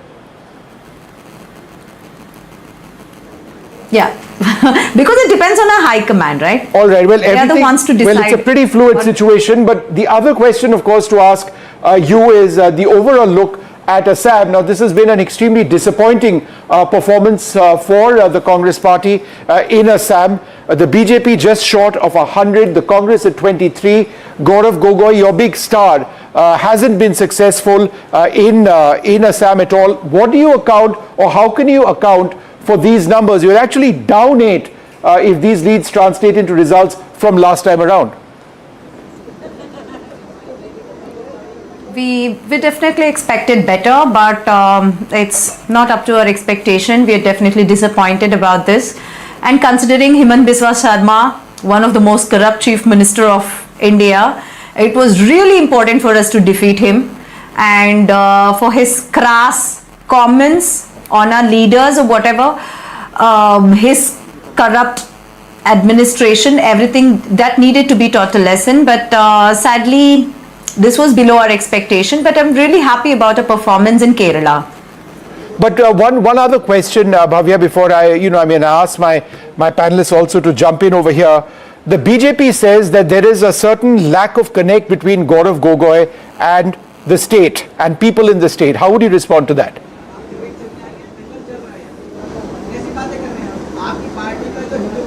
Of course, he's a member of parliament, so mostly his work will be in Delhi. But during elections, he was there campaigning, he was there involved in every issue related to the state. And he was he was the face completely, who was opposing Himant Biswa Sharma head on. He took, head on against the incumbent chief minister. Madhavan, you had he was fully there in the state, although he was an MP. I think my question to you, Bhavya, is that whether it's Assam or Bengal, do you think there is room for introspection in Congress beyond slamming a leader who's already won? I mean, you may say anything about Himant Biswa Sharma, or for that matter, in Bengal also, BJP has won. Where do you think is the room for introspection in Congress, or is there any room at all? These images, meanwhile, are from Kolkata of Mamata Banerjee leaving. But Bhavya, go ahead. Yeah. We do not have many seats in Trinamool in West Bengal. No, we definitely have room for introspection. Definitely. In Assam, we have not fared very well, and Bengal. Congress. All right, Bhavya, I'm sorry to interrupt you for half a second. We've got some live images now coming in from Kolkata. Mamata Banerjee has left her residence. My colleague Shreyashi is tracking the movements of Mamata Banerjee. It seems that the Trinamool Congress down and out. She will not be chief minister. Remarkable performance by the BJP. What is Mamata Banerjee saying? Shreyashi. Well, Shiv, what it seems like, she is going towards the counting center for Bhawanipur. Of course, yes, she's taken the turn towards the counting center. Remember earlier, she made allegations that there were load sheddings in these strong rooms, and of course she has been saying there's been slow counting, and as a candidate and as someone who has very, very high stakes in this election, she's going in person to the counting centers to meet her cadres, her councillors who have been here since morning. She stormed out of her residence in Kalighat just a short while ago. We took the wrong routes because of course there was the CM convoy, and now she has gone to the counting center. We will be getting you all that details from here in Kolkata, as of course the leads since the morning have been giving BJP an edge here in West Bengal, something that the Trinamool Congress had not expected. And interestingly, right outside the counting center there is BJP celebrations as well. And now with the Chief Minister going to the counting center, we are going to be expecting her to speak to the media. She did not say much when she came out of her residence in Kalighat, which had an isolated look which we've not seen before here in West Bengal, and now here at the counting center she has gone in to check. She has got a slight edge over Shubhendu Adhikari from this particular seat in Bhawanipur, but of course as the party chief, she has gone inside the counting center to see the process that is taking place, and here BJP workers are raising slogans against the chief minister, and central force has been stepped up. Yes, Shreyashi, please go ahead. We are listening to you. Mamata Banerjee going to that counting center. She's entering that counting center as a contestant. She has the rights to do that. But please carry on with what we are seeing. You mentioned there were some BJP protests as well. Please describe for us what you're seeing.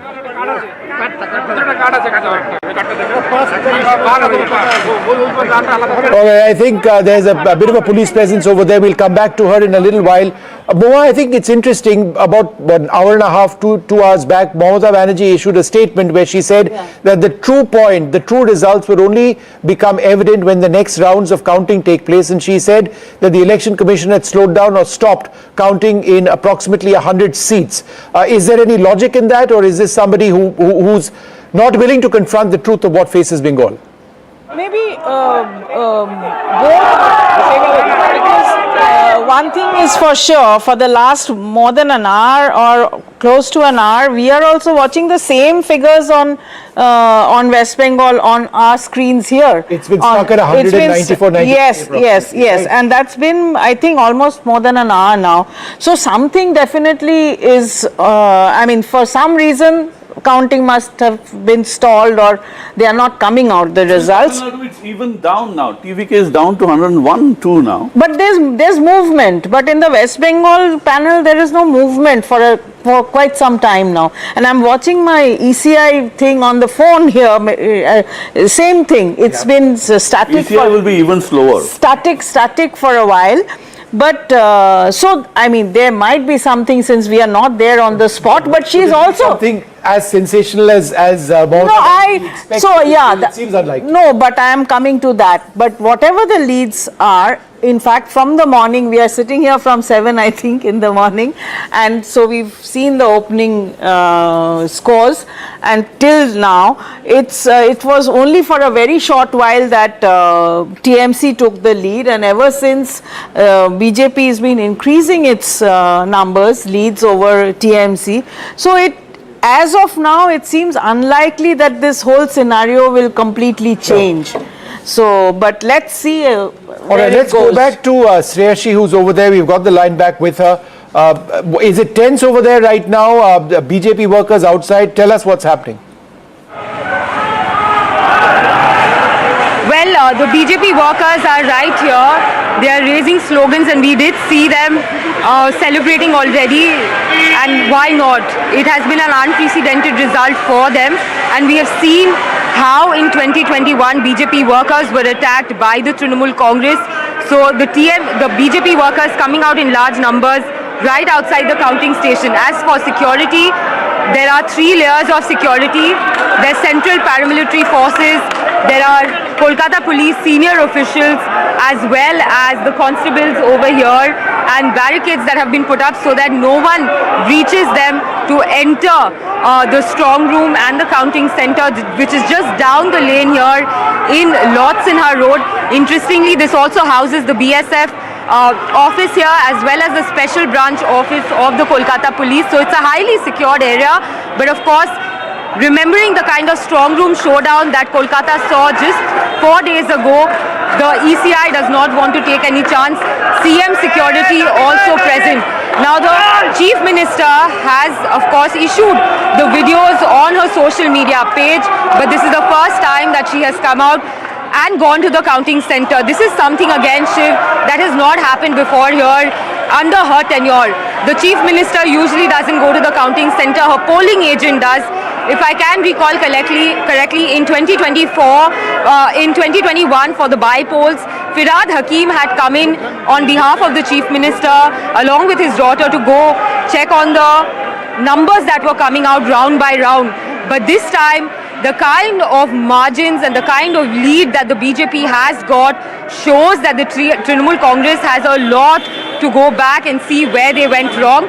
But of course, we are waiting for the Chief Minister to come out and then address the media.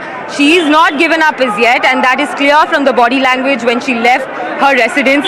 She's come to the counting center, and we are going to be expecting her to address the media shortly. Back to you. I think that's important, and we'll be watching out for what Mamata Banerjee has to say. She's been fairly defiant throughout the afternoon, despite the numbers being against her. But I do believe that Moa makes an important point that in terms of the pace of the count of the votes, it seems to have gone slow in Bengal along the lines of what Mamata Banerjee said, but I would suggest that these numbers are now absolutely glaringly in favor of the BJP. I don't suppose that there would be, a last change or a quick last minute change in this. What we can now bring you is shots of celebration as far as the BJP is concerned. BJP workers feasting on a meal of fish curry and rice, as trends clearly indicate a victory, a landslide one at that, for the party in state assembly elections. Can I suggest that this jhalmudi business has been overstated? As a Bengali, I can tell you, we have far better things to eat than jhalmudi. It's very easy for, and can I use the two words non-Bengalis, to be associating, jhalmudi with cuisine in Bengal. I can assure you it's not. If you want snacks, the puchkar is way superior to jhalmudi. Leave it over there. We'll come back in half a second. It's a case of March. Sorry, you touched a nerve over there. March about nothing. As I said,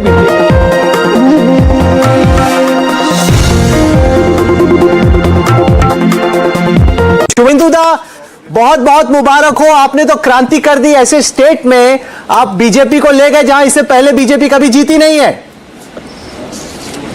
देखिए, जनता को बधाई दे रहा हूँ।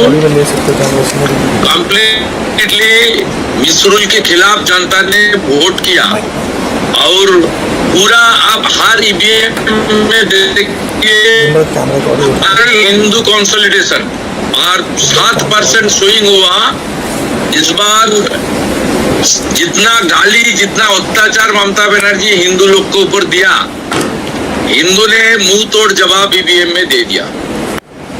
शुभेंदुदा, आप तो खुश होने चाहिए, ऐसे डांस करना चाहिए, एक्साइटेड होना चाहिए। आप तो इतना सीरियस टाइप का जवाब दे रहे हैं। आपने ऐसा किया जो श्यामा प्रसाद मुखर्जी के टाइम से बीजेपी वाले सोच रहे, ड्रीम कर रहे हैं करने की, लेकिन आज तक कभी हो नहीं पाया। नहीं, हम हर कार्यकर्ता इसमें पार्टिसिपेट किया।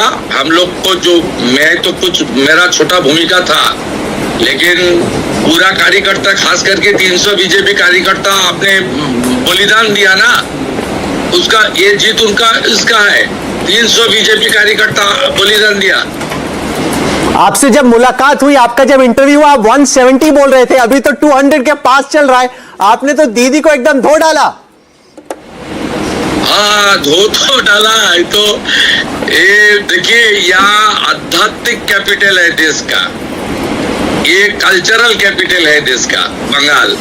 इसको ममता बनर्जी जिस तरीके से खत्म किया, और इसमें जनता का जीत है, मोदी जी का जीत है। मोदी जी ने खुद कैंपेन का लीड किया है, उन्होंने काफी मेहनत किया है।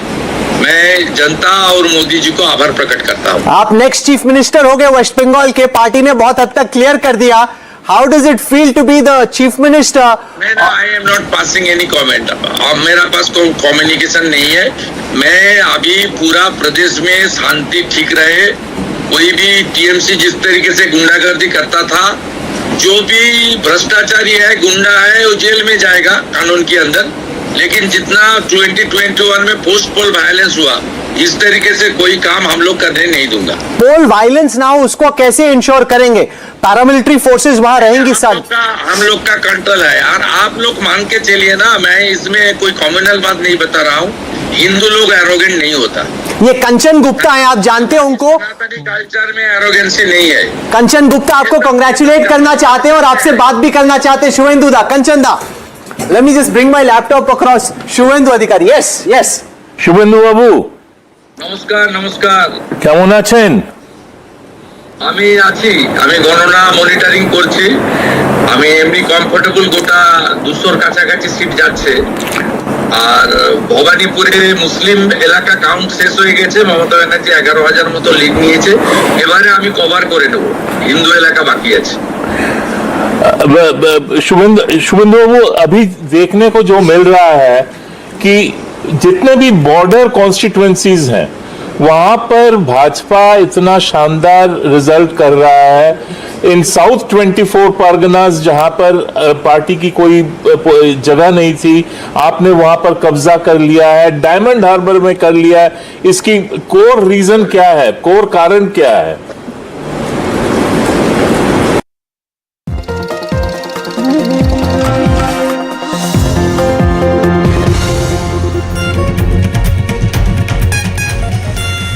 Welcome back.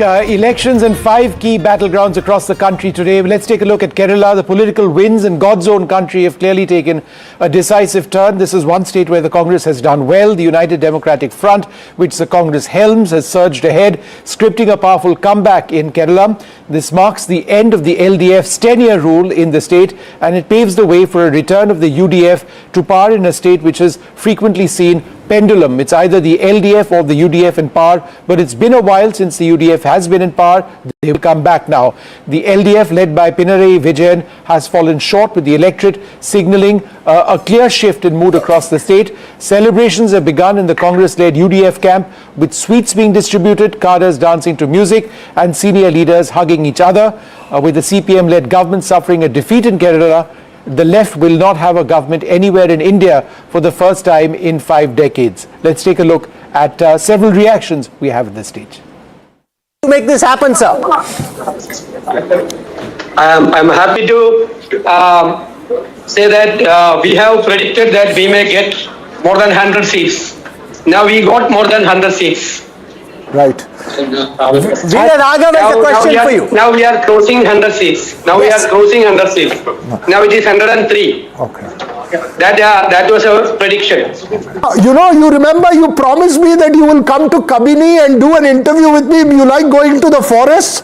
You said you'll come to Kabini. Definitely. Are you going to Delhi now, or are you going to Kabini? Are you going to Delhi now, or are you going to Kabini? Definitely, I want to visit Kabini again. No. As I said you earlier. Will you be the Chief Minister of Kerala? Will you be? That will be decided. That will be decided by the Congress High Command. There is a procedure. You know that there is a procedure. I am not the competent person to say anything about that. Now, we predicted more than 100 seats. We are now reaching more than 100 seats. We are very happy. There was an anti-incumbency against the government, and we said to the people that we have been criticizing the government for a long time. At the same time, we said that we have alternatives. Wherever the government failed, the UDF have alternatives. Now the people believed us that we have alternatives. In the fiscal situation, Kerala is vulnerable, health, education, everywhere, and the brain drain is happening. And we have made a detailed study. We have done a homework. For the last 2 years, we have been doing this thing. And we have conducted many conclaves. We interacted with many experts across the world. Then now we have documents in each and every subject. Now we are going to implement. Definitely our UDF government will implement what we promised to the people of Kerala.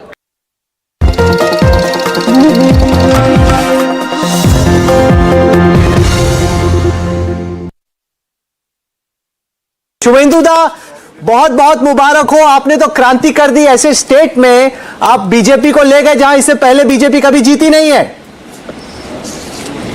देखिए, जनता को बधाई दे रहा हूँ। Completely मिसरूल के खिलाफ जनता ने vote किया और पूरा आप हर ईवीएम में देखिए हिंदू कंसोलिडेशन और 7% स्विंग हुआ।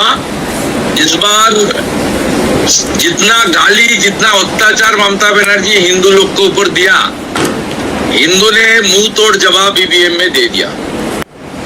शुभेंदु दा, आप तो खुश होने चाहिए, ऐसे डांस करना चाहिए, एक्साइटेड होना चाहिए। आप तो इतना सीरियस टाइप का जवाब दे रहे हैं। आपने ऐसा किया जो श्यामा प्रसाद मुखर्जी के टाइम से बीजेपी वाले सोच रहे, ड्रीम कर रहे करने की, लेकिन आज तक कभी हो नहीं पाया। नहीं, हम हर कार्यकर्ता इसमें पार्टिसिपेट किया। हम लोग को जो मैं तो कुछ मेरा छोटा भूमिका था, लेकिन पूरा कार्यकर्ता खास करके 300 बीजेपी कार्यकर्ता आपने बलिदान दिया ना, उसका ये जीत उनका इसका है। 300 बीजेपी कार्यकर्ता बलिदान दिया। आपसे जब मुलाकात हुई, आपका जब इंटरव्यू हुआ, आप 170 बोल रहे थे, अभी तो 200 के पास चल रहा है। आपने तो दीदी को एकदम धो डाला। हाँ, धो तो डाला है। तो ये देखिए, यहाँ आध्यात्मिक कैपिटल है देश का, ये कल्चरल कैपिटल है देश का बंगाल। इसको ममता बनर्जी जिस तरीके से खत्म किया, और इसमें जनता का जीत है, मोदी जी का जीत है। मोदी जी ने खुद कैंपेन का लीड किया है, उन्होंने काफी मेहनत किया है। मैं जनता और मोदी जी को आभार प्रकट करता हूँ। आप नेक्स्ट चीफ मिनिस्टर हो गए वेस्ट बंगाल के, पार्टी ने बहुत हद तक क्लियर कर दिया। How does it feel to be the chief minister? I am not passing any comment. अब मेरा पास कोई कम्युनिकेशन नहीं है। मैं अभी पूरा प्रदेश में शांति ठीक रहे। कोई भी टीएमसी जिस तरीके से गुंडागर्दी करता था, जो भी भ्रष्टाचारी है, गुंडा है, वो जेल में जाएगा कानून के अंदर। लेकिन जितना 2021 में पोस्ट पोल वायलेंस हुआ, इस तरीके से कोई काम हम लोग करने नहीं दूंगा। पोल वायलेंस ना हो, उसको कैसे इंश्योर करेंगे? पैरामिलिट्री फोर्सेस वहां रहेंगी सर। हम लोग का कंट्रोल है यार, आप लोग मान के चलिए ना। मैं इसमें कोई कॉम्युनल बात नहीं बता रहा हूँ। हिंदू लोग एरोगेंट नहीं होता। ये कंचन गुप्ता है, आप जानते हैं उनको? कल्चर में एरोगेंसी नहीं है। कंचन गुप्ता आपको कांग्रेचुलेट करना चाहते हैं और आपसे बात भी करना चाहते हैं। शुभेंदु दा, कंचन दा, let me just bring my laptop across. Suvendu Adhikari, yes. Suvendu বাবু, নমস্কার। কেমন আছেন? আমি আছি, আমি গণনা মনিটরিং করছি। আমি এমনি কমফোর্টেবল, গোটা 200-র কাছাকাছি সিট যাচ্ছে। আর ভবানীপুরে মুসলিম এলাকা কাউন্ট শেষ হয়ে গেছে। মমতা ব্যানার্জি 11,000 মতো লিড নিয়েছে। এবারে আমি কভার করে নেব, হিন্দু এলাকা বাকি আছে। शुभेंदु बाबू, अभी देखने को जो मिल रहा है कि जितने भी बॉर्डर कॉन्स्टिट्यूएंसीज हैं, वहां पर भाजपा इतना शानदार रिजल्ट कर रहा है। इन साउथ 24 परगनास, जहां पर पार्टी की कोई जगह नहीं थी, आपने वहां पर कब्जा कर लिया है। डायमंड हार्बर में कर लिया है। इसकी कोर रीजन क्या है, कोर कारण क्या है? इसका एक ही रीजन है, घुसपैठिया। जिस तरीके से डेमोग्राफी चेंज किया, उसका खिलाफ ही वोट हुआ। मैं आपसे एक और सवाल करना चाहता हूं। महिलाओं ने किसको वोट दिया इस बार?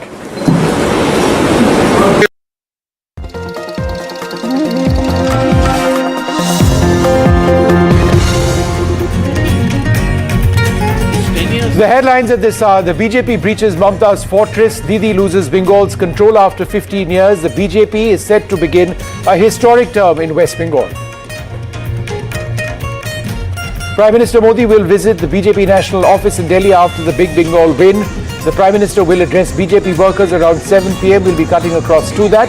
Massive victory celebrations are planned. Vijay's Tamil Nadu blockbuster. Vijay doing extremely well. They are on the cusp of forming a government. The DMK is a distant second, the ADMK at the third spot in the Tamil Nadu battle. The TVK asserts that they could form the government in Tamil Nadu on the 7th of May if they get a little bit of support. The Congress says that their lines are open, but the Congress may not have the numbers. The Congress-led UDF has swept Keralam, marking a major comeback after a decade. The Congress has been celebrating the alliance's return to power. The BJP secured another victory, this one in Assam, delivering a thumping win. The Congress has suffered a major setback in the state.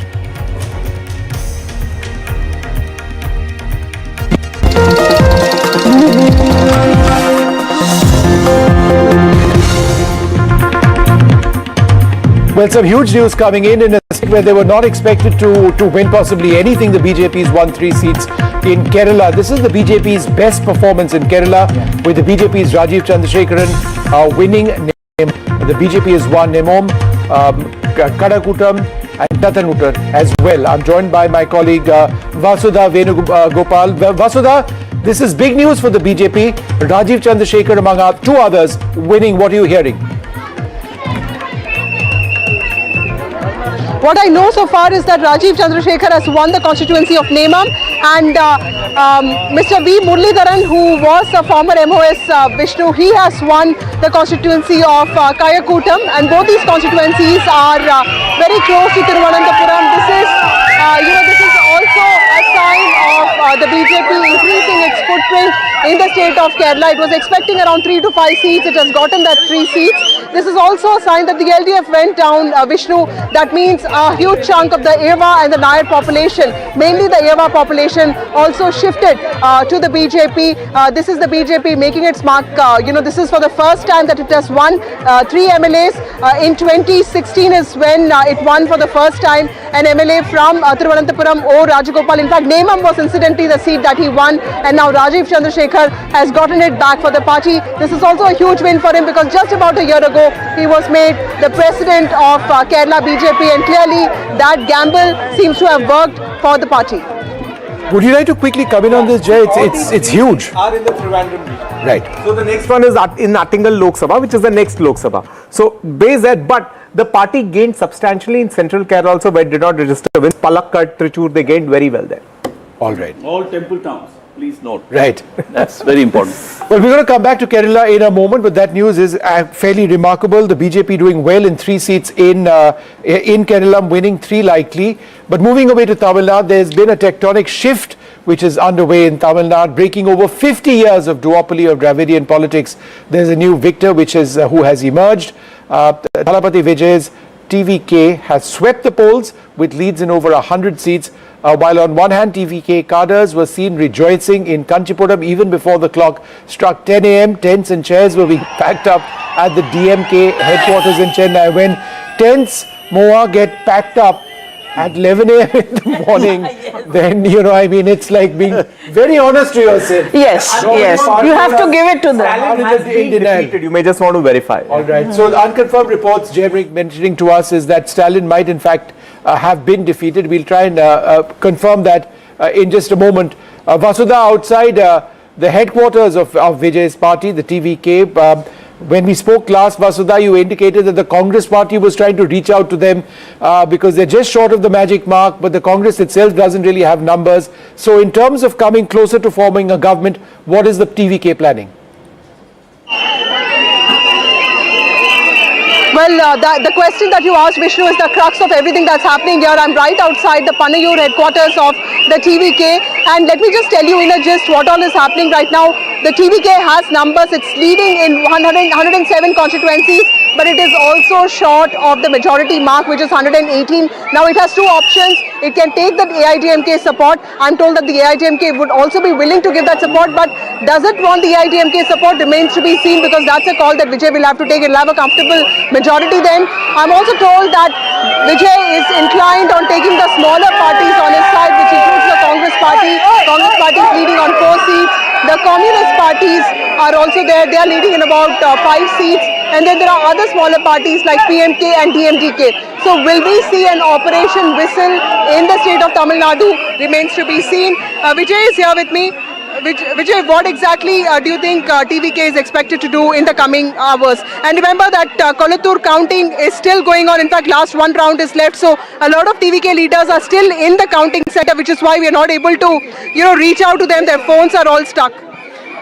Vasudha, as we speak, so far with counting, TVK has gained more than 1.28 crore votes, which is very huge actually. So after 60 years of dominance from 2 Dravidian parties, the shift is completely happening. It is we can say it is a wave, TVK wave we can say. And as we speak, so far they are leading in 105 seats. So the majority mark here is 118 seats. So I think TVK is still under discussion. They have asked their party spokesperson leaders not to interact with media also, we don't have any clear picture as we speak, but here you see how supporters are here gathered here, and they are also waiting to see what would be the decision from TVK Chief Vijay. But TVK Chief Vijay himself had a meeting with candidates 2 days, 3 days before. He was very confident, and we spoke with many candidates who were part of that meeting. They said after winning the election, he asked all the candidates to visit party headquarters. So we can expect. Waiting for Vijay is expected in Panayur in some time from now. But Vishnu, the core of today's battle is what is Vijay going to do? Is he going to go with the smaller parties for that magic number, or is he going to ally with a bigger party? That remains to be seen. Discussions are still underway. Deepak Bopanna, thanks Vasudha. Deepak Bopanna, our colleague, joins us. He's outside the residence of Vijay right now. Is he expected to come out very soon, start addressing his supporters, give a hint of where he's going to get the support from? Deepak?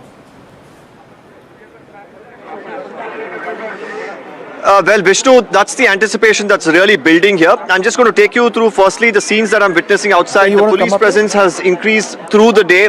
When I came in here, it was just at the end of the street that there were a few policemen. Now, as per protocol for politicians, there would be such metal scanners as well that would be installed at the front gate. It has just been brought in a while ago. And the police, of course, are saying that somewhere around 5 or 5:30, he could, in fact, leave from here. Where is he going to go? Is he going to go to collect, his victory papers? And that, I'm told, there could be at Anna University, or he could go directly to the TVK headquarters. But some sources are already suggesting that back-channel conversations have begun. Like Vasudha was pointing out, the numbers for him are dwindling around the 107 to 110 mark. It's fluctuating quite a bit. He still needs about 10 to 12. Where is he going to get those numbers from is the question, because having a party like the AIDMK back him is a big load for him to carry, because he'll have to placate a lot of them. But the smaller parties, of course, will come at a better bargain for him. But right now the IUML has about 3. There's a Congress that has about 4. You put them together as well, you don't have the kind of numbers that he needs, which is about 10 to 12. So it really at about 6 o'clock this evening, where will the numbers really stand for him and how many he will need, will really go on to define how he'll really form this government. That's a key point. That's a key point that you mentioned, Deepak, because I think what we'd like to do is actually analyze the numbers that you're talking about. Jay, with us over here. Yeah. Remember, the magic mark in Tamil Nadu is 118, total 234 seats. 118 is what the TVK is targeting out here. You know that the Congress has opened the phone line and said, we are willing to talk right now. So assuming the Congress is on board, right, that pushes them at 111, they're still slightly short. The PMK for another one. This is the party had split. This is completely the Sons party, Anbone Ramdas party. In this others, there is left over here, right? 5 are from the left front, 3 CPI, 2 CPM. So Congress left, so and PMK 9 and 5, 14, and 106, 120 14 more, 120. So they crossed the halfway mark over the majority mark. And then there are 2 more possible. One is from Manargudi, Sasikala's hometown, with the AMMK party, and one more is Prem Lata, the widow of Vijay Kant, DMDK. But please remember, most of the people you mention are officially part of the DMK-led alliance. ADMK-led alliance. So, where from a coalition point, but there's nothing illegal in them. They're not splitting a party. It's not illegal, but separating. There are questions on. Some of them have won on DMK's symbol. No. So here we are on the specific symbols. These are on their own symbols. Okay. All the parties we are referring to are on their own Congress, symbols. the PMK and the left. They are on their own symbols. On their own symbols. They're part of the DMK front. So the anti-defection law does not apply. But it is politically a challenging thing for them to cross over. So procedurally, what would be done for Vijay? Because if he is seen to be somebody who doesn't need the ADMK support, let alone the DMK support, not that that was ever happening, his independence as a leader is reinforced. Right, he may prefer to have a slim majority than a gigantic one with the ADMK, but that would end up diluting his politics. I think there are 2 things that have to be looked at. One, even among the people that were said, one person contesting in the VCK ticket is not from the VCK party. He is from the erstwhile Congress, who has been given a ticket independently. He is the only person leading from the VCK. There is no loyalty attached to the VCK party or to the alliance. Similarly, with the CPI also, one was an independent who had already won. He is not part of the CPI. So he is just contesting for the first time in CPI. No, but technically, to give letters of support to the governor, elected on somebody's symbol, you belong to that party. Certainly. So what Madhavanji is saying is absolutely right. Now, the good thing is we have filtered it out by the symboled parties. So these are all symbols. Left 5 symbol, Congress 5 symbol, PMK 4 symbol, makes it 120. You know, basically, but this looks all wonderful, and I think this analysis, Jay, is absolutely great. But I will also go with one more. Strikes me for the large benefit of a larger viewer. Absolutely. Let's do this one. Across the state, 2021, the DMK at 159. Yeah. 2026, there's something called the TVK which has emerged. It is unbelievable. This is a gigantic change in the politics of Tamil Nadu. You've had the ADMK, the DMK now. You've got a third player which is more dominant than the others. And that is massive, absolutely. The problem area is here. The entire great... Smriti Irani now joins us, senior BJP. The DMK had the biggest setback. 37 All right, breaking news, Stalin has lost. Yeah, that's what we just confirmed. That's coming in, that Stalin has lost. We'll come out with those. Would you like to quickly react to that? A massive, massive loss with Stalin going. Shift. A former chief minister after Jayalalitha has not lost the election in Tamil Nadu since 1996, 30 years later. And that shows the anti-incumbency that a sitting chief minister has lost, one. And two, it also shows the deterioration of the Dravidian politics. That merely one ideology that you're trying to sell to the people without development, without progress, without law and order, without social security, without progress cannot sustain. So that shows in this result one more demographic reason. I think DMK put a lot of eggs in that Chennai basket. I have to clarify. Everybody in Chennai has been defeated. Yeah, I have 2 points to make. One is urban areas. TVK has taken over from DMK. In Madurai, for instance, former high-profile finance minister who was IT PTR, Palnivel Tyagarajan has lost. But more important, I would like to disagree slightly with Ramaswamy. TVK under Vijay also swears by the Dravida party ideology, including Periyar's leadership. But in terms of delivery and aspirations of a young, highly industrialized state's population, the DMK, in spite of a high-profile development agenda, doesn't seem to have delivered, or the people want even more, especially youngsters. Right now, I have a statistic saying 1.28 crore voters have voted for TVK, which is a huge number in a state which has 5.28 crore voters. So there is. So Kolathur is what we're looking at. Kolathur. Let's try and pull up Kolathur over here. And we just go and put K over here. We should get K it over here, and K-O. right here. Kolathur, Right. There you go. And this should have. Now this is now a result which has actually come in over here. MK Stalin losing in Kolathur. This is about 8,000 votes. The incumbent losing over there, and the margin of victory, assuming that this is what the final numbers are, it's going to be about 8,000. It's 7,731. 7,730. So I mean, it is quite huge over here. Quite huge. As per the election commission, it's 8,400 settling. So that's what it is like. So All right, we are now joined by Mr. Dharanidharan of the DMK. Thanks. I just noticed that you just sort of went in over there. Now, this is what we've got up on the screen with Mr. Stalin having lost, is what we are told. It's a huge setback. Could you perhaps tell us why this took place, in your opinion? I mean, what went wrong? I think it is a Gen Z wave towards Vijay. If it was other factor, they would have voted for ADMK/BJP, but it is a vote for the establishment. The youth are disillusioned with the existing establishment, and it is more like, I am angry with the existing status quo. It's a vote against the establishment. Establishment. All parties together. So that is why Vijay knew this and was very smart not to ally with any of the established parties.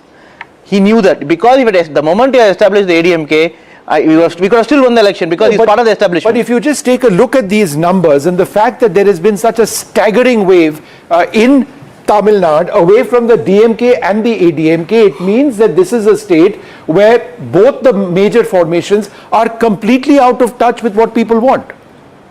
Right? Exactly. You are willing to accept that that it is a complete loss of connect with their core voters. How could a party which didn't exist in the last elections do so well? Is it just Gen Z? What else is it? No. Is it employment? Is it corruption? Tamil Nadu is much cleaner than so many other states in the country. No, even the entire notion of nationalism or patriotism, in his avatar appears to be somewhat different, but it is a common theme. No, I think Tamil Nadu is a lot of other, is also distinct from other states because Tamil Nadu is also the place where there's very high internet penetration of 95% and also very high literacy and also because